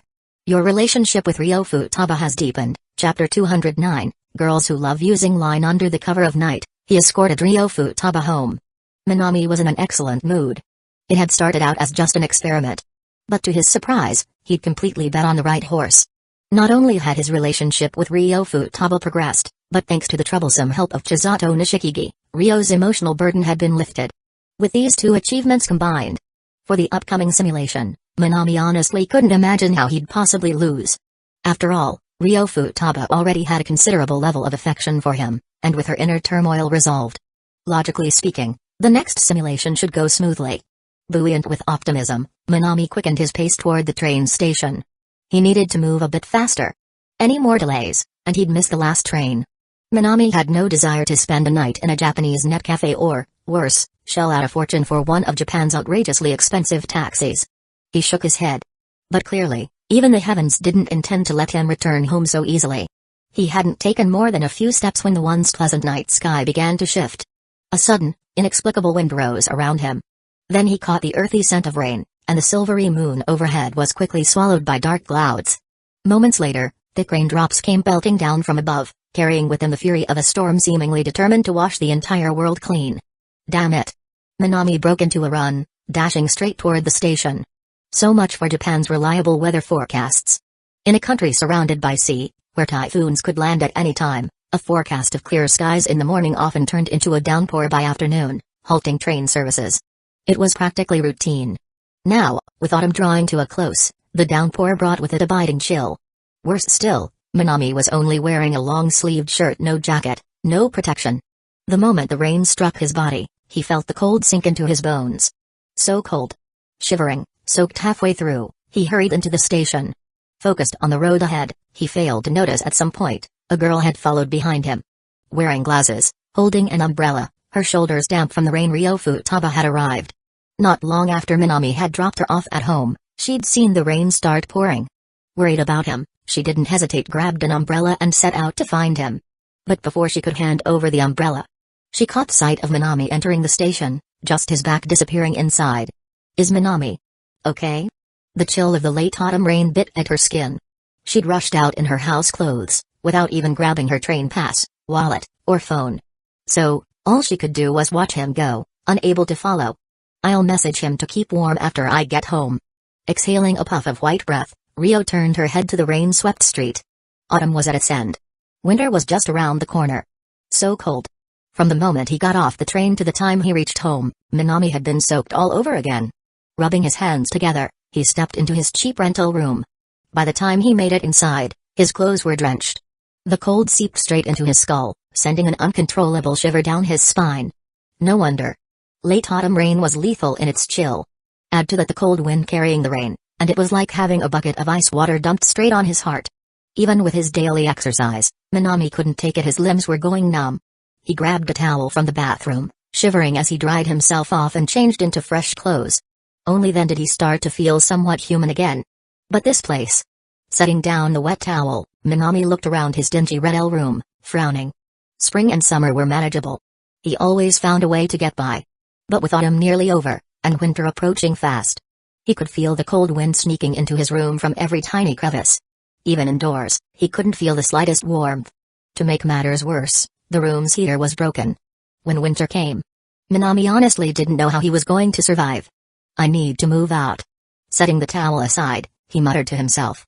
After working part-time at Lyco Reco for a while, he'd saved up a bit. He hadn't moved out earlier because this place was dirt cheap, 70,000 yen a month, and didn't have any glaring flaws. Sure, sometimes he heard enthusiastic moaning from next door, Yamada-san and Nishikigi-san often eavesdropped, and in the humid spring and summer, mold could pop up. But for Minami, those weren't deal-breakers. Still, freezing through winter in a drafty room? That was life-threatening. After a moment's thought, he decided to contact some landlords and check out new places. Dear Miss Cheap Rental, we've been together almost a year, but I'm sorry, it's time I seek a love more worthy of me. He gave the yellowed wall a light pat, sighing wistfully, filled with mock reluctance. It lasted all of 2 seconds. All right. Let's check listings on my phone. Lowering his hand, all previous sentiment vanished. Minami perked up instantly, excited to see what housing options Tokyo had to offer. But just as he raised his finger, he noticed a flood of line messages piling up on his phone. The number of messages was overwhelming. Even Minami couldn't ignore them. It struck him as odd. Why did all these girls suddenly have time to message him today? They usually weren't this enthusiastic. Shaking his head, he reached out and tapped the line notifications. Probably dead. Are you there, Minami? When Minami didn't reply for a while, Hattori Gota sent another message. Probably dead. The weather's getting colder, so stay warm. I'll stop bothering you now. Take care. Minami sighed. Gota-san was as consistent as ever. Honestly, if the simulator hadn't notified him that her social anxiety and low self-esteem had improved, he would have thought she hadn't changed at all. He shook his head, exasperated, but quickly replied. Tokyo's #1 pretty boy, just got home, I'm staying warm. You too, don't catch a cold. After replying, he opened the next message. Lone bass freak, cold. Minami, warm bed. Attached, photo of Yamada's soft, luxurious single bed. Staring at the overly simplistic message, Minami rubbed his forehead and then responded. Tokyo's #1 pretty boy, chill. Cold, hot water bottle, put it on your bed, hug it and sleep, he replied offhandedly and scrolled again. Hello, be happy, okay, Minami-kun. I did great today, didn't I? Praise me, quick. This was from Chisato Nishikigi. She was probably referring to the favor Minami had asked her to help resolve Ryo Futaba's emotional block. And to be fair, even Minami had to admit her capability. She might seem unreliable at first glance, but today she had really come through. So he responded honestly. Tokyo's #1 pretty boy, thanks, Chisato. I'll be counting on you again. After replying to Chisato Nishikigi, Minami's fingers scrolled further. Just as he expected. Chisato, Hattori, and Ryo Yamada had already messaged him. Naturally, next up was Shinjo-san. Her message was simple, blunt, even. The world's Shinjo, transfer 100,000 yen, via line transfer. The world's Shinjo, that cheap rental must be freezing, huh? You're hopeless. Go buy something to keep warm. As expected from the world's Shinjo-san. Lavish and direct. A cool 100,000 yen, just like that. Completely different from a certain spoiled Yamada heiress flaunting her luxury bed while her family runs a hospital. Minami put his palms together in gratitude. This time, he didn't reject Miss Shinjo's financial strike. No choice. He'd soon be searching for a better apartment to rent, and his savings would be drained quickly. Thanks to Shinjo-san, at least he wouldn't have to survive on fumes. Tokyo's #1 pretty boy, payment confirmed. Tokyo's #1 pretty boy, let's call it a loan, a con. I'll pay you back, The world's Shinjo, Humphrey. Attached, an image of her slapping Minami's avatar with a fat wad of cash, finishing the exchange with a Shinjo. Minami's gaze moved further down. The next sender was predictable. Ryo Futaba, whom he'd just seen home. 2 consecutive messages. Schrodinger's catbox, I rushed to the station with an umbrella for you, but saw you'd already gone in. Schrodinger's catbox, take a hot shower, okay? Getting caught in this weather, you'll catch a cold. Simple and straightforward concern. While Minami felt his sturdy, well-trained body wouldn't fall to something like a cold, he reconsidered. Colds were common during seasonal transitions. No need to act tough. He'd take a hot shower later. Decision made, he replied. Tokyo's #1 pretty boy, since you rushed out to bring me an umbrella, that means you got wet too, right? You should take a shower as well. Take care of yourself, okay? After replying, Minami stretched and scrolled down. The rest of the messages were simpler. Najuka Ijechi, Yakui Okita, and Takina Inoue had all messaged him too. The gist was the same. It's cold during seasonal changes, take care of yourself. Maybe it was psychological. But reading those messages, Minami, who had thought he was fine, suddenly shivered. A strange chill ran through him. It wasn't external. It was an internal coldness. No way. He blew his nose and mumbled, am I actually catching a cold? Frowning, he still politely replied to each of the girls. Once done, he stood and headed to the bathroom for a warm shower. Afterward, he felt significantly better. His body had warmed up. Pulling his phone closer, he glanced at the screen. It was past 10. Normally by now, he'd have finished drafting tomorrow's quiz for Kesoku Band. But since he'd gone to Laiko Reko today, he hadn't even started. Yawning, Minami rubbed his eyes. He'd worked half the day at Laiko Reko, got soaked in the rain. Even he wasn't made of steel, fatigue was setting in. He had planned to just lie down and begin Ryo Futaba's simulation, then go straight to sleep. But thinking it over, he couldn't skip the band's quiz. Hitori Gota and Ryo Yamada had finally begun improving their grades. It was crucial to maintain momentum. If he slacked now, it'd crush their drive. Better write the questions. Pushing himself, Minami dragged over the outline, scanning it quickly before leaning over to draft. With his teacher level 2 skill, his question writing process had become sharper. Combined with his solid knowledge base, what usually took an hour, he finished in just 30 minutes today. Amazing. I really am something. Looking at the neatly arranged quizzes, Minami gave a weary but satisfied smile. He could either ace Tokyo University or fall back on a career as a stellar teacher. A perfect, well-rounded youth he was rare indeed. Alright, perfect? He set aside the papers and slipped into bed. Pushing through his fatigue to finish the quiz had worn him out. Today, he felt heavier than usual. But he didn't mind. Yawning, he reached out, swiping open the simulation screen. With the quiz ready, his next task was simple. Staring at Ryo Futaba's name on a simulation list, Minami was certain this time, he would succeed. Chapter 210, What the heck is a Yuri route? Minami wasn't in a rush to start the simulation. As usual, before beginning, he first checked his remaining heartthrob points. Remaining heartthrob points, 660. Thanks to today's interaction with Ryo Futaba, his total heartthrob points had increased, reaching 660. Plenty. Satisfied, Minami nodded at the total. With 660 points, even if this simulation went sideways, he'd still have enough to run it again and make things right. In that case, no need to hesitate. He tapped Ryo Futaba's name. Simulation target, Ryo Futaba, status, holds affection, somewhat attentive. Minami nodded silently. The tag desires to be saved had vanished from her profile without him noticing. That meant his efforts today hadn't been in vain. Start simulation? Yes or no? Yes. He confirmed, letting his consciousness sink into the simulation. On a late autumn night, she asked if the two of you could become friends. It was her first step forward, an effort to move past the shadows of her junior high years. You could never truly imagine the amount of courage it took for this reclusive girl to simply say she wanted to be your friend. In her period of self-loathing and inner conflict, your willingness to reach out made you far more than just an ordinary friend in her eyes. You gave her courage, and she naturally wants to return that sentiment. Your relationship with Ryo Futaba has deepened. You and Ryo Futaba have become friends, starting off as friends already. Watching the relationship progression with Ryo Futaba, Minami couldn't help but nod approvingly. Compared to the lukewarm starts of the first 3 timelines, this was lightning fast.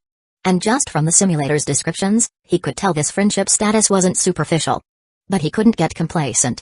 Though Ryo Futaba's emotional burden had been partially lifted with the help of Chisato Nishikigi, and she was beginning to accept herself, it wasn't over yet. Minami knew all too well how tricky this simulator could be. To completely untangle the knots in Ryo Futaba's heart, a single heart-to-heart wasn't going to cut it. It would take time. With that in mind, Minami continued reading. Deep down, you understand clearly this is no time to let your guard down. This delicate and sensitive girl, though beginning to accept herself under your influence, is still a ticking time bomb of adolescent emotion. To fully defuse the bomb in her heart, time is essential. To avoid rushing things and to accelerate her healing steadily, you decide to seek outside help. This is a special option, life-changing choice. Please choose carefully. 1. Ryo Futaba seems to get along with Chisato Nishikigi. Girls bonding with girls is the best. Choose Chisato Nishikigi and Takina Inoue as support. 2. Nothing opens hearts like the power of music. Even someone like Hitori Gota found her way. Choose Kasoka Band as support. 3. Healing takes time, and where do you spend the most time with Ryo Futaba? School. Choose Akon Shinjo and Rika Takarada as support. 4.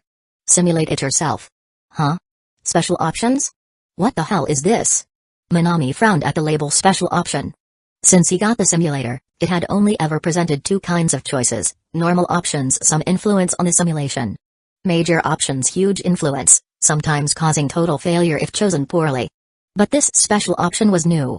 He had no clue what it meant.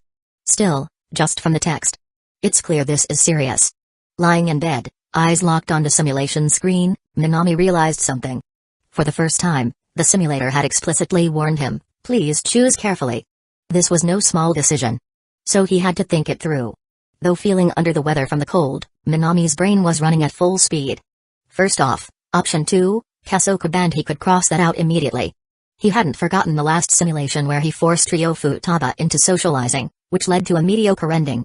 Back then, the group he had her join? Kasoka Band. Sure, Najika Ijichi and Ikuyo Kita could light up the room. But shoving Ryo, who had no knowledge of or interest in music, into their world? Unrealistic. Strike that one out. Same logic applied to option 3, Akon Shinjo and Rika Takarada. Lately, Akon and Rika had truly become close friends. As neighbors, Rika often visited to watch tokusatsu shows. Apparently, after the cultural festival, she'd gained an appreciation for acting and wanted to explore that world. Their bond was tight. Inserting Ryo into that duo? Forced. Besides, tokusatsu wasn't even something Ryo liked. Which left, by process of elimination. Option 1 it is. Minami turned his gaze to option 1, Chisato Nishikigi and Takina Inoue. The work environment at Lyco Reco was genuinely pleasant. Chisato Nishikigi was warm and outgoing, while Takina Inoue, despite her reserved demeanor, clearly cared for others. Plus, Ryo Futaba herself was quite interested in coffee and got along very well with Chisato. Choosing option 1 seemed like a safe bet. It should be fine to choose option 1. But what's really bothering me is the meaning behind that special option. Minami muttered to himself. What exactly did the simulator mean by special option? And what was the implication behind it? Honestly, Minami couldn't quite figure it out. But sitting on it wouldn't help the situation. Reaching out, Minami tapped option 1. You think Lyco Reco's work environment is an ideal fit, and the energetic Chisato Nishikigi could definitely help untangle Ryo Futaba's inner struggles. After some thought, you invite Ryo Futaba to work part-time at Lyco Reco, but to your surprise, since Ryo was already interested in coffee and Chisato had previously extended an invitation, joining Lyco Reco was a natural progression. Nice. Minami was satisfied with this development. Just as expected, Lyco Reco was the perfect place for Ryo Futaba. He continued reading. Your judgment was correct. The warm, people-focused environment of Lyco Reco was ideal for someone like Ryo Futaba, who tended to be withdrawn. Regularly interacting with customers and meeting all kinds of people was a gradual but effective remedy for her reclusive nature. Under Chisato Nishikigi's sunny guidance, Ryo quickly adapted to the busy pace of Lyco Reco, leveraging her natural attention to detail. Ryo Futaba and Chisato Nishikigi's relationship has deepened. Ryo Futaba and Chisato Nishikigi have become friends. Minami raised an eyebrow at the sudden relationship update. Friends already? Chisato really moved fast. But then again, it made sense. Her social skills were practically level for a true social dynamo. Ryo didn't stand a chance against that. Minami shrugged and kept reading. To help Ryo integrate faster, Chisato made extra efforts behind the scenes, introducing her to more people. This greatly improved Ryo's personality and helped her feel at home in Lyco Reco's circle. Ryo Futaba and Chisato Nishikigi's relationship has deepened. Huh? Again? Another relationship deepened prompt? Something felt off. Minami couldn't put his finger on it, But he sensed something wasn't right. He continued reading. As Rio gradually settled into the group, Lyco Reko's staff began accepting the quiet, glasses-wearing girl you had introduced. Given her natural interest in coffee, Rio eagerly learned brewing techniques from the shop owner, Mika. In her free time, she practiced the skills taught by Mika, and sometimes, even during work, she would absent-mindedly start brewing coffee. At those moments, Chisato would step in to help smooth things over as the experienced senior. Rio Futaba and Chisato Nishikigi's relationship has deepened. Hiss. Minami exhaled sharply. Something was definitely off now. This was his simulation with Rio Futaba, right? So why was it Chisato and Rio stacking affection points like some loyalty program? Where the hell am I? Is this a Yuri route? Minami stroked his chin and scrolled on, unable to look away. Mika, the owner, wasn't always at the shop due to his commitments to the orphanage. During his absence, Rio would often ask Chisato for brewing advice. As a Lyco Reko staff member, Chisato had mastered Mika's techniques, and under her detailed instruction, Rio's skills improved rapidly. Chisato's unwavering support left Rio, who often leaned on her for help, filled with gratitude. Minami closed his eyes. Memories from the simulation began flooding in scene. Lyco Reko counter, shortly after work. Chisato rested her cheek on her hand, watching Rio brew coffee, her lips curved in a sweet smile. Ah. Not like that, little Rio. When pouring, do it like this. Keep your wrist steady. Pour the hot water first onto the filter paper. Steam drifted from the kettle as water flowed over freshly ground coffee. Chisato, leaning on the counter, whispered gentle reminders, her golden hair bouncing under a bright red ribbon. Under her guidance, Rio nodded softly, pressing the kettle and circling her wrist. You're really all thumbs, huh? Chisato giggled, covering her mouth, inching closer. Her fair fingers touched Rio's pale hand. Don't be nervous. Remember the 226 method I showed you? Like this. Until the coffee grounds bloom, then swirl the pot a bit. Get the flavors to mingle. From behind, Chisato guided Rio's wrist, gently moving it. MMH. Rio responded quietly, breath catching as warmth tickled her ear. Her pale face, kissed by the reddish hue of sunset, blushed faintly. Two girls laughing behind the counter, the moment glowing soft and serene. Rio Futaba and Chisato Nishikigi's relationship has deepened. Rio Futaba and Chisato Nishikigi have become close companions? Minami stared. Huh? Wait a minute. Miss Futaba, Miss Nishikigi. What are you two doing? Minami blinked in disbelief. All those repeated relationship deepened notifications had already seemed off. Now, with this vivid scene from the simulation flooding his mind, it felt completely absurd. Was this what the special option meant? Is this seriously a Yuri route? Even Minami, normally calm and collected, couldn't keep a straight face. This was way too special option. Wasn't it? And where's my role? Aren't I the male protagonist of this simulation? Minami shook his head. This unexpected twist had truly caught him off guard. But thinking it over, the bond between two girls, blossoming naturally. Well, maybe it wasn't so bad. Chapter 211, Morning Kiss. Minami didn't particularly mind girls getting cozy with other girls. But he had a vague sense of realization. The true meaning behind the special option likely wasn't about some Yuri route, but rather the deepening relationship between Rio Futaba and Chisato Nishikigi represented nothing more than Rio gradually integrating into the Lyco Reko cafe circle. Whether her bond with Chisato would evolve beyond that, Minami figured that was pretty unlikely. Sure, Chisato hailed from the Yuri anime Icarus recoil, but in reality, her preferences weren't that skewed. After all, if Chisato were truly into girls, the first one to suffer would have been Takina Inoue. Guess we'll see how this plays out. Minami murmured, eyes fixed on the pale blue system screen.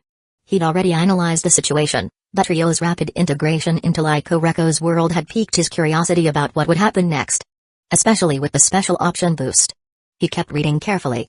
You watched the interactions between Chisato Nishikigi and Rio Futaba unfold, feeling genuinely pleased to see Rio fitting into Lyco Reko's atmosphere so quickly. Not just Chisato Takina Inoue, Mizuki Nakahara, Kurami, and even the manager Mika all welcomed the glasses-wearing girl with warmth and kindness. Once reclusive and withdrawn, Rio Futaba now smiled more each day, thanks to Chisato's influence. Gradually, she found herself enjoying life at Lyco Reko far more than the cold, empty space she called home. Her work at the cafe, her exchanges with friends, these slowly unraveled the knots in her heart. She began to gain courage, slowly accepting her own flaws. Her previous self-loathing began to subside, thanks to your support, Chisato's encouragement, and Takina's quiet care, and through it all, she never forgot it was you who brought her into Lyco Reko, you who gave her the courage to take that first step on that autumn night. She wanted to repay you, But she was uncertain, unsure of how to start, because no matter the challenge, you always seem to handle everything perfectly. No matter how difficult the situation, there was little she could do to truly help you.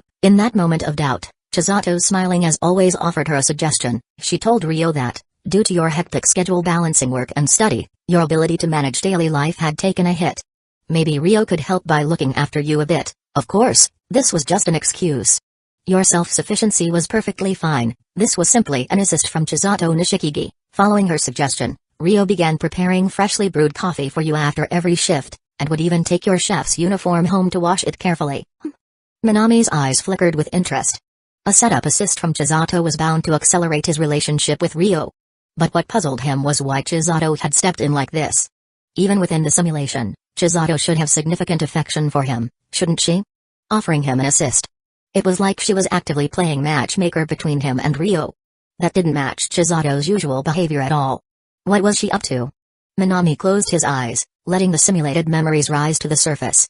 Minami really wanted to understand why Chisato Nishikigi was acting this way. Unfortunately, even with the simulated memories, he couldn't figure out what went on in the mind of that golden-haired girl, always smiling brightly and full of whimsical, off-the-wall ideas. Could it be she wants Rio Futaba to join her and Takina Inoue?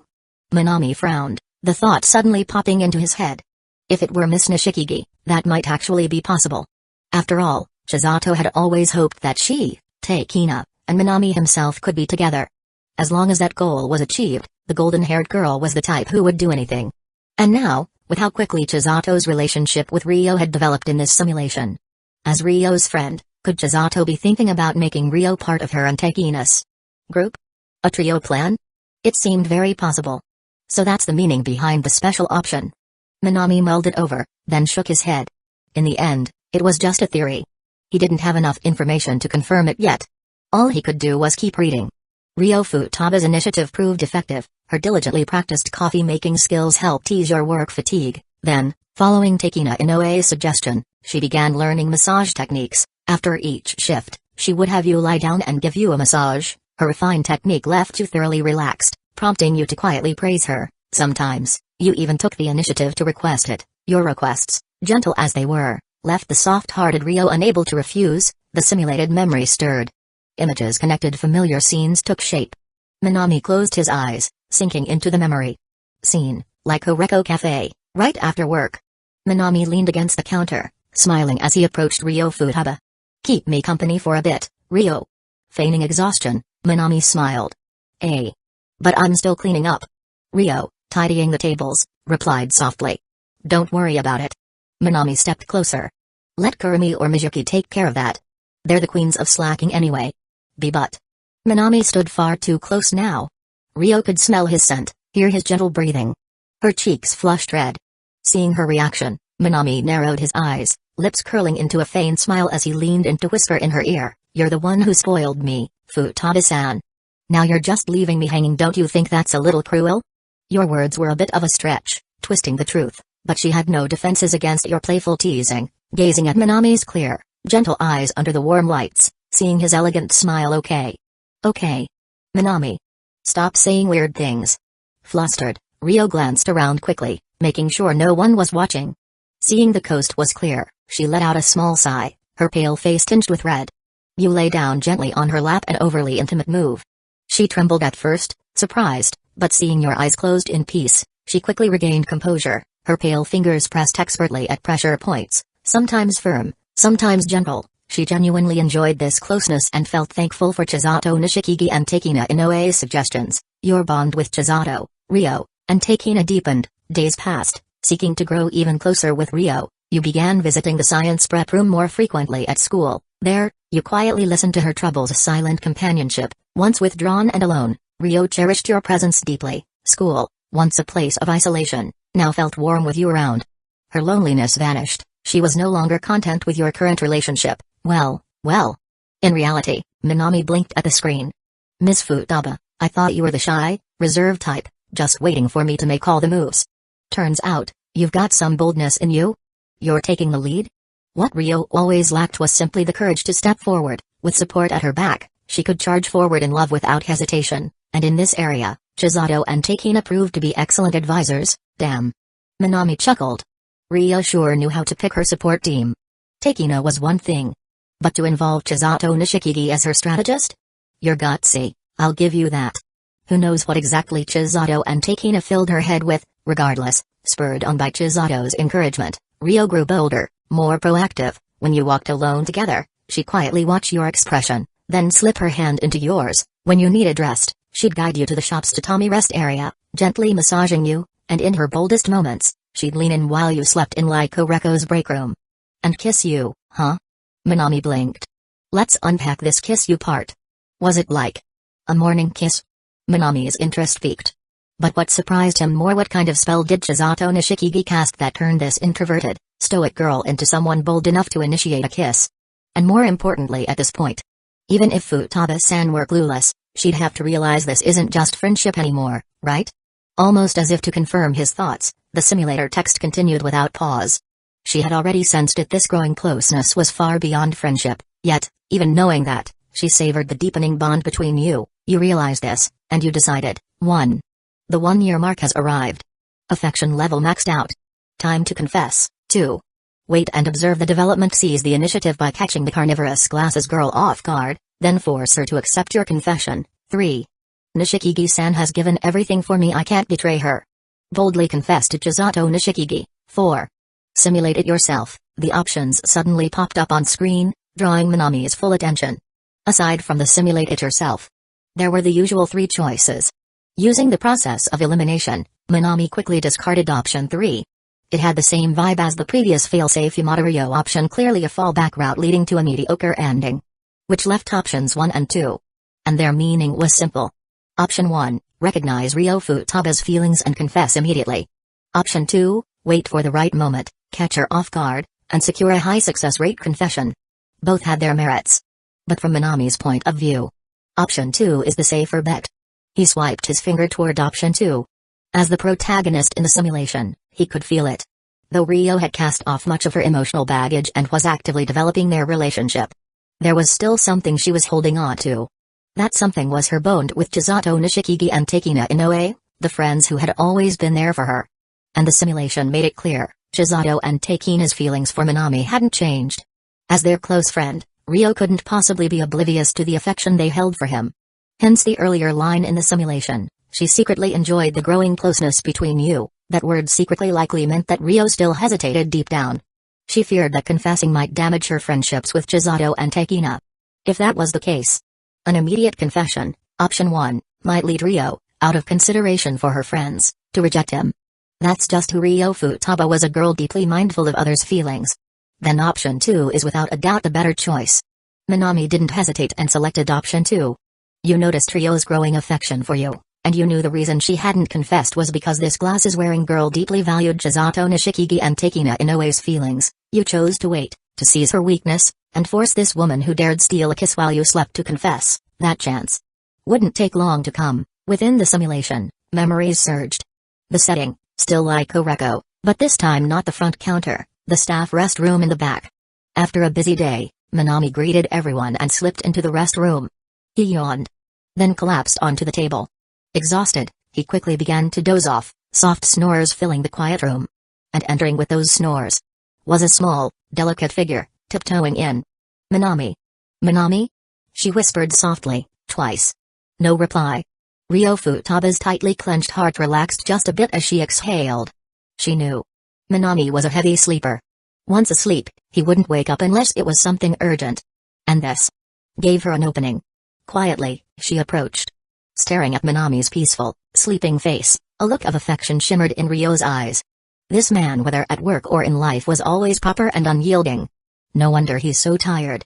She leaned down, gently brushing aside his messy bangs. To avoid her long hair brushing his face and waking him, she carefully tucked it behind her ear. Then, lowering her head, closing her eyes, her pink lips softly touched the side of his face. But then Ryo froze. Something felt off.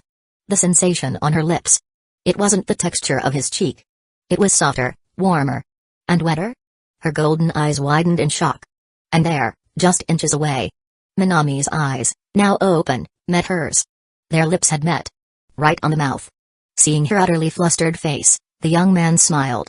Chapter 212, a trio? A 4-person ending?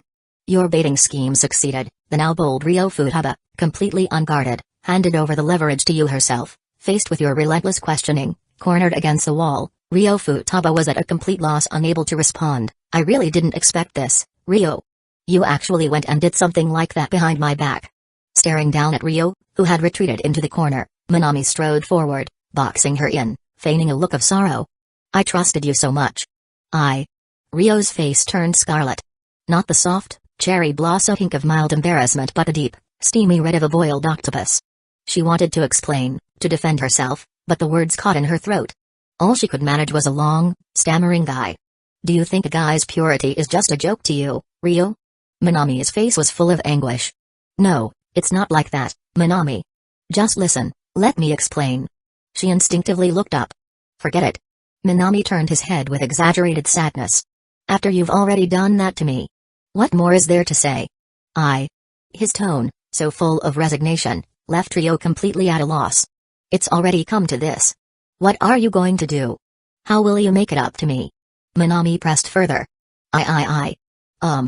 Her pale fingers trembling, Rio fumbled in her pocket, pulling out her wallet. She dumped out a dozen 10,000 yen bills, lowering her head. I only have this much for now. Do I look like the kind of guy who's satisfied with money? Sigh. I can't believe this is how you see me. Minami tore his gaze away from the bills with great effort, shaking his head and sighing. There's only one way to fix this now. Whatever it is, I'll do it. Completely losing her composure, Rio could only follow Minami's lead, her voice filled with anxiety. She couldn't bear the thought that this one moment of impulse might ruin everything between them. Only now did she realize just how much this young man who had been by her side both at school and at work meant to her. So no matter what Minami asked for, as long as it was reasonable, legal, and fair, she was truly willing to make amends. Holding her breath, Rio waited for Minami's answer. And then, Rio, take responsibility.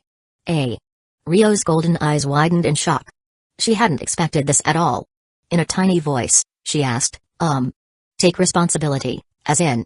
Of course, become my girlfriend. Go out with me. Minami flashed a mischievous smile. That handsome face of his always seemed like he was plotting something when he smiled like that.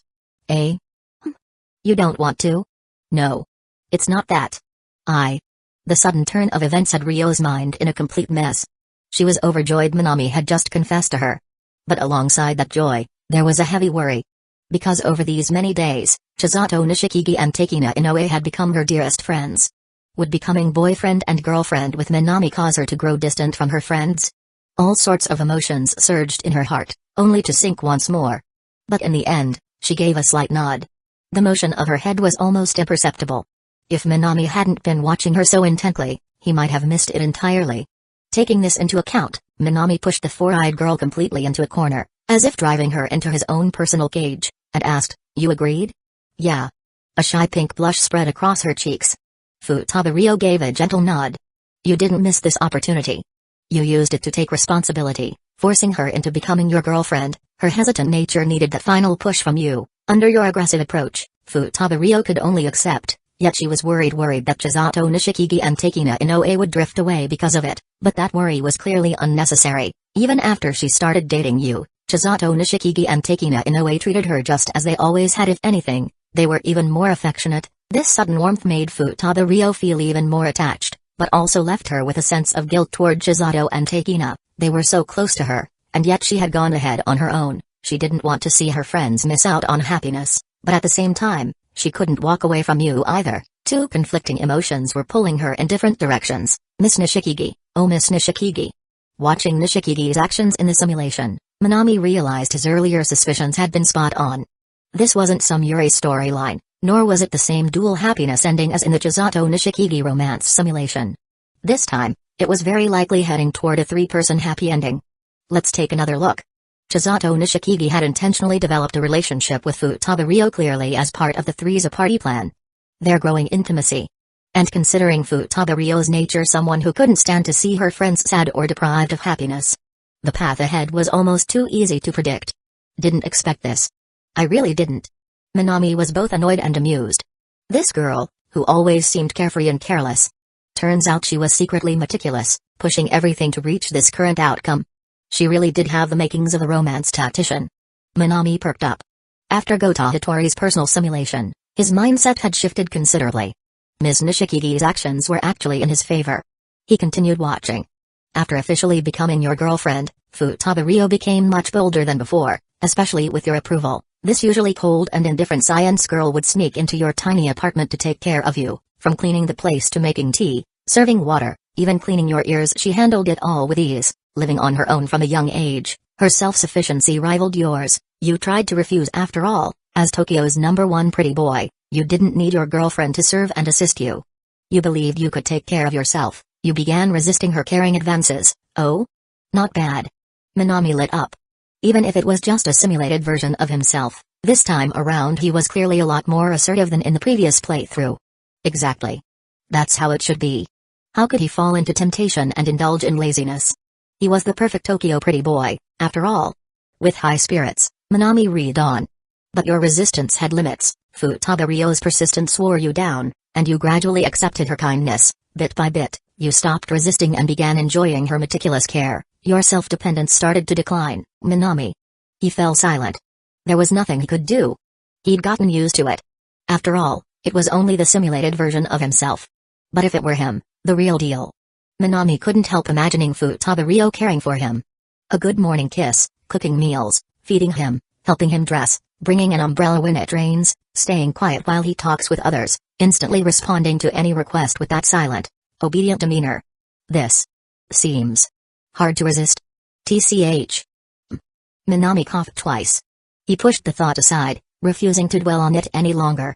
You accepted Futaba Ryo's dedicated care, yet when it came to working with Chisato Nishikigi and Takina Inoue, she remained uncertain. Her bond with them deepened, the more time she spent with the imaginative, golden-haired Chisato, and the cold, silent, black-haired Takina, the more she realized their love for you was no less than hers. She didn't want to lose you, but she also didn't want her friendship with them to end. With those feelings in her heart, she seemed to have made a decision. She began subtly testing your limits. For example, she'd occasionally show you anime or dramas with harem endings. She'd secretly ask what you thought of the male and female leads in the simulation. Memories resurfaced.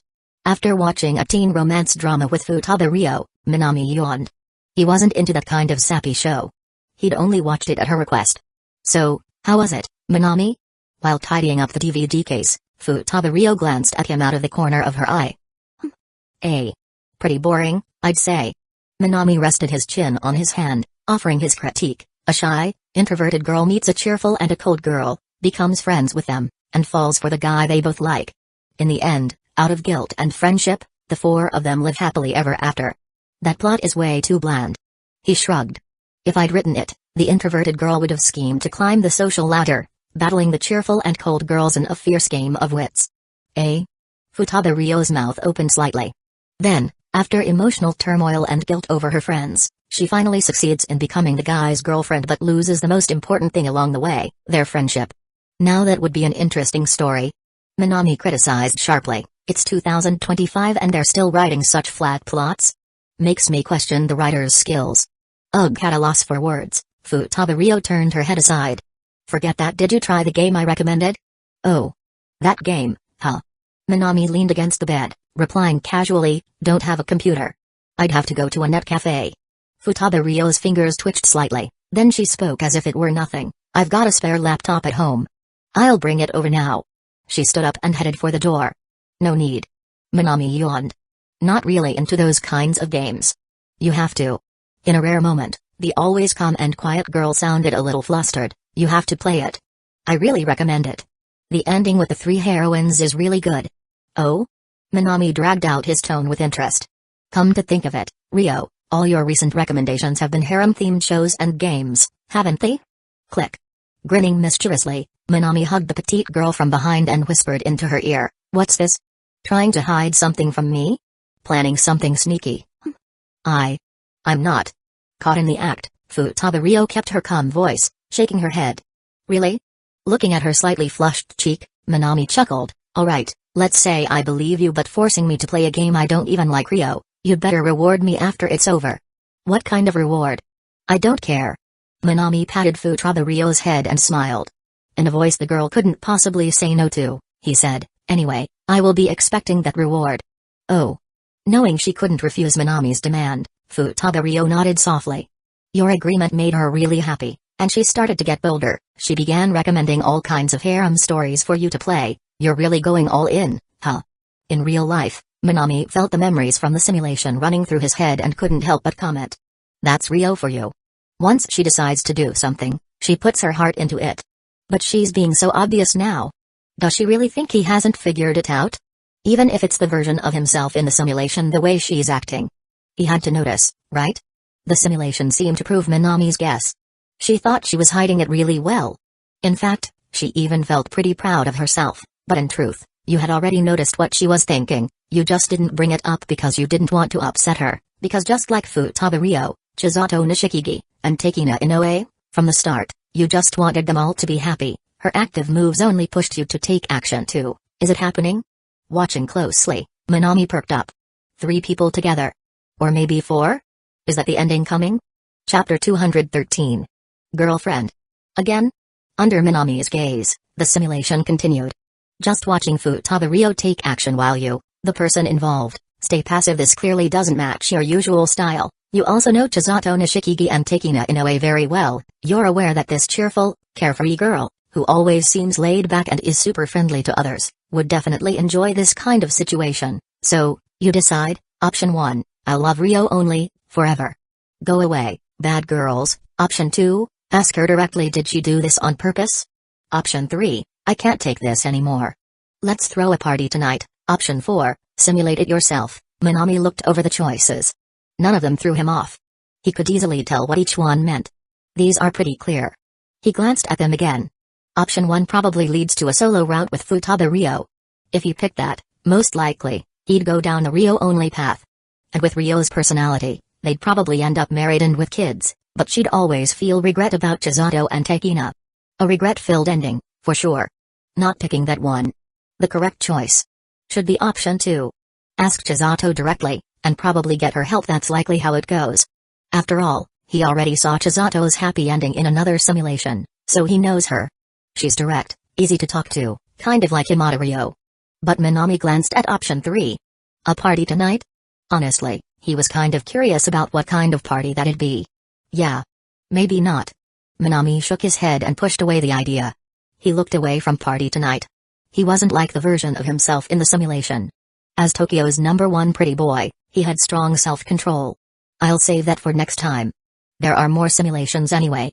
Decision made, Minami picked option 2. You decide to test your guess and ask Chisato Nishikigi if she planned all this. Without hesitation, Chisato admits it honestly. She also tells you she made friends with Futaba Rio from the heart. Seeing such a shy and quiet girl, she naturally wanted to help, even if Rio might like the same guy she did. That's just the kind of girl Chisato is, someone who can't ignore others. Memories flashed. Minami sank into them. It was probably one night. Futaba Rio and Takina Inoue had gone out to buy drinks. Mizuki Nakahara and Kurumi were hiding in the back room of Laiko Reko after finishing work. Inside the cafe, only Minami remained, wiping a plate with his chef's hat off. Beside him, a cheerful golden-haired girl was grinning, showing her perfect white teeth. So you already expected this. Or should I say, planned it from the start, right? Still polishing the plate until it gleamed, Minami asked. Yep. Chisato answered casually, smiling brightly. Taking is a given, but I can't leave Rio alone either. She overthinks everything. Besides you, no one else can really take care of her. Ouch. Smack. A sharp sound. Before she could finish, Chisato yelped. Minami slowly moved his finger away from her forehead. Hee hee. Hearing no scolding from him, Chisato chuckled. She knew he agreed with her and kept talking. Now everything's good. Rio's accepted us, and we're fine with being with her too. Hee hee. Minami-kun, this is all thanks to me. Praise me. She puffed her chest proudly, clearly happy with how things turned out. Yeah, thanks to you. Minami shook his head with a small smile.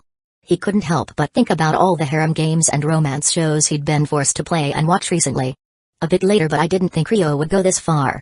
Chisato looked thoughtful, a bit surprised. She hadn't expected Futaba Rio to accept both her and Takina so quickly. And even sneakily get Minami to accept this four-way relationship too. She thought she'd need more time to convince Rio. That's just how she is. Minami put down the plate, now dry. He knew. Futaba Rio was the kind of person who'd do anything for her friends. She didn't want to see Chisato or Takina unhappy. So she chose to share, a choice most people wouldn't even consider. Futaba was serious and sometimes way too stubborn. Take care of your friendship with her, Chisato. Minami said softly. I know. Hearing the weight in his voice, Chisato's usual playful look faded. She had already seen Futaba as her best friend. Of course she wouldn't hurt her. Because Chisato and Futaba are real friends, Chisato didn't want to keep you just to herself and Takina, in her mind full of wild ideas. She never holds back when it comes to sharing good things with friends. What do you mean by keep me just to her and Takina? Minami chuckled as he read that. So Chisato had it all planned out from the start? And was totally ready to share him? This girl. But after seeing this part of the simulation, he felt more at ease. He had guessed before that Ryo's sudden boldness was because of Chisato pushing her and Ryo's guilt toward her and Takina. But it was just a guess, not solid proof. Now that Chisato had admitted it herself, he could finally relax and keep reading what happened next. After that, you asked Takina Inoue how she felt about it. To your surprise, this always serious and cold-faced girl agreed with Chisato Nishikigi's view. She accepted Futaba suddenly joining in. For this black-haired girl, you, Chisato, and Reko are her whole world. She respects your thoughts, and Chisato's too. Even though she looks distant, she actually cares a lot about the girl with glasses. Now that you know how both of them feel, you decide. Option 1. Show your closeness with Chisato and Takina, to gently remind Futaba that you've already accepted her. Option 2. No need to beat around the bush. Be straight with Futaba and tell her everything. Sometimes, you just have to take the lead. Option 3. Great. Finally, no more holding back. Let's throw a party tonight. Simulate it yourself. Another party? Minami was speechless. Just how obsessed was the simulated version of himself with parties? Why the sudden urge for a party? The timing clearly wasn't right yet. He ruled out option 3, then looked at options 1 and 2. Both options clearly meant telling Futaba the truth, helping her understand the situation. Option 1 meant a subtle hint, while option 2 meant just being direct. But Minami leaned toward option 2. Just like before, in Futaba simulation she was someone who overthinks everything. Showing her affection from afar might only make her worry more. And with her personality, sometimes she needs someone to give her a little push. Just like what Chisato and Minami had done before. With that in mind, he didn't hesitate and picked option 2. Option 2, no need to beat around the bush. Be straight with Futaba and tell her everything. Sometimes, you just have to take the lead. Thinking about Futaba personality, a hint wouldn't help. She needs a push, so, together with Chisato Nishikigi and Takina Inoue, you decide to clearly tell her how you feel. Futaba is shocked by your honesty, but before she can say much, Chisato pulls her into a hug and laughs brightly. Oh, I didn't think Ryo-chan was thinking about us this much. Chisato hugged Futaba tight. She laughed and also thanked her for everything she'd done. Futaba face turned red. She hadn't expected Minami to figure her out so quickly.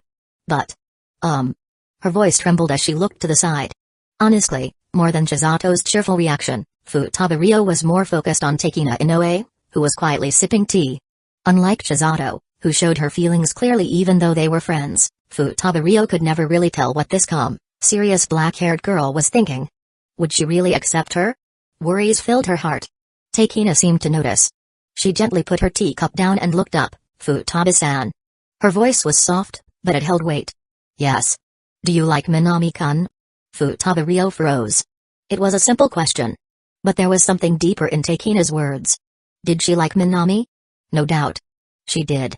Whether it was him helping her through tough feelings, or reaching out to her over and over, keeping her close to Reko. All of it showed how much she liked him. But liking someone wasn't everything. She'd be sharing him with Chisato and Takina. Could she keep feeling this way? That was the big question. She started thinking. Time felt both fast and slow. Under Takina's calm gaze, Futaba finally spoke. Yeah, I like Minami. No stuttering. No hesitation. She had already worked it out in her heart. She answered calmly. And now, she waited for Takina's reply. What did she think? In her gaze, the black-haired girl placed her hands on her knees and nodded. I see. Huh. That simple answer left Futaba stunned. She'd expected more. That's it? What else? Takina asked calmly. I just needed to know if you liked him. Now that I do, there's nothing else I need to worry about. Takina answered plainly, then paused. Oh, right, one more thing. Like a bride meeting her in-laws, she bowed respectfully with 3 fingers placed together. Let's get along from now on, Ryo. She spoke gently and lowered her head. Wait, no. I should be the one. I'm not worthy. Please take care of me too, Takina. Futaba was caught off guard by the bow. She quickly bowed too, doing the same gesture. Both bowed at each other. Chisato laughed from the side. Alright. We're all gonna share a bed now. No need for all the formal stuff. She boldly pulled Minami, Futaba and Takina together and grinned. This is what they call a one-husband two-wife system. Chisato proudly declared the one-husband two-wife setup right in front of you. Later that night, you gave this smug, golden-haired girl's butt a good spanking. She didn't ask to stop, though. Holding your hand, she kept bugging you to put ointment on her butt. Chapter 214. Springs contrail, just the right flavor. Nice. This is going really well. In reality, Minami let out a satisfied voice. He was pretty sure now. Up to this point, he hadn't made any wrong choices. Everything he picked was right on target. Futaba inner struggles were resolved. Chisato Nishikigi and Takina Inoue had accepted her. A good future was basically waving at him from inside the simulation. But this still isn't the time to relax. Minami, curled up under his blanket, sneezed. He'd gotten caught in the cold autumn rain, and now he was feeling chilly, tightly wrapped in the covers. He hadn't forgotten besides Chisato Nishikigi and Takina Inoue there was one more thing he had to face. That was Futaba-san still needs to go study abroad. Leaning against his blanket, Minami didn't forget this event, which was basically a turning point in Futaba life. It hadn't happened yet because they were still in their second year of high school. But once third year began, everyone would have to face this issue. With that thought in mind, Minami kept his eyes on the simulator as the text kept changing. You and Ryo, Chisato, and Takina grew even closer. The four of you officially became lovers. Even though you became a couple, your daily life didn't change much. Going to and from school each day, your routine stayed pretty much the same. The only real change was that the bond between the four of you was now much stronger than before. With no more doubts or worries holding her back, Futaba got bolder, and sometimes, with Chisato's encouragement, she would sneak into your small apartment. At times like this, Takina Inoue would step in, trying to calm things down and stop the two of them. But even with Takina's efforts, Chisato never really held back. Having finally gotten everything she wanted, this fearless, golden-haired girl clearly wanted to take things further with you. Just holding hands and hugging wasn't enough for her anymore. Sometimes, she would kiss you first, or even boldly say, I'm wearing special underwear today, and I don't mind if you see it. Seeing this, both Takina Inoue and Futaba didn't say much, but they definitely started to feel the pressure. They also began acting bolder. At their request, you gave each of them a spare key to your small apartment,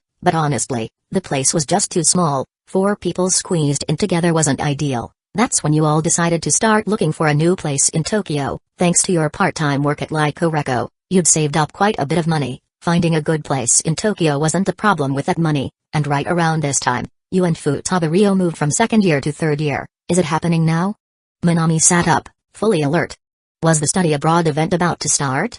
Finding a new apartment was important, but so was the pressure of third-year studies. You cut back your hours at Lyco Reco but didn't neglect your schoolwork. You also noticed something. Unlike you, who cut back on work, Futaba seemed busy with something else and also stopped coming to Lyco Reco. In her absence, Chisato Nishikigi and Takina Inoue kept the cafe running, and even when you and Futaba were busy, they often brought snacks from the cafe to share and chatted with you both. Thanks to Chisato and Takina's company, even though life was busy, it never felt boring or heavy for you and Futaba. But you weren't the only one who noticed. Chisato and Takina also saw it. Futaba wasn't just busy with studying, she was clearly up to something else.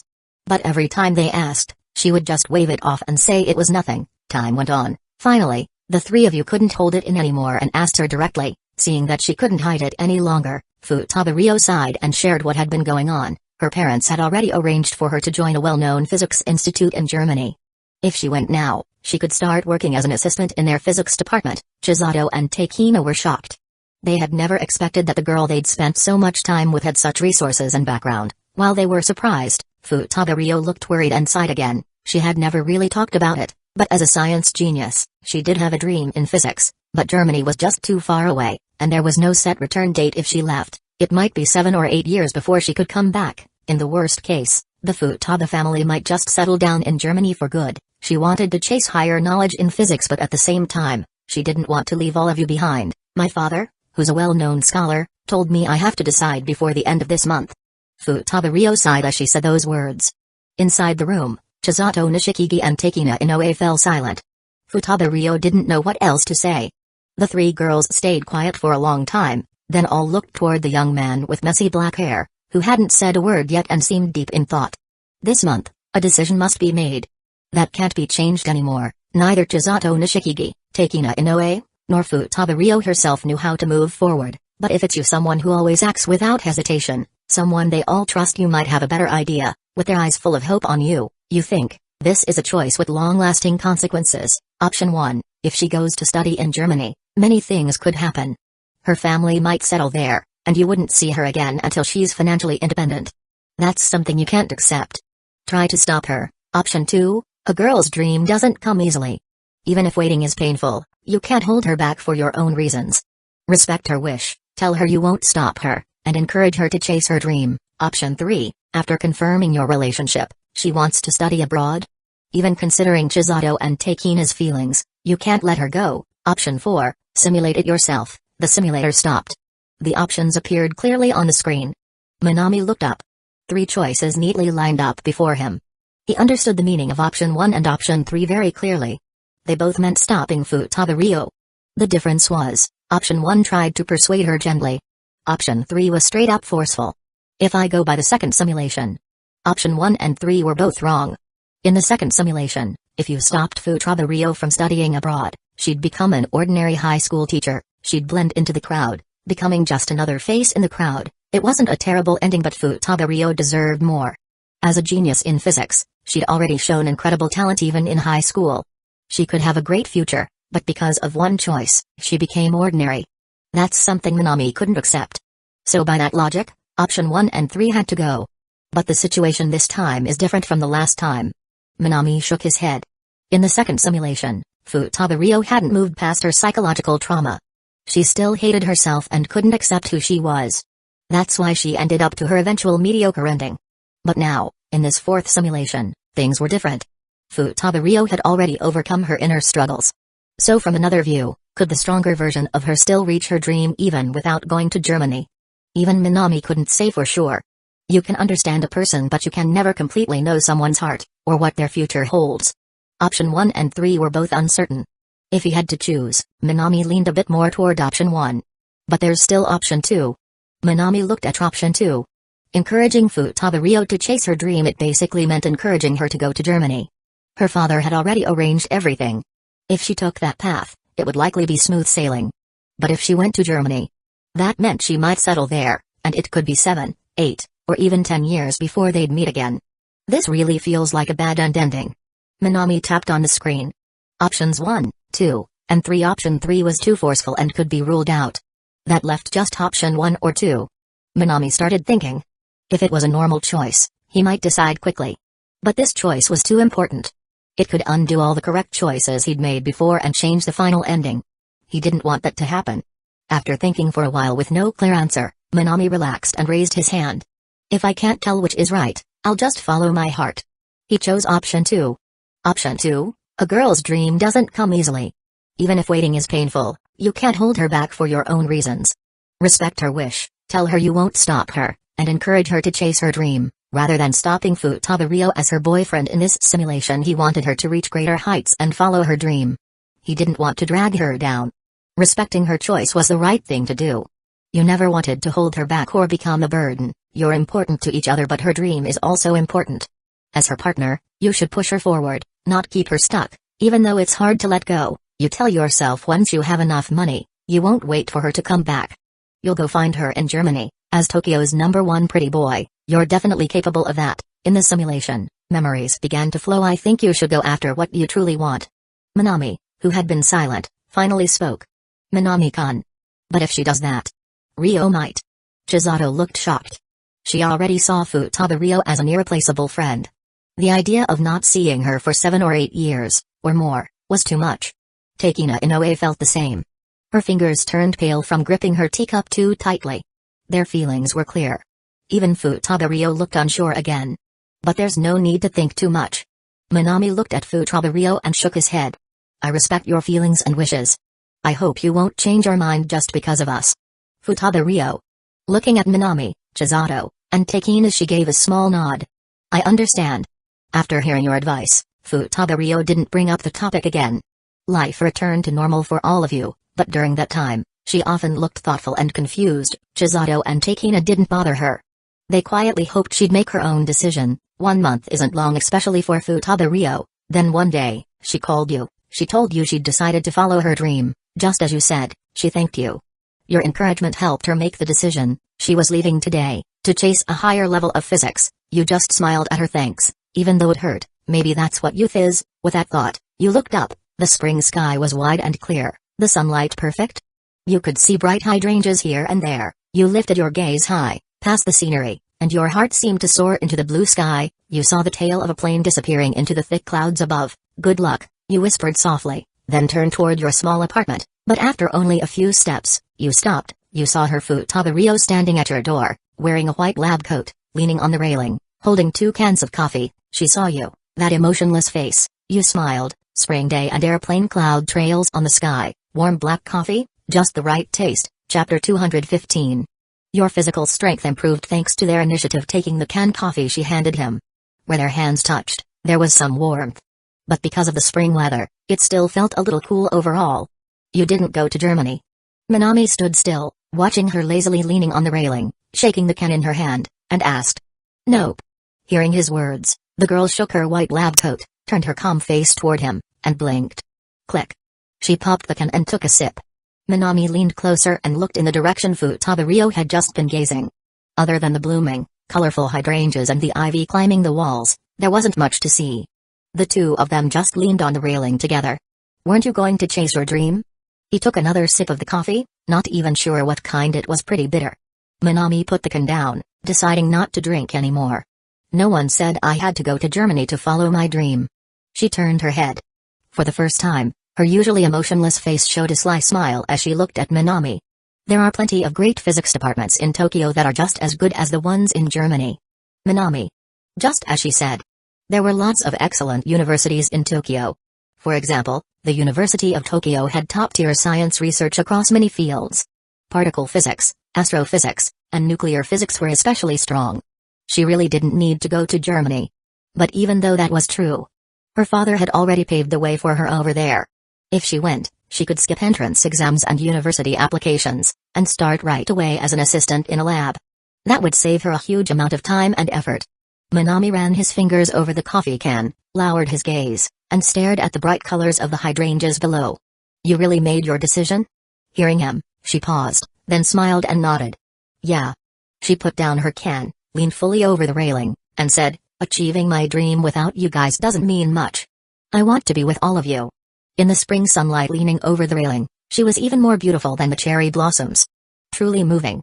She didn't go to Germany, just like you encouraged her to follow her dream and her heart. She made the choice she thought was best. Without you all by her side, chasing her dream alone wouldn't mean anything. That day, the girl who always showed no tricks in love, gave her first sly smile. That night, after staying with her for hours, you stood up to walk her home, but she hugged you tight and wouldn't let go. I don't want to go home tonight, Minami. Futaba Rio softly called his name with deep affection. Minami instantly understood what she meant. He didn't insist on walking her back to her empty home. He quietly closed the door of his small apartment.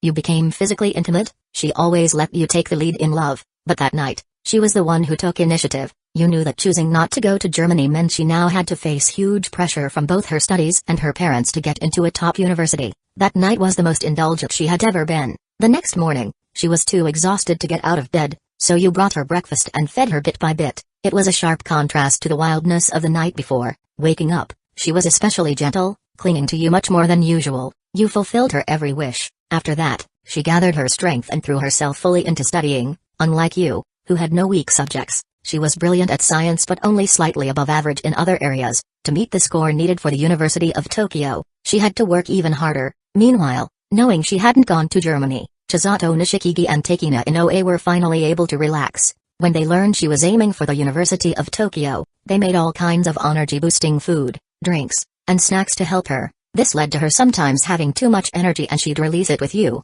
You were both happy and in pain because of this, because it wasn't just Futaba Rio. Chisato Nishikigi and Takina Inoue noticed Futaba Rio becoming more mature, no longer just a shy girl, wanting to be treated equally. Almost at the same time, they also became physically close with you, based on that principle, that you are not allowed to be partial, almost without distinction. Both of them also had their turn with you after that. Your bond with all of them grew stronger. This should have been a good thing, but now, on top of your studies, you had to deal with 3 different kinds of attention. You're really calling that just attention?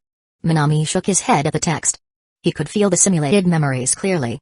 Among the 3 girls, Takina Inoue and Futaba Ryo were especially intense, always seeking him out. On the other hand, the one who talked big, Chisato Nishikigi, was now the one taking care of him most. My stress is through the roof. I have to take college exams too, right? Aren't they worried I'll fail? Minami sighed and kept reading.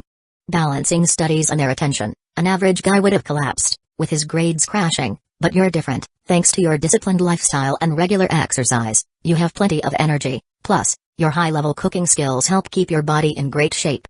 Being close with them actually made you healthier. Chisato Nishikigi, Takina Inoue, and Futaba Ryo's physical strength slightly dropped. Your grades and physical strength slightly improved, huh?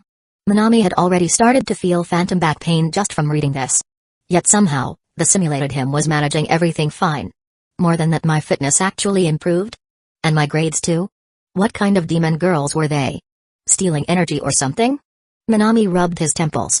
This simulator had gone completely off the rails. Could he really handle all that? Oh wait. Minami rubbed his chin. Maybe he could. Just like the simulation said, he trained daily. His fitness level was at 8 way above the average guy. Add in level 4 cooking and the Shouji Hitori, happiness, his body management was solid. TCH. Minami glanced back at the simulator. Weird. Really weird. All his perfect pretty boy self-discipline was being used. For this? Well, not the worst thing. Still, if it messes with Futaba Ryo's study prep, that's no good. He muttered to himself. After clearing his mind, he looked back at the simulator text. You noticed Futaba Ryo's declining stamina and quickly figured out the reason. To help her focus, you made a deal: no more sneaking around. You'd control yourself too, with your firm rules. Futaba Ryo returned to her normal schedule, and her health recovered. Spending lots of time studying with you, her natural smarts helped her learn quickly.